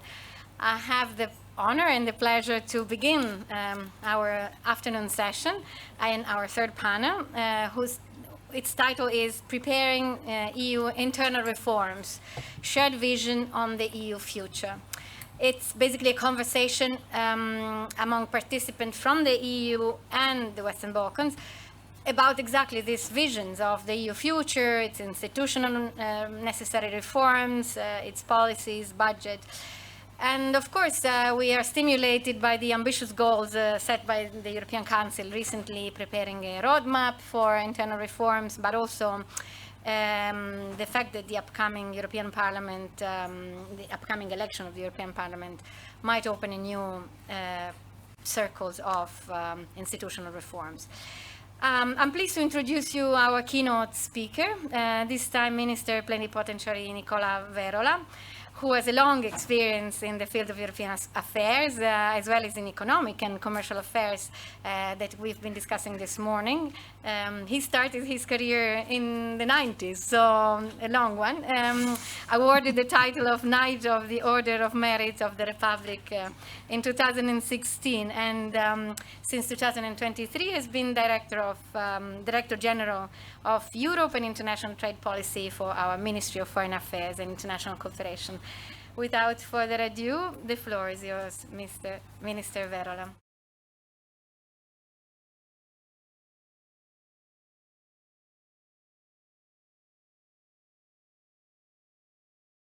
Thank you, Madam President. Distinguished guests, Madam and gentlemen, just a brief introduction to this extremely important topic. Just let me set the stopwatch so that I don't overcome the time limits have been given. This is a period of change for the Union. European citizens are about to express their voice to renew the institutions, the European Parliament first, but immediately afterwards we will have a new Commission and a new President of the European Council, new High Representative, a new lineup for the European institutions. So it's a period of change, but also a period in which we need to prepare and get ready for the changes that we will need to introduce in the next legislative cycle, in the next institutional cycle. So this is something we are starting to discuss within the Council, and there will be probably a topic of discussion for the European Parliament. I say it's a time of changes because there are some drivers that should underpin our reform agenda and that should make us give a serious thought to reforming the Union. The first one is the need to improve the European Union's capacity to act in the face of shifting international scenarios, growing instability in areas that are strategically important for us, and the need for a stronger role for Europe in the international arena. The second driver for change is the need to adapt to the new geoeconomic environment, strengthening the competitiveness of the Union to confront the rise of major global competitors, but also in order to fulfill the objective set by the twin transitions. And the third one, which is more to the point for our meeting today, is to prepare the Union for the enlargement and to prepare the Union to welcome new members. So a comprehensive reflection on how to reform the Union is in order, is in the cards, and has already started somehow. The European Council has been started to discuss both the enlargement, the perspective of enlargement, and the reforms. General Affairs Council also. So, but this will be the, how could I say, the theme, one of the tenets of the next institutional cycle. The two processes, enlargement and reform, must proceed in parallel. That's something that has already been basically decided at European level.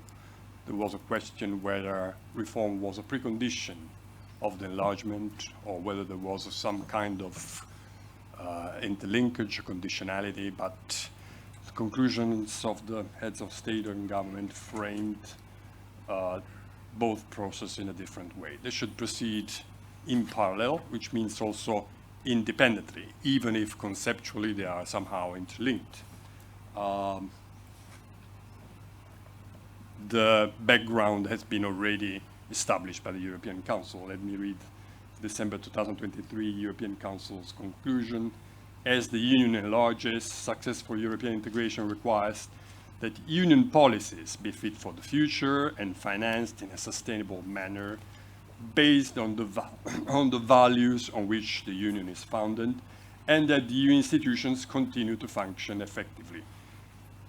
This is the result of a very accurate wording, drafting, but it's already a program, basically, even if, of course, now we need to spell it out, put some flesh on the bones and translate these highlights in concrete reform. Italy will contribute to this debate, already is contributing.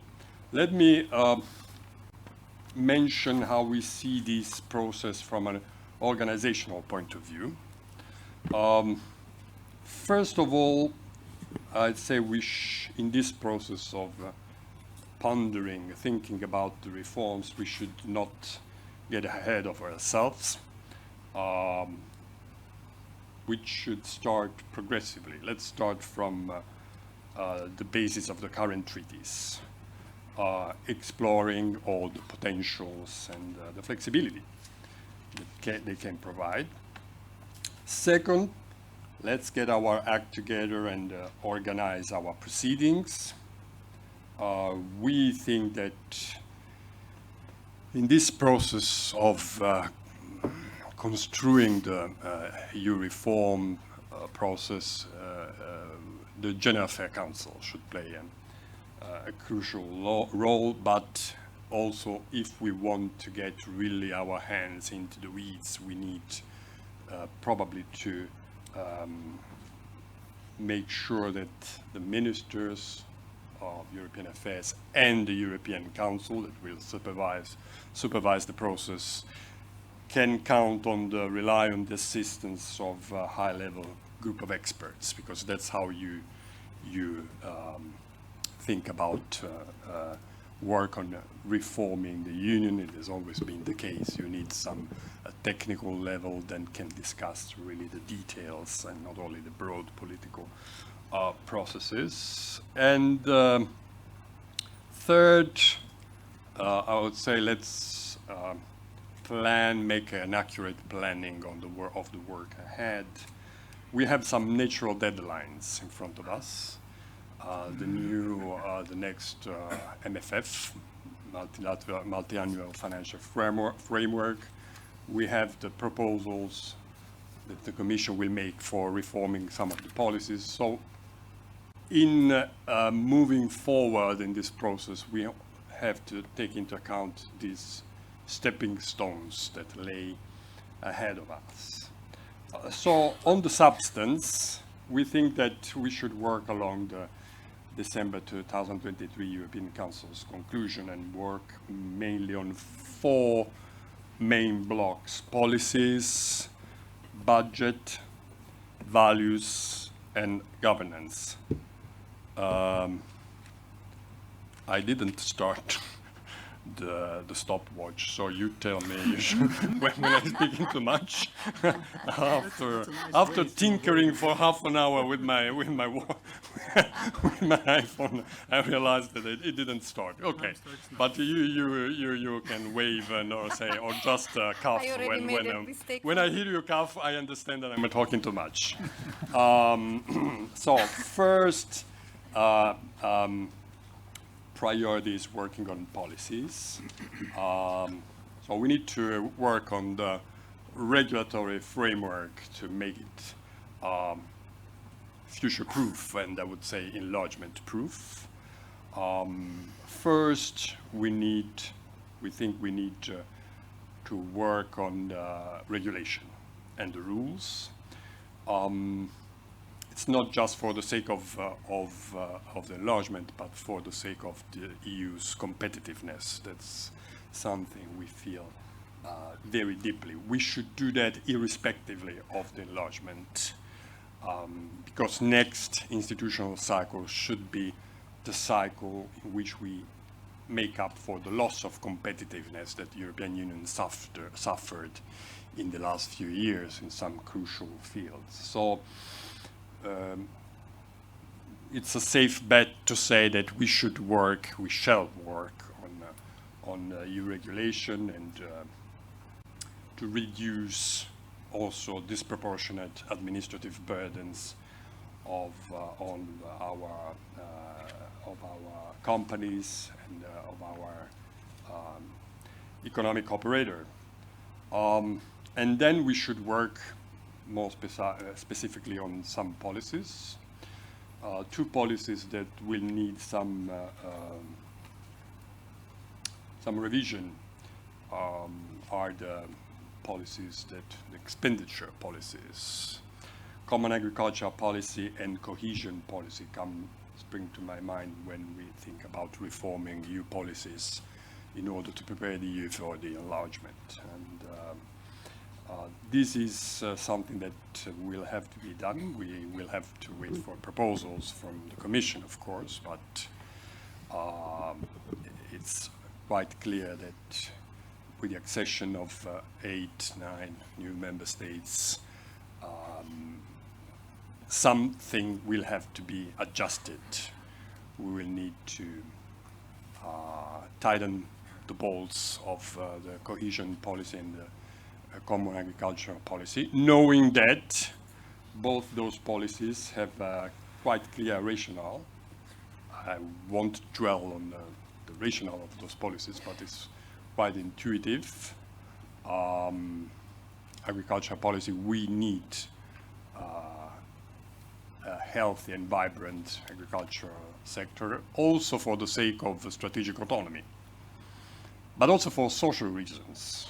And I don't have to signal that the farmers are a constituency which is quite sensitive in many respects for the European Union governments, and they need to be somehow reassured. Just let me be clear, if we say to our citizens, enlargement is a wonderful thing, but you know what? If we enlarge, you will not have CAP anymore. The level of consensus to enlargement becomes problematic, of course. I consider that some countries will have to pass referendum on this. So we'll have to make sure that common agricultural policy and cohesion are enlargement proof, can benefit, of course, the new member states, but also keep on serving their purposes within the European Union. Then we have some strategic sectors that will need to be looked into. And when I think about enlargement, I think to some sectors that probably are particularly relevant: transport, cross-border infrastructures, telecommunication, innovation, environment. Those are very relevant policies and are even more relevant in the perspective of the EU enlargement. And of course, we need in parallel to work in order to make candidate countries able to apply and comply with European standards and legislation. And we need to provide them the support in order to make sure that they are ready once the time comes to be full members of the European Union on an equal footing and able to work and to function as a normal, full-fledged European Union member state. The second, the second prong of this reform process is the MFF and the financial reforms. Let me briefly mention the MFF. The proposal of the Commission will come at some stage in 2025 for the next multi-annual financial framework. And we are saying already to the Commission, we should factor in the enlargement, already the enlargement, in this proposal for the MFF. We shouldn't allow ourselves into the notion that might prove to be flawed, that, okay, enlargement is somehow in the future, we don't need to think about its financial implications now, because we do need to take into consideration these implications already in negotiating the next MFF. Negotiating the next MFF, being a vieux routier, as the President implied in her presentation, I've seen some MFF and the negotiation is really agonizing. It's one of the most difficult and frustrating, in some respect, negotiation you can find in the European universe. So I'm personally convinced that something on the method is needed in order to change the negotiating dynamics of the MFF, which is construed right now as a zero-sum game in which whatever contribution you give to the European budget is a loss, and whatever you get back in return is a win. So this makes, it's a recipe for a negotiating dynamic which is very, very confrontational. It's an almost perfect zero-sum game in the way it is construed. So we should try to change the method. Difficult to get away with unanimity voting, but at least we should strive, I would say, to negotiate the objective first. So what do we want to do with the European budget? And then put a number on each priority. The way it works right now is just the other way around. You first negotiate the money and the amounts on the different headings, chapters of the European Council, of the European budget, and then you decide what to do with that money. That's how it goes right now, which is not probably conducive to a very healthy dynamic. Second, so first changing the negotiating dynamic, trying to focus more on the objectives than on the amounts. And second, try to make the EU budget more flexible. Because right now we have a multi-annual financial framework that spans for 7 years, and it's very difficult to change the amounts in each heading.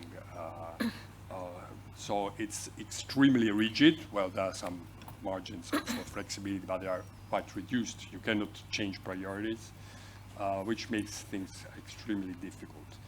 Third, probably we should think about the possibility of introducing new own resources to incentivize your investment without creating supplementary new European taxes, which would be toxic for obvious reason in the public debate, but replacing the national contribution to own resources could have some merits, also in order to change the dynamic, the way the negotiations pans out, because if you don't know exactly how much the EU budget costs you, if you replace the national contribution with true and proper EU taxes or resources better, it's more difficult to create this kind of reasoning, the reasoning of the juste retour that pollutes or even poisons negotiation.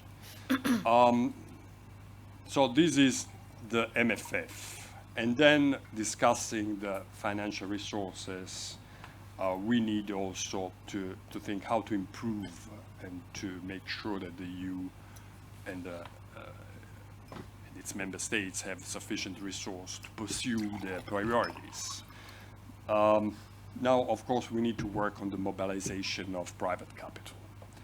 And the completion of the capital market union would go a long way in pursuing this priority. So this is something that is still uncompleted, but that needs to be worked on. And then we have what I might call almost a safety valve, which is the possibility of creating new ad hoc financial instruments outside the MFF, the multiannual financial framework, and the ordinary EU budget. We have some experience on that. Next Generation EU, sure. The Ukraine facility, the Western Balkans facility, which is a little bit smaller, but it works on the same notions. And so the possibility of creating these instruments for pursuing, in order to pursue certain common objectives, can be kept in our toolbox. And I'm thinking, for example, about defense, whether an idea which is floating is creating a fund, ad hoc fund for defense.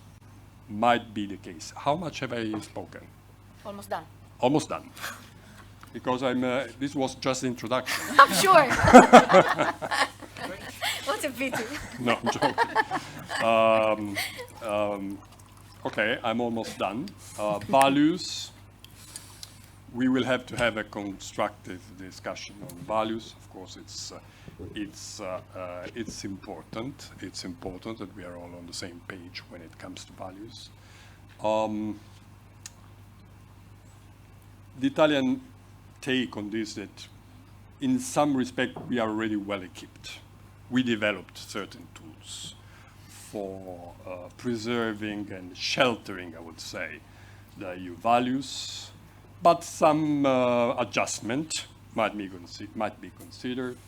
For example, some of the candidate countries, I'm thinking in particular of four countries, Albania, Montenegro, North Macedonia, and Serbia, might be invited to participate in our horizontal debate on the rule of law dialogue, to jointly discuss the rule of law in the respective countries. It's proven to be a valuable instrument, and it's useful to creating a common understanding and a common patrimony, I would say, of values and of notions on how those values have to be construed.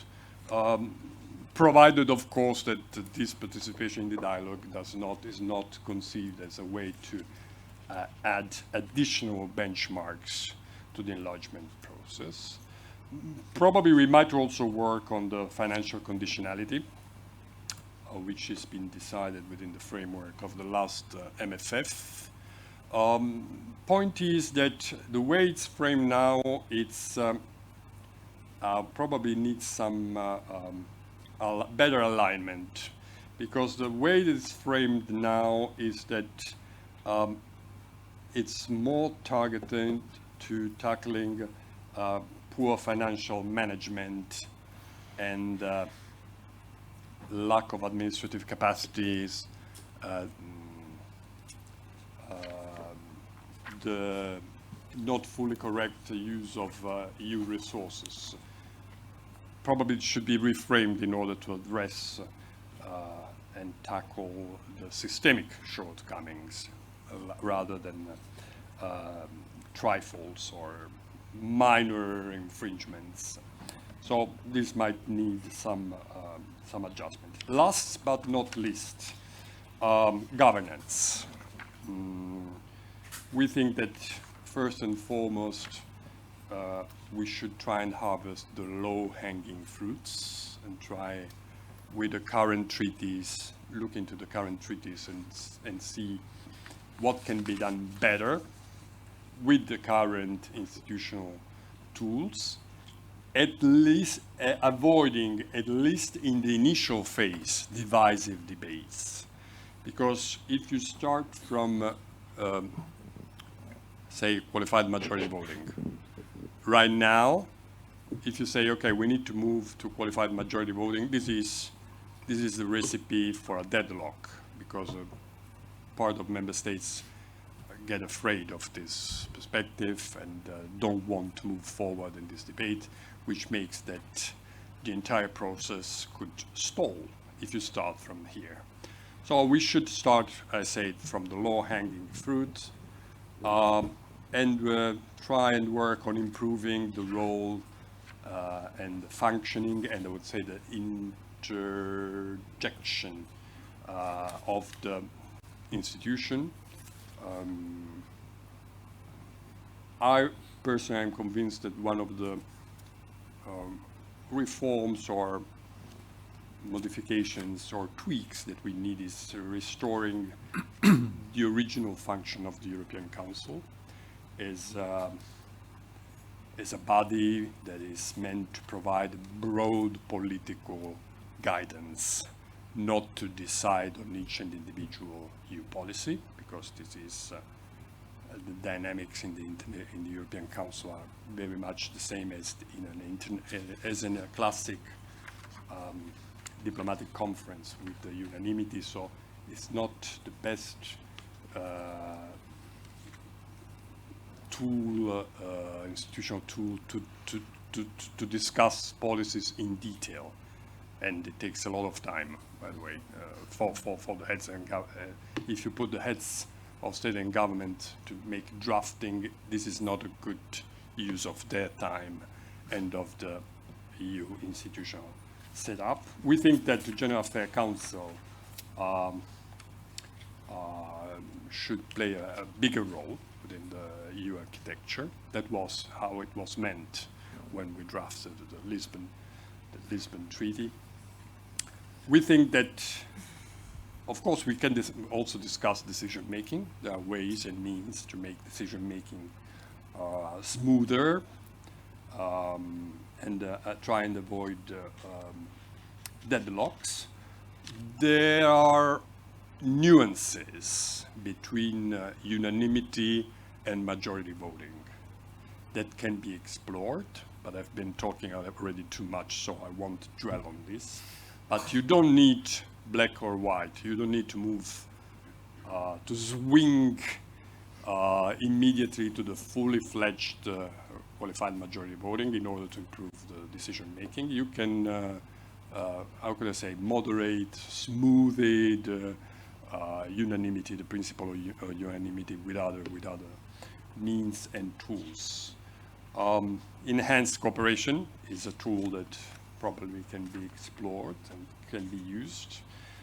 And common defense policy, I will limit myself to the headlines because I've been talking too much, but common defense policy, of course, will be one of the great working sites for the European Union in the next institutional cycle.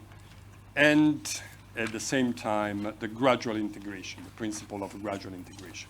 In so doing, in reforming the EU policies, in trying to improve our functioning, we should also find a way to progressively integrate the future member states. Also in this case, it's not a black and white. we should move away from the logic that either you are outside the Union or you are full inside. There are ways to progressively integrate those future member states also in order to better prepare them for the full membership. I would stop here. Thank you very much. Thank you. Thank you, Minister Verola, for your careful consideration and describing how many are the challenges ahead of us. I would have only focused on very few of them, neglecting many others that you highlighted. In particular, of course, this debate around quality majority voting, rule of law, and also the sanctioning mechanism, because we cannot probably only go ahead by volunteering, voluntary adhesion to our common project. So indeed, there are also many others. So probably they will come up in our conversation now, and I am glad to open the panel discussion. We'll have 2 rounds. I'll probably try to change the order as compared to before. So I won't introduce you all in a row, but one by one. And I'd like to give you a few minutes each, and possibly have 2 rounds, and then have, of course, a Q&A with the audience. So my first panel speaker that I'm very glad to introduce is Christophe Hillon, professor at the University of Oslo, and also research professor at the Norwegian Institute of International Affairs, NUPI, to whom I'd like to ask to discuss about the fundamentals, which emerged in the previous presentation by Minister Verola. And I'd like to ask you to what extent they matter in this enlargement context. So the floor is yours, Professor. Thank you very much, Luisa. I extend my thanks to the organizers, Nicoletta, Matteo, for their kind invitation, to Elisabetta for making our stay in Rome so pleasant, and obviously to the Ministry of Foreign Affairs, which I was really impressed by your notion of light lunch. Thank you for hosting us in such an elegant and gracious manner. Indeed, I wanted to go back to one of the areas which Ambassador Verola has picked up, namely the issue of values, which in my view is the priority in terms of what member states and EU institutions need to change in order to prepare the EU for enlargement. And I will elaborate around this notion with the heading, the need to consolidate the fundamentals of membership as the top priority in terms of EU's internal reform to prepare for enlargement. It means that the EU and its member states have as a top priority effectively to confront the lingering phenomenon which has been referred to as backsliding within the European Union at the level of several member states. This continuous backsliding is impairing the EU functioning. It impairs the very notion, the very substance of EU membership, and by implications, it does impairs the ability of the EU to enlarge. The failure, because I consider it to be still a failure, the failure of EU institutions and EU member states to confront that phenomenon effectively undermines the EU credibility to uphold its fundamentals externally in general, but in particular in relation to the candidate states. It fuels disillusion across the candidate states, if not cynicism about EU democracy and rule of law. Promotion discourse, which several actors which are not necessarily sympathetic to the European integration process obviously instrumentalize, and quite successfully these days. That phenomenon also, and perhaps more importantly for the purpose of the present discussion, it erodes EU citizens' trust in the authority and the capacity of EU institutions to act, and in particular to defend what we stand for. And that in turn risks undermining the support that EU citizens may have in relation to enlargement, not only in view of the policy and financial implications that enlargement will have, as we just heard, but because citizens' support towards enlargement is essential because in some member states, at least the one I know best, I'm not Norwegian, by the way, I come from a founding member state, which has in its constitution the requirements that accession treaty be ratified by referendum, with a potential derogation provided there is a super qualified majority in the two chambers of parliament meeting in Congress. In other words, it makes enlargement a very difficult affair, but it definitely recalls that citizens' support for enlargement is absolutely crucial, and that support will not be stimulated by the perception that the EU institutions and other member states are not capable of confronting obstructionist member states within the system, incapable of confronting member states that are not willing to play by the basic rules of the game anymore. So confronting this backsliding and securing that member states comply with the basic rules of the game, rule of law, democracy, fundamental rights, which are not only values, but they are absolutely crucial for the very functioning of our joint constitutional order.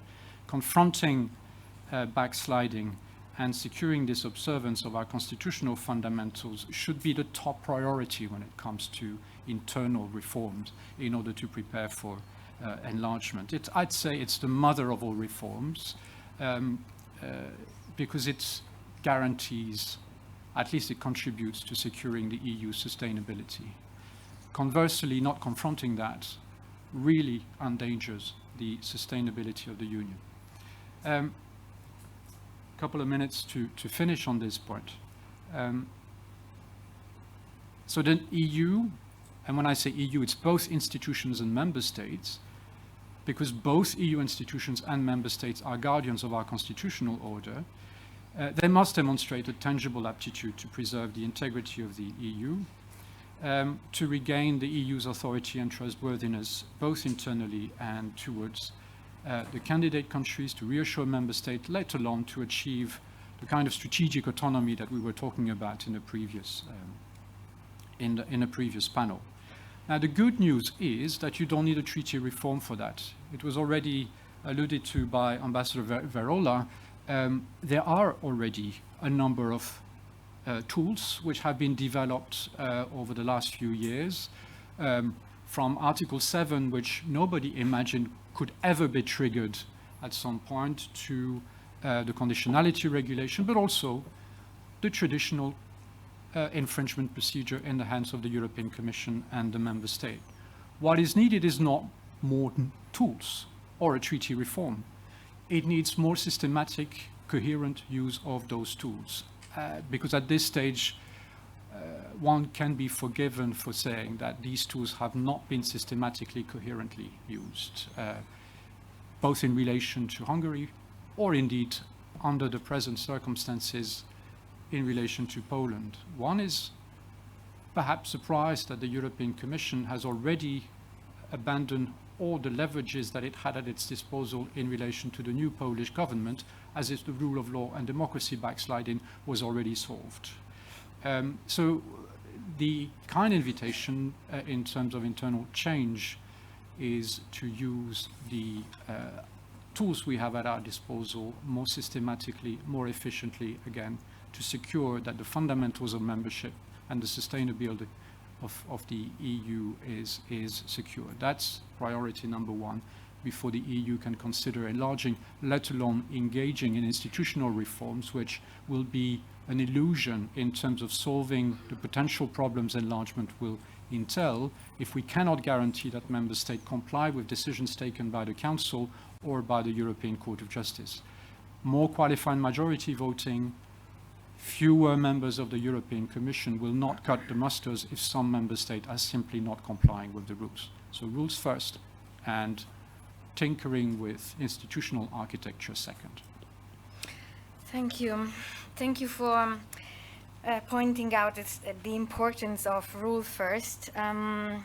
And I would connect this to our second speaker, because in a way, the fear that in the public opinion exists towards the Western Balkan has to do with the non-compliance to the rules. So somehow the idea could be that the enlargement is a great opportunity for member states to return to the rule first, for their own sake to start with. And while on the opposite, normally we speak about the Western Balkans integration as a geopolitical challenge, which is like we are menaced from the outside, therefore we should avoid having inside our belly someone that can be manipulated from outside.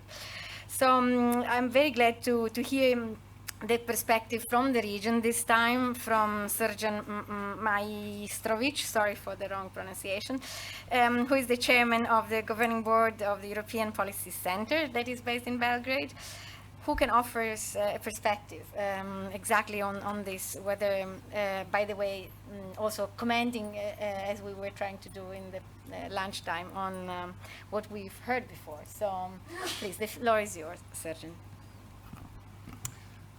Grazie, Luisa. Well, first of all, in the tradition of all the speakers, to extend my expression of appreciation to the organizers for inviting me. And it is important to discuss these issues, even I would say more regularly than we are, because sometimes we are debating within the bubble of think tankers and civil society activists, neglecting the fact that what we are discussing actually is going to influence the destinies and the lives of hundreds of millions of Europeans. And that is why the Western Balkan 6 and the other candidates for the EU accession should be always invited and included in discussions about the common future. And this is not just a nice and polite saying, but I really believe that what we are discussing is how to organize Europe for the next 50 to 100 years. And when discussing these plans, the forthcoming members, and so at this moment candidates, needs to be around the table. Unfortunately, we lost a lot of time in the previous 4 years. We were discussing how the former method, the original method of enlargement of the EU failed, and we came up with different ideas, different methodologies. The organization that I'm coming from is one of the guilty parts. Together with our colleagues from Brussels, from Center for European Policy Studies, we came up with a proposal how to revive the enlargement process in different stages of the accession, combining the process based on the conditionality policy with more participation in the EU policies, EU institutions and bodies, and with the access to more financial resources as the country progresses to the EU. And the very notion that we were forced to put on our thinking hats and come up with the fresh proposal was based in the fact that we hit the wall with the previous method. It was not delivering. And we were facing a certain, I would say, irony that what used to be a trademark of the EU integration process, and this is a motivation for a transition of the candidates, basically failed to produce any reforms and transitions in the candidate countries. Thus, what Christophe was mentioning, there was a serious backlagging in the candidates candidate countries instead of progressing further. It is obvious that, as Valbona mentioned in her presentation, that we are not in a position of abstaining from responsibility on behalf of the countries in the region. There are a lot of things that could have been done regardless of the impasse in the enlargement policy within the EU. Nobody should be more interested in, for example, reform of judiciary or freedom of media than the citizens of the countries that we are living in. To paraphrase the Winston Churchill, when he was met with his delegation coming from Yugoslavia during the World War II, and they were very concerned that after the World War II, the communists will rule Yugoslavia. He said, well, what do you care? Are you going to live there? So there's a high degree of cynicism, basically, and it is up to the citizens of the region to hold the governments in the region accountable. And in order to do that, we need to have a level playing field. And thus, my proposal would be to go back to the original EU integration process, back to the Copenhagen criteria, meaning exactly what Christophe was emphasizing, that without the rule of law, without the properly functioning democratic institutions, without the political system, which is not only enlargement proof, as Ambassador Verola said, but future proof for the future instabilities. We cannot present ourselves as a credible future EU member states. And this is a task number one, to break down the prejudices and to build a trust that we are worthwhile of being included as the full-fledged members within the EU. At this stage, the trust between the EU member states and the candidates is missing. And to paraphrase again Marx, not Karl, but Groucho Marx, who famously said, I wouldn't like to be a member of a club who would like me as a member. This is a sad reality that the region is currently find itself. We are not the poster child of a successful, transformed, and fully prepared countries who are pledging to join the EU. That being said, I would propose to speed up the EU integration process, regardless of the problems the region is facing, because it is of a strategic importance for the EU to prove its own vitality, that it's still attractive, that it's still positive in integrating the new members. And I'm afraid that with all the good luck to our Montenegrin colleagues, Montenegro is being singled out as a country that is in a way the most visible and certain to become a next EU member state.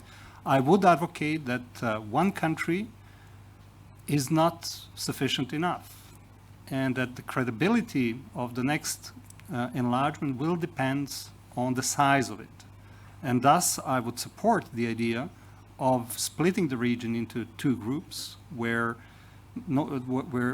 Montenegro would be joined by both Albania and North Macedonia, obviously once they resolve their outstanding issues with their neighbors. But I'm quite positive that they can catch up and thus create a critical mass that would prove the credibility of the enlargement process. Otherwise, with just one country joining, you would, or rather we would provide those more cynical among us with the ideas of this just being a cheap PR shot. And as Christophe explained, in some countries, the procedures of ratification of the accession treaties might be easier to be internally, how to put it, absorbed by having a bigger, larger country, a larger number of countries on the ballot.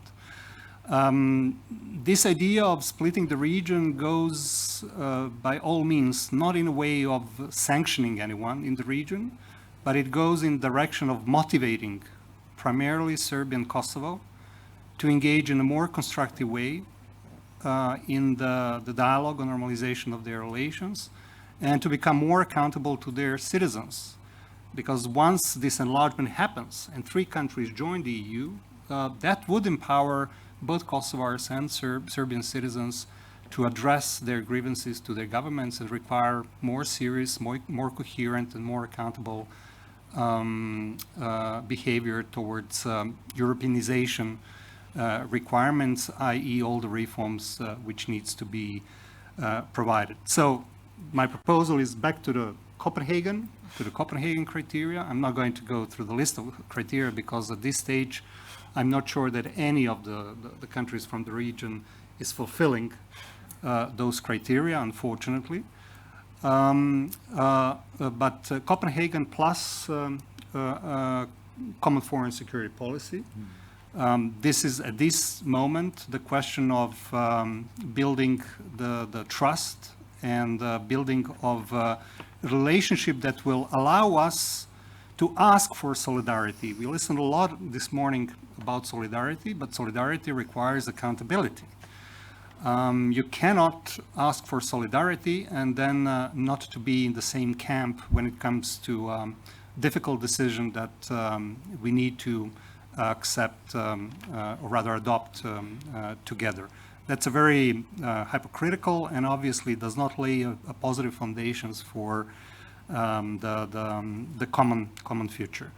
I would strongly okay, sorry. I would strongly stop here. Louisa is demanding me. But I guess we will have more chance to. Of course, there will be immediately a second turn. I hope the issue of the prejudice that the whole region, unfortunately, not only Serbia and Kosovo, have developed is a strong issue that we should consider more carefully, and I think this might emerge in our discussion with the third speaker, Engelusha Morina, who is a senior policy fellow within wider Europe program at the European Council on Foreign Relations. Yours is a mixed perspective because you originate from the region, but you also worked on a paper a few months ago on this contradictory thinking about the EU enlargement within the EU. And honestly, after the elections in the Netherlands, just one out of many possible circle of election we could pick up in the European Union, I would say this very strong reclaiming of sovereignty, no concession regarding Copenhagen, has to do a lot with these prejudices that many countries in the Western Europe have that only risk to impede any progress. The floor is yours. Thank you very much, Luisa, and thank you to the organizers, to the Institute for Foreign Affairs, especially Matteo and Nicoletta. And it's great to be here at these very important times, I would say. It's really good to be at the Italian MFA because Italy's role is becoming more distinguished, not only in the region, but also in these changes that Ambassador Verola mentioned taking place in the EU. I had a bit of an idea what I was going to talk before today, but then today I kind of rephrased it a little bit. And I'd like to start by saying that it's pretty indicative how we started today, with positive examples, with positivity in the panel, that there is an opportunity for the region. The region can offer a few things for the EU. The convergence is good for both, etc., etc. And then in the second panel, we treaded very carefully around the problems, and eventually we named the problem, we named the culprit, that it's really complicated what is happening in the region because there's so many revisionist policies taking place. And then on the other hand, the EU is not ready. I think the third panel is slowly confirming that EU is facing a huge challenge, and it might not really be ready to face this challenge because it's obviously very complicated. And conversations among member states are going to be nasty, especially when it comes to the budget. But maybe I will just give a little bit of background. Luisa mentioned we worked on the paper just recently with colleagues on enlargement, and we wanted to look at the debate in the member states. The paper came out in November, so we started working on this a few months before. Obviously, after the war, in February 22nd, there was a lot of good rhetoric where it should have been from all member states. We need to enlarge, we need to support Ukraine, we need to do this and that because it's for our own good, which was all okay. And this is what expert policy wanted to hear. And then we looked a little bit deeper what member states are thinking about enlargement and how to deal with the geopolitical context. And we realized that enlargement is not the only answer, is partially the answer to what Europe is facing. And there was no deep thinking among member states on how to go about this. What is prevailing, in fact, and we see to this day, as we speak, in fact, is that member states continue to be divided in two groups. There are member states, mainly old founders, I would say, that believe in EU enlargement as an integrationalist idea, and they want to deepen. There are other group of member states who talk about geopolitics, and most of Big Bang countries fall into this second group, and some of the border countries now, including Denmark, see enlargement as part of this geopolitical answer to what is happening in Europe. The split continues, and it's evident in the Council. It's going to be evident in the new institutional setup of the EU. It's going to be evident after this leaders' dinner on the 17th of June, when they decide where the top posts in the EU institutions are going to go to. So this is one of the issues that is going to be there. It's not changing. The understanding among, for now, 27 member states, what is this project about and how do we go about enlarging or not, deepening or not, doing both at the same time, it's hugely challenging, and so on and so forth. So just to make a point that it's very complicated and it's challenging and it's here to stay. Now, Western Balkans in this context, how does it fit or not doesn't fit? It's also that. But I like to maybe to just be a little bit provocative with regards to mentioning few things from the past with regards to the relations between EU and the region. So when the wars started in the 90s as a part of a dissolution of Yugoslavia, I'm not going to spend too much time on this. Don't panic. I'm not going to talk too much about the past. But I just want to point out that there was a lot of course, there was a lot of disagreement how to go about this. And, you know, the region is in such close proximity to the European Union, and we're talking about a region in Europe, basically. And I remember, I was quite young, but I remember, for example, you know, Badinter Commission failed to treat the region, to treat the dissolution of Yugoslavia properly, and they just dealt with 6 republics. One problem. A second problem was member states were really not keen to touch the problem at all. And so, you know, I remember British Foreign Secretary Carrington kind of bending backwards not to deal with the region directly.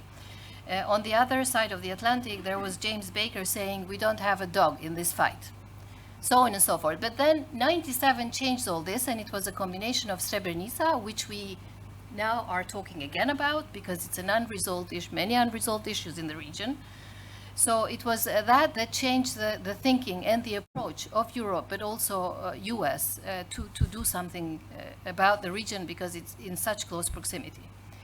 This had its trickle-down effect, if I could say, on enlargement, and that's why I mention it.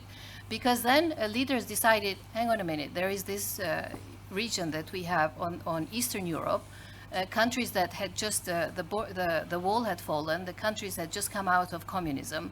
There was a danger of instability there, so we need to do something about at least calming down one region of Europe. And so the Big Bang, this is how the discussions about Big Bang enlargement started. And late 90s, member states took a very political decision, which I don't think we are there yet now. And they decided that they are going to bring these countries in. And they sat down and talked about Berlin Agenda, as it was known, and someone mentioned the famous German commissioner who did excellent work then. So the Berlin Agenda had a combination of what EU should do to enlarge and what candidate countries should do to enlarge. And I am under the impression that we are in the Berlin Agenda moment right now in the EU. you know, minus elections taking place, European elections, but also the countries that you mentioned. So this is then when everything becomes a little bit complicated. But I like to actually believe that there will be important discussions taking place in the 2025 under Polish presidency and under Danish presidency. What I don't see happening is some of the crucial issues not being kind of dealt heads on. And one of them was mentioned by Christoph, which is how do you deal with member states that are misbehaving within the EU, but also opening the door to other external actors that Europe is trying to strategically kind of confront, which is Russia, of course, and which is China. But this is a different kettle of fish.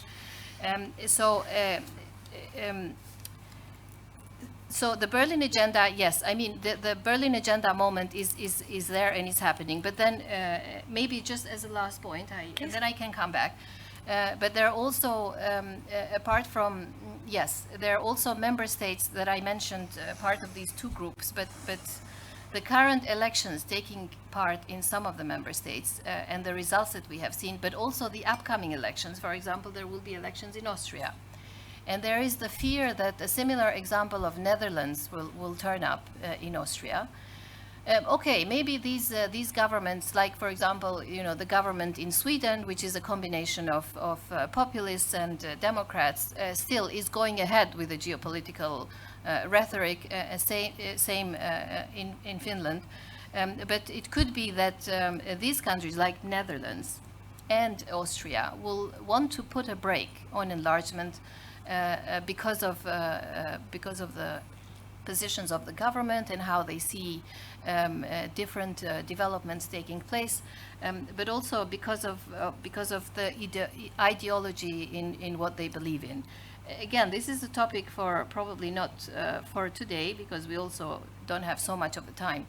But these are some of not only fears, but some of the potential repercussions and some of the factors that actually complicate all these challenges that we talked about in this panel, but in the previous two panels. So maybe I leave it here for now, but I'm happy to come back and answer questions if you have. Thank you.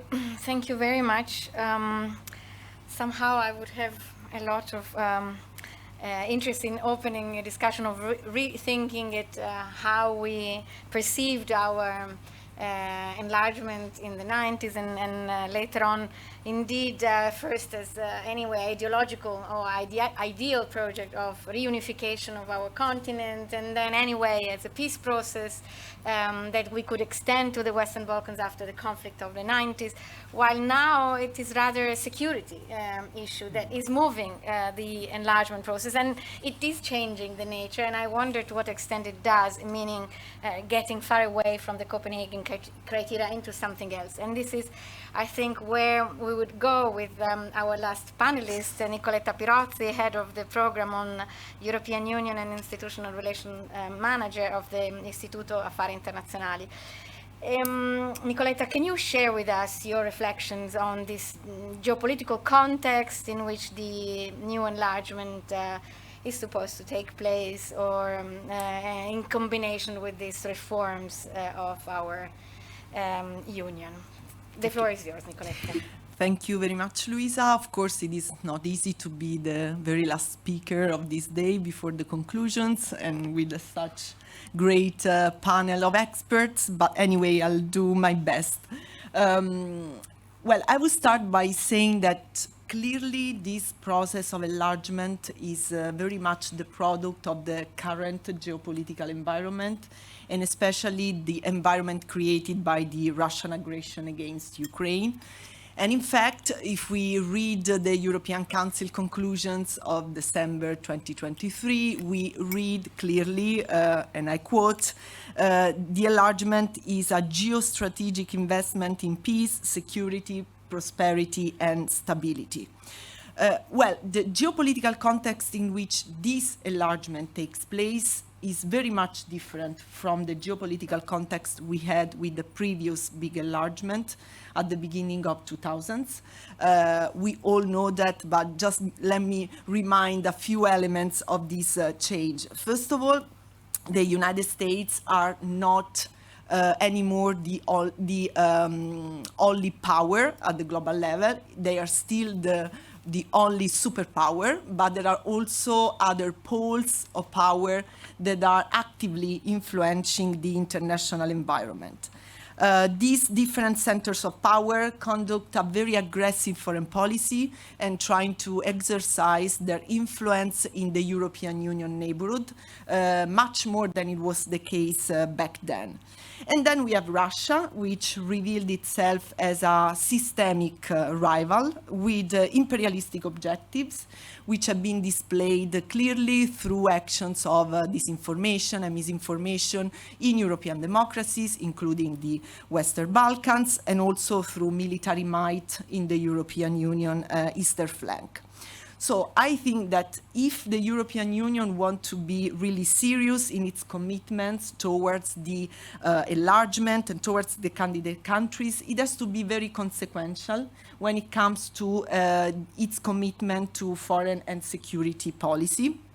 And this should take into serious consideration this changing geopolitical environment and also develop the necessary instruments to face it.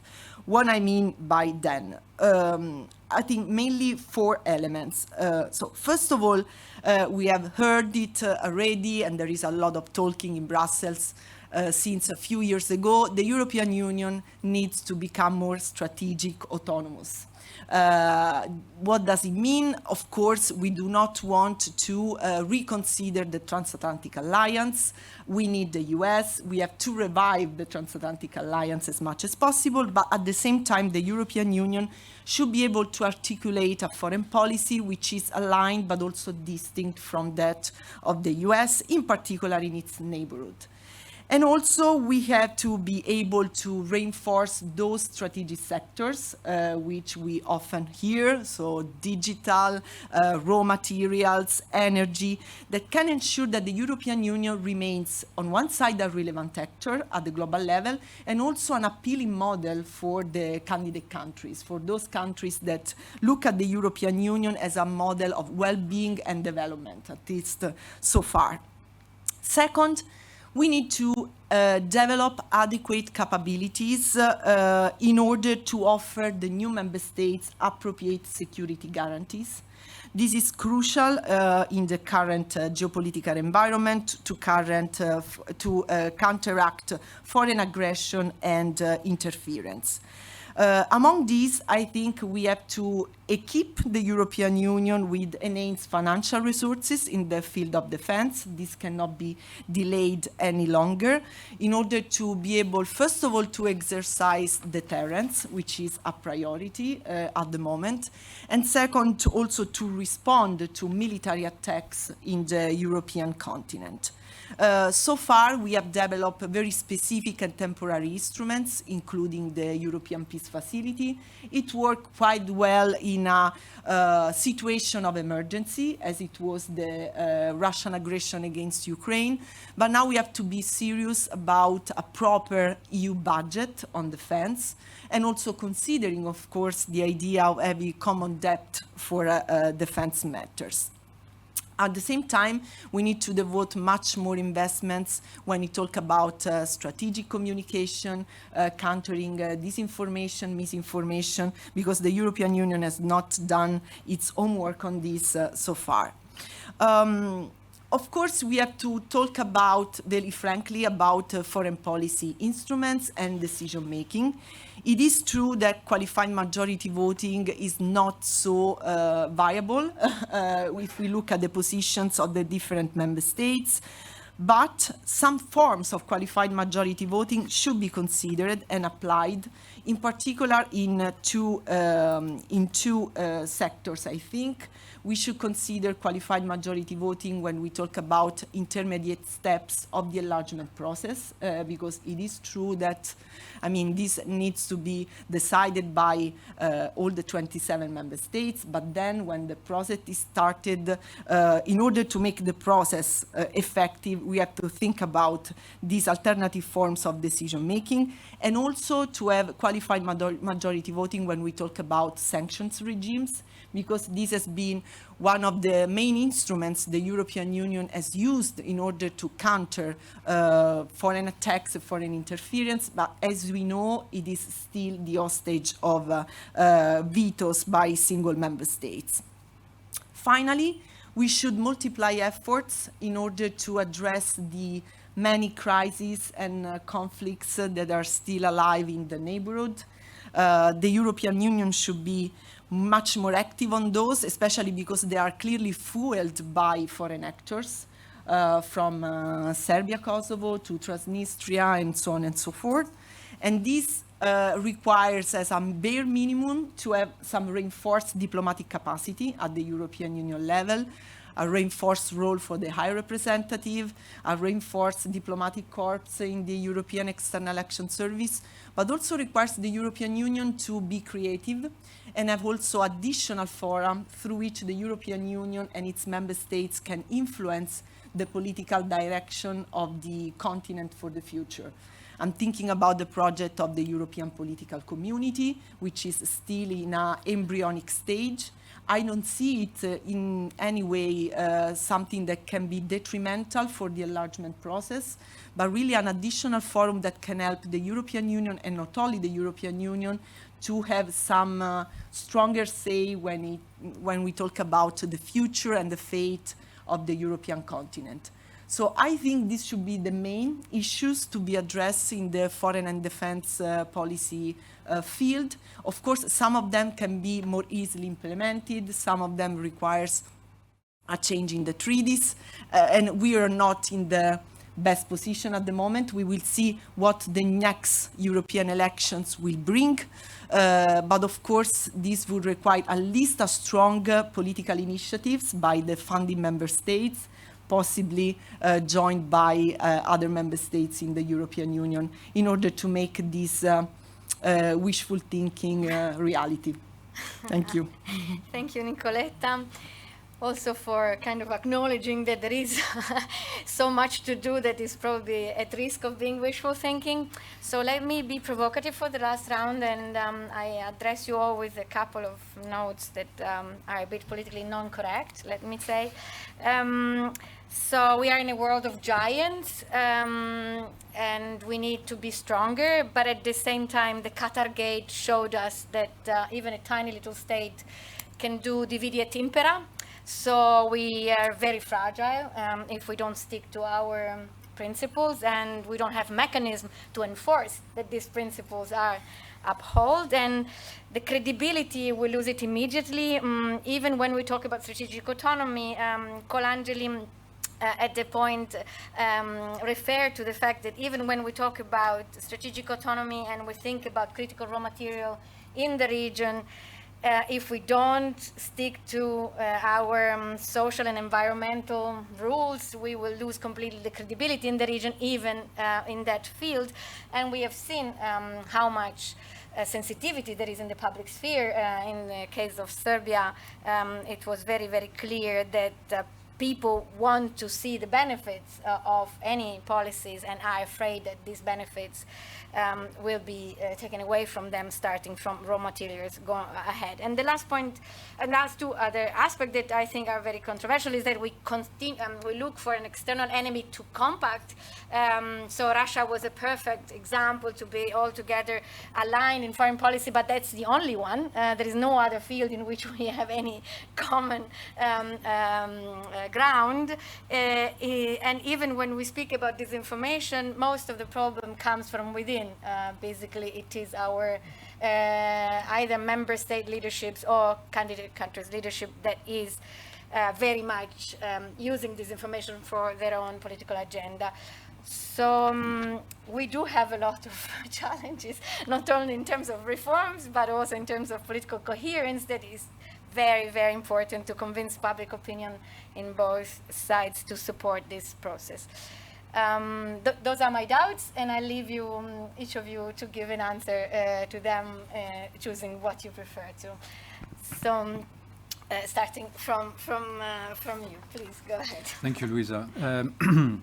I will try and address your concerns. I would like also to pick up on some of the elements which the various panelists have flagged up around essentially two tensions. The first one is loyalty versus nationalization.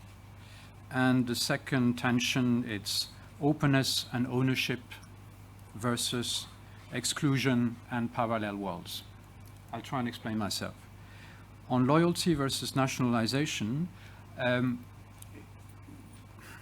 to pick up on the first remarks that you made, if enlargement is indeed a geostrategic investment, if not imperative, then that triggers various obligations of conduct, if not result, on the EU's protagonist, both EU institutions and member states. They must engage accordingly to make a success of the policies which are geared towards developing the EU as a geostrategic actor. And their compliance and loyalty are absolutely critical. And what we see, unfortunately, is the opposite developing, which I will capture around this notion of nationalization. A way to address that, and in a way to respond to your point about not being able to enforce those principles, I think there are tools to enforce those obligations. Let me just illustrate in the context of enlargement in particular. I see two levels where member states' loyalty could actually be strengthened. It was pointed out earlier today that essentially the conditionality mechanism in the context of enlargement is completely dysfunctional, and that's a very kind way of putting it. If we look at the track record, basically candidate states who have worked hard to deliver on the reforms expected from the EU and its member state have not been rewarded, whereas those candidate states that have backslided have not been sanctioned. So conditionality methodology, which is really critical, central to the enlargement process, is dysfunctional. Unless the member states are getting back to a more operational conditionality, the enlargement preparation will simply not deliver. So they have to show loyalty by way of operationalizing the very policy they have themselves elaborated. That brings me to the second level. Nobody forces the member state to activate the enlargement process. Nobody. Article 49 of the Treaty on European Union is pretty clear. The Council receives an application from a third state, and the Council has to react on a unanimous basis to the application. Now, when the application has been positively assessed and the eligibility of a third state has been recognized, then we're talking about the enlargement policy being activated. And I would say that at that level, there should be little space for vetocracy. There should be little space for this sort of unfettered discretion which the member states seem to have exercised over the years, and which has led basically, in addition to a dysfunctional conditionality, vetoes being used for all kinds of considerations which have really little to do with the implementation of the accession process.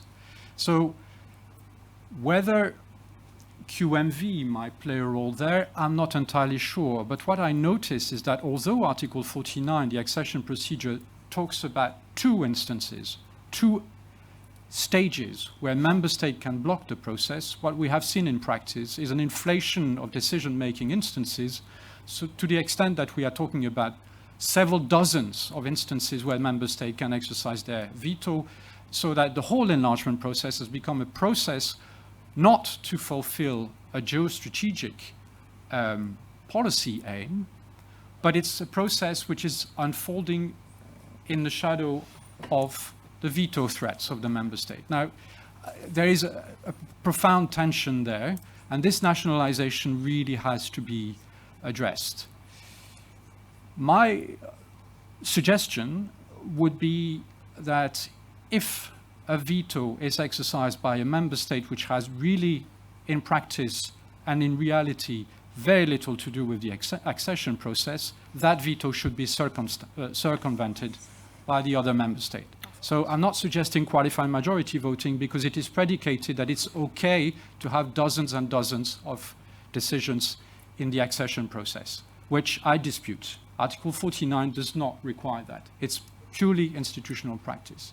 But what I would suggest is that the onus is on the member state that becomes difficult to justify a particular negative stance. And if the negative stance is not properly justified with respect to the enlargement process, it should simply be circumvented. Now, you would immediately say, well, the problem is that at the end of the process, there is a ratification at the national level.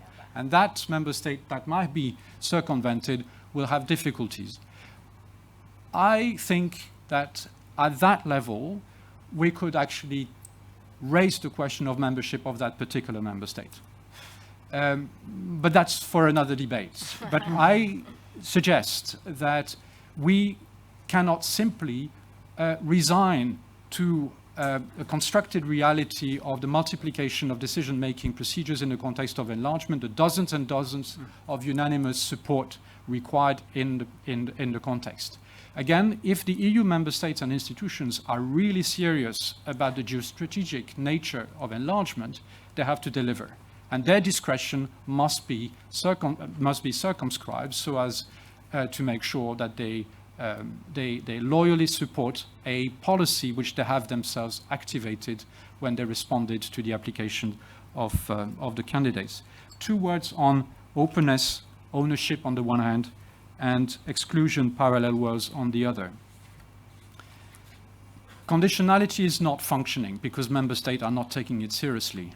One way to restore conditionality is to reward the candidate states as they advance in terms of reform. One way of rewarding is perhaps not to say you will be part of the single market. I think, again, this is perhaps for another debate, but coming from a third state which has been part of the single market for the last 30 years, I can tell you that being part of the single market is far more demanding in terms of conditions to fulfill institutionally, administratively, judicially, than it is sometimes alluded to. We are presented with the idea that a progressive integration into the single market is somehow the silver bullet to restore the credibility of enlargement. I think we're raising false expectations here. It's very dangerous. So my view is that actually the reward should not be the single market, let alone ultimately membership in 30 years' time. It should be here and now very concrete rewards based on the very organization of accession negotiations. That is to say, the 33 different chapters. The moment a candidate state is fulfilling all the conditions for closing a chapter, it's not only good because the law will be on the books of that future member state, but there need to be additional reward than simply the closing of the chapter. And the reward, in my view, should come in the form of institutional inclusion. I see no reason why we should not allow the candidate state that has met all the conditions for closing the transport chapter not to start being involved in the discussion within the EU about the future of the EU's transport policy. There is no legal prerequisite to leave it to the signature of the accession treaty to grant the observer status to the candidate state. There's no legal requirement. I have checked the legal service, the Council's legal service opinion on that, and it's absolutely not convincing. There is no prerequisite to leave it, again, to legal prerequisite or legal condition to leave it to the signature of the accession treaty to grant an observer status to the candidate state. So, cut the story short, I think the reward by way of inclusion in the governance of the Union could take place well before accession. Reversible, of course, right? If a candidate state does no longer, if it backslides, then it should be sanctioned. But if it does the reform, it should be rewarded by way of access to the EU's governance. So that's what I mean by openness and ownership. access to governance prior to accession, short, of course, of the membership rights, which is voting rights, is a way to reward and to entrench the reforms which the candidates are engaged in, which means that I would exclude the exclusion paradigm, which is the EU's and member states' attitude. Unless you become a member state, you have no seat at the table. I would dispute that. There's no legal requirement that it should be so. And given, and I think it was mentioned in the second panel, the importance of stimulating ownership across the candidate states in terms of the geostrategic interest of the Union, it's important that they have a voice at the table already before enlargement. So openness and ownership versus exclusion and parallel worlds. And I'll finish with one sentence.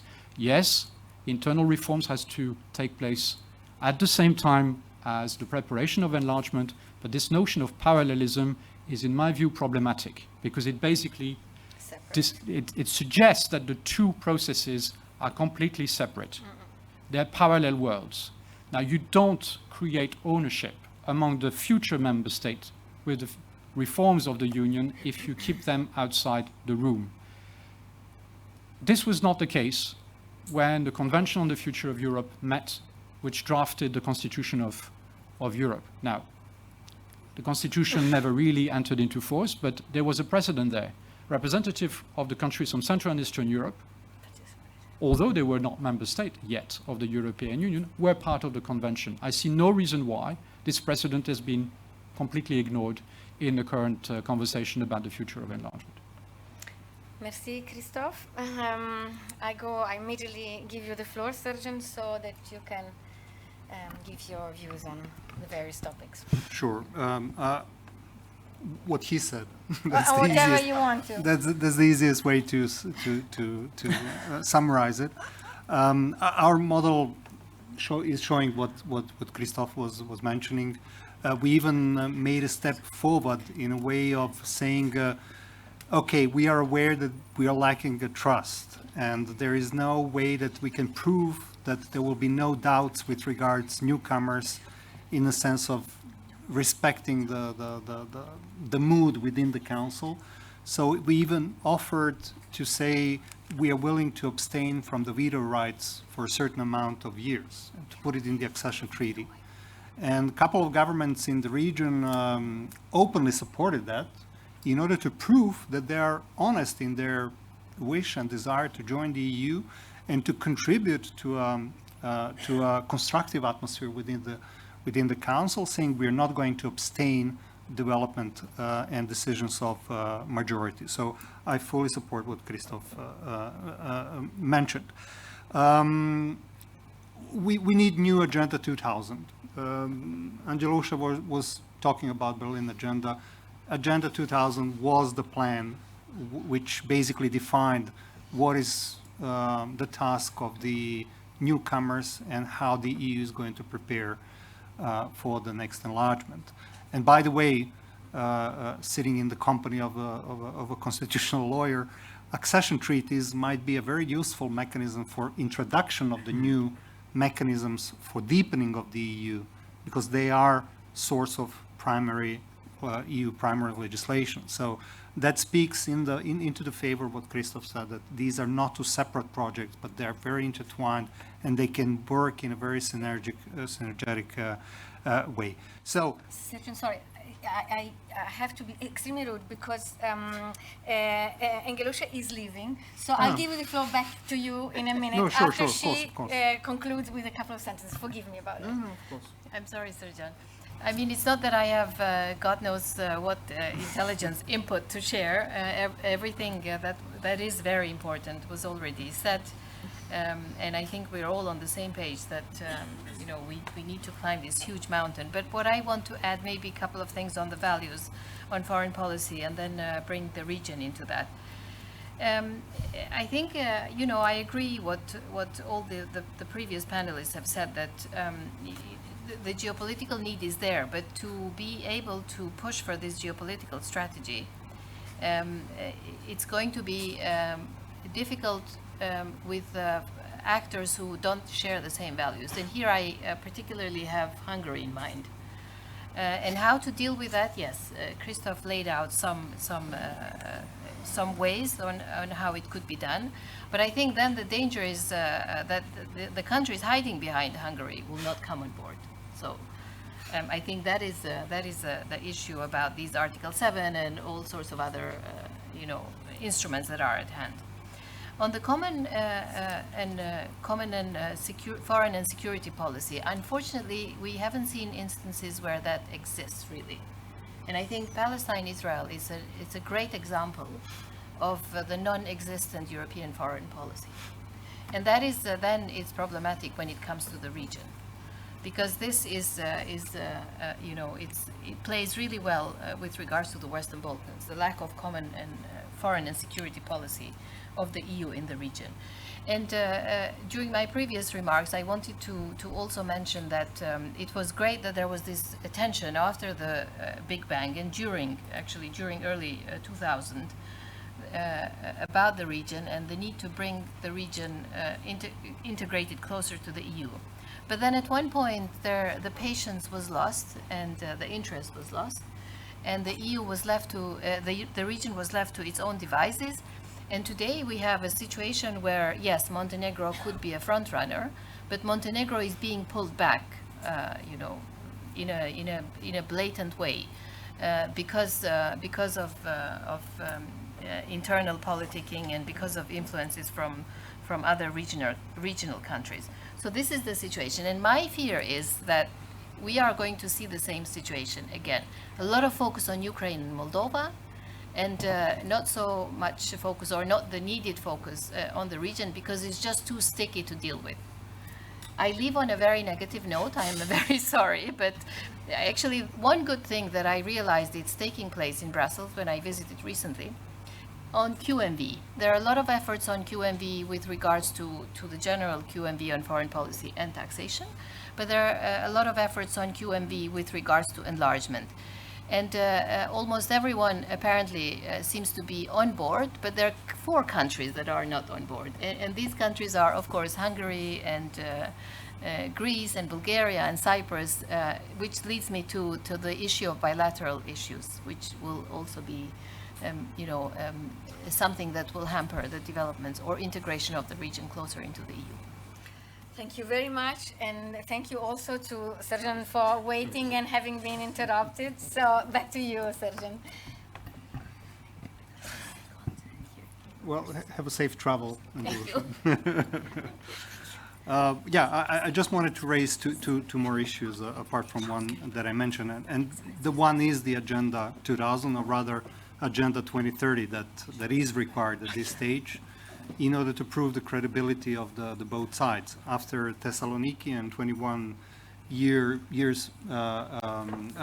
which passed, even the most successful marriages sometimes require to renew the vows, and thus it is the same with the region.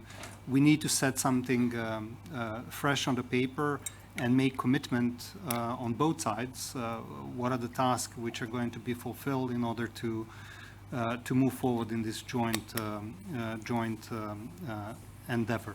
And the third point is regarding the rare materials that you, Luisa, raised. This is a very important issue to be left to uninformed public, obviously. So it deserves a lot of dialogue and discussion of what exactly is on the table. I'm afraid that somehow there is one-way point of view when it comes from the debate within the EU, which is focused on the region when it comes to the rare material, and it is neglected that some of the citizens of some EU member states did say no to extraction of these very same and strategically important materials, being afraid of pollution of the environment.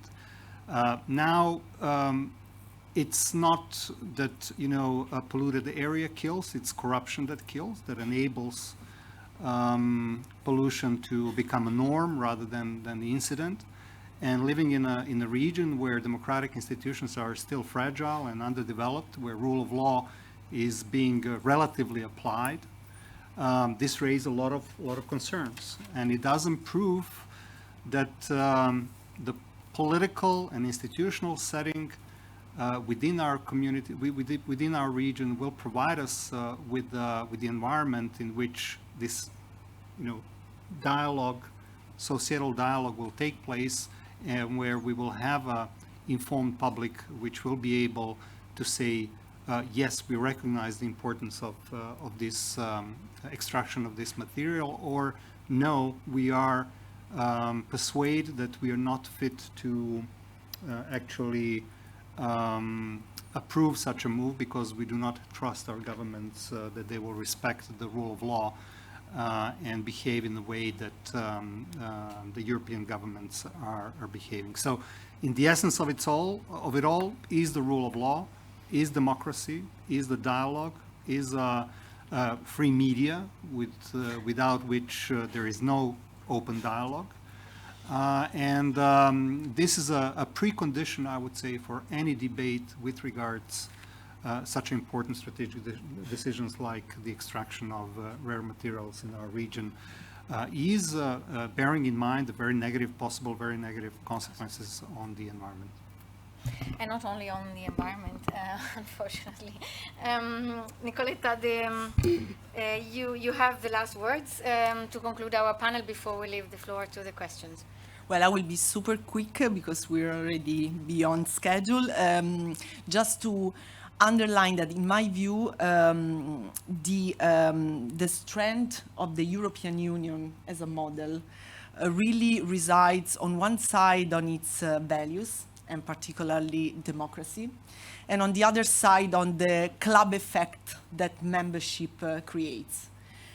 On these two, the European Union, I think, is confronted with incredible challenges at the moment, coming from the external geopolitical environment, but also from within the European Union. So the European Union should find the key to be protective, of course, towards its citizens and also the future perspective citizens, without being a protectionist and without risking of becoming a fortress, basically. So on the first element, how do we protect our values? I think we have to maintain, of course, our democracies open, but at the same time, we have to ensure the resilience of our democracies.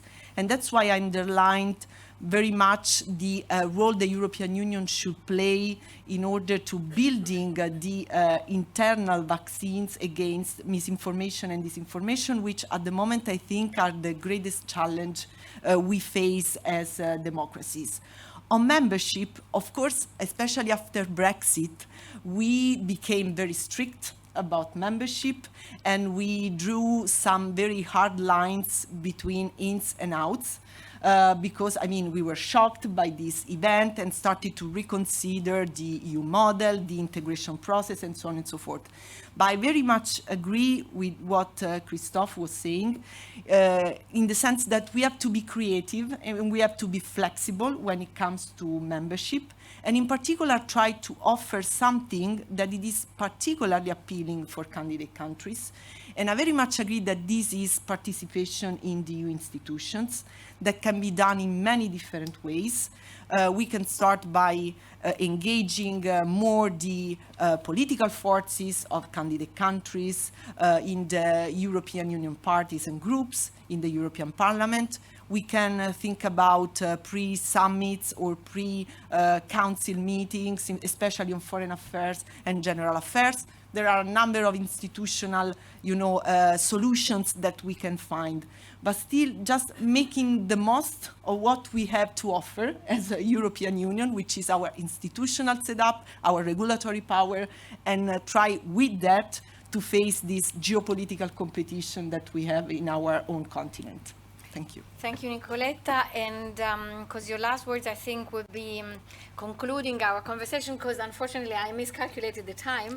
and therefore we have time only for our concluding remarks. And I'm very glad to invite as a speaker, Alessandro De Pedis, Director General for Public and Cultural Diplomacy of our Italian Ministry of Foreign Affairs and International Cooperation, and I apologize for having been unaware of time flying in such an interesting discussion. Thank you.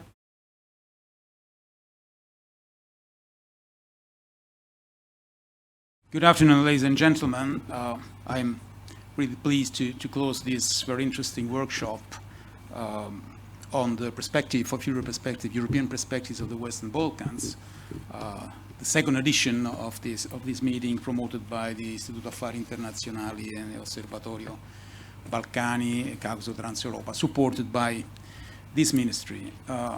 It has been a long day, so you must be tired, but I think it was worth it. And I wish to take the opportunity to congratulate the organizers and all of the participants for the very high quality of this debate. I wasn't here at the time, unfortunately, so forgive me if I missed something important. Also, I'm aware that the European agenda of seminars regarding this region is already quite rich, but the Western Balkans are part of our neighborhood, as it had been underlined this morning by Secretary General Ambassador Guerriglia. And I think that Italy has both the good reasons and the right assets to support and manage such an exercise in public diplomacy. Enlargement, of course, has been the subject of the day, as it is always the case when we're talking Western Balkans and Europe. But the organizer chose a different angle to tackle, from which to tackle this issue, which is already evident from the title of the meeting. So not just what we can do to promote this, to favor this process, a process that, as we all know, Italy wholeheartedly supported from the very beginning, but also what the countries of the Western Balkans themselves can do for us in order to foster greater EU strategic autonomy. Will they be a drag on the EU budget, or will they be instrumental in advancing EU competitiveness and, for example, the Green Agenda? Will there be a problem for our security, or will they be contributing to the stability of our neighborhood? Will they support our liberal democracy agenda and other risky business, or will their contrast with third revisionist countries hamper a full political integration? It is important to answer these questions, because enlargement is not just any geopolitical project. Enlargement is for us our greater security strategy, and at the same time it's one of the most important investment in our common prosperity. So it is important to stress that mutual benefit stems from common responsibility as well. We live in a fast evolving international environment where middle and even small countries claim a role in defining international agenda, in striking alliances to satisfy their interests. But at the same time, all the regions are the object of the ambitions of large countries, and in a framework of growing competition and uncertainty. This has been discussed. I know you touched upon the influence of Russia in the region, the growing China footprint as an economic power, perceived often as a benign actor, but also the impact of the Russia-China limited friendship on the region, as well as the influence of third countries with different political and ideological agendas that might be incompatible, maybe, with the logics of European integration. So we must live with new trends and adapt to them without abandoning our historical alliances and the defense of our principle, but maybe making space for more pragmatism. Transactional behavior in international relations is back with a vengeance, I would say.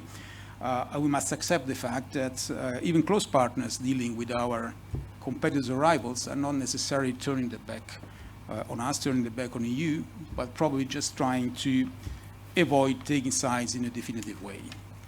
We must, of course, remain vigilant, but I personally think that forcing countries, especially partners, to take sides when are not ready is not a wise strategy. And this is probably true also for the Western Balkans. This is a personal view. And yet, we feel that this region is part of our community, is part of the community of common prosperity with us and not with other countries for historical, cultural, and political reasons. Enlargement is, in this sense, not just a prospect of a future alliance, a partnership on the same footing of other ones that we have with other international actors, but something different. It is the crowning achievement of a history going back centuries, of deep cultural ties, as well as current convenience, of course. The discussants highlighted the awareness of an historical opportunity not to be missed, without overlooking the difficulties and the need for serious reforms in the candidate countries, as well as the preparation and institutional adaptation needed to make room for new candidates on the EU side.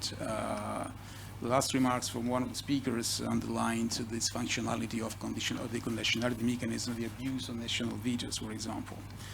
The importance of communication and better information has been a common thread throughout the whole discussion. The need of a new narrative has been emphasized. Ambassador Nelly Feroci this morning in his introductory remarks mentioned the growing disillusionment, the frustration in the public opinion in the Western Balkans, the perception of double standards. And considering that, as we all know, perception is often more important than facts, this is an issue that we definitely have to address. Another cross-cutting issue that has been mentioned is the need to better involve civil society, the private sector, and the academia.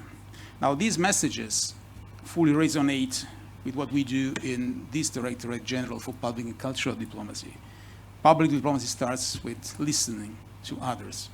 And in fact, last year we promoted a survey in the region to better understand the mood of public opinions there. And the results proved to be very useful to understand what we need to address through different channels of communication. In doing this, we try to improve the perception of the EU as a crucial provider of security and economic prosperity, as well as a key factor for the development of human rights and the rights of national minorities throughout the whole region. The impact of disinformation and foreign interference, indigenous disinformation or foreign disinformation, has also been raised by many, together with the crucial role of media and social networks. In this perspective, we are encouraging, for example, our news agencies to cooperate with the counterparts in the Balkans to convey positive and correct content about Italy and the EU and the enlargement process in local languages. It is a concrete way to amplify pluralism in the media environment, and is also an important tool to counter rampant disinformation, to pre-bunk and debunk fake news which circulate abundantly in that region, as it has been underlined several times. Countering hostile disinformation campaigns, therefore, is a fundamental part of our strategy. It is really important.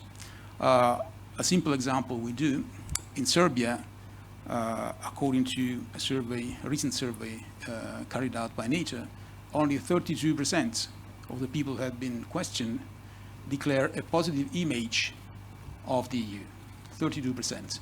This is a dismal result, and it's partly due, of course, to our own mistakes and to the EU's mistakes, but it's largely due also to foreign interference and disinformation campaigns. RAI, our national broadcasting company, is also contributing to this effort by spreading pills of disinformation on social media, and in the schedule of a number of national public service channels reaching over 800 million viewers with a large coverage in the Balkans. I think we think this is also very important. So from everything that has been said so far, it is clear that member states and candidate countries have crucial debates ahead on the future of Europe, on the necessary means and reforms to make an enlarged Europe fit for unprecedented challenges in the continent and beyond. And it is crucial that they engage in this endeavor on the ground of a solid awareness of past and present cultural affinities, cultural links, of reciprocal adversities and aspirations, as well as of the need to base analysis and assessment on accountable information. Today's debate served, I think, precisely this purpose, so I thank all of you really for this very exciting and inspiring event. Thank you. Thank you.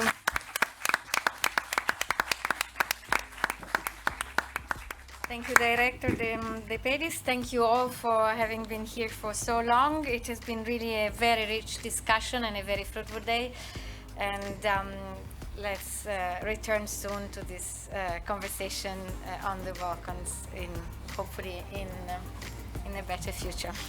Thank you.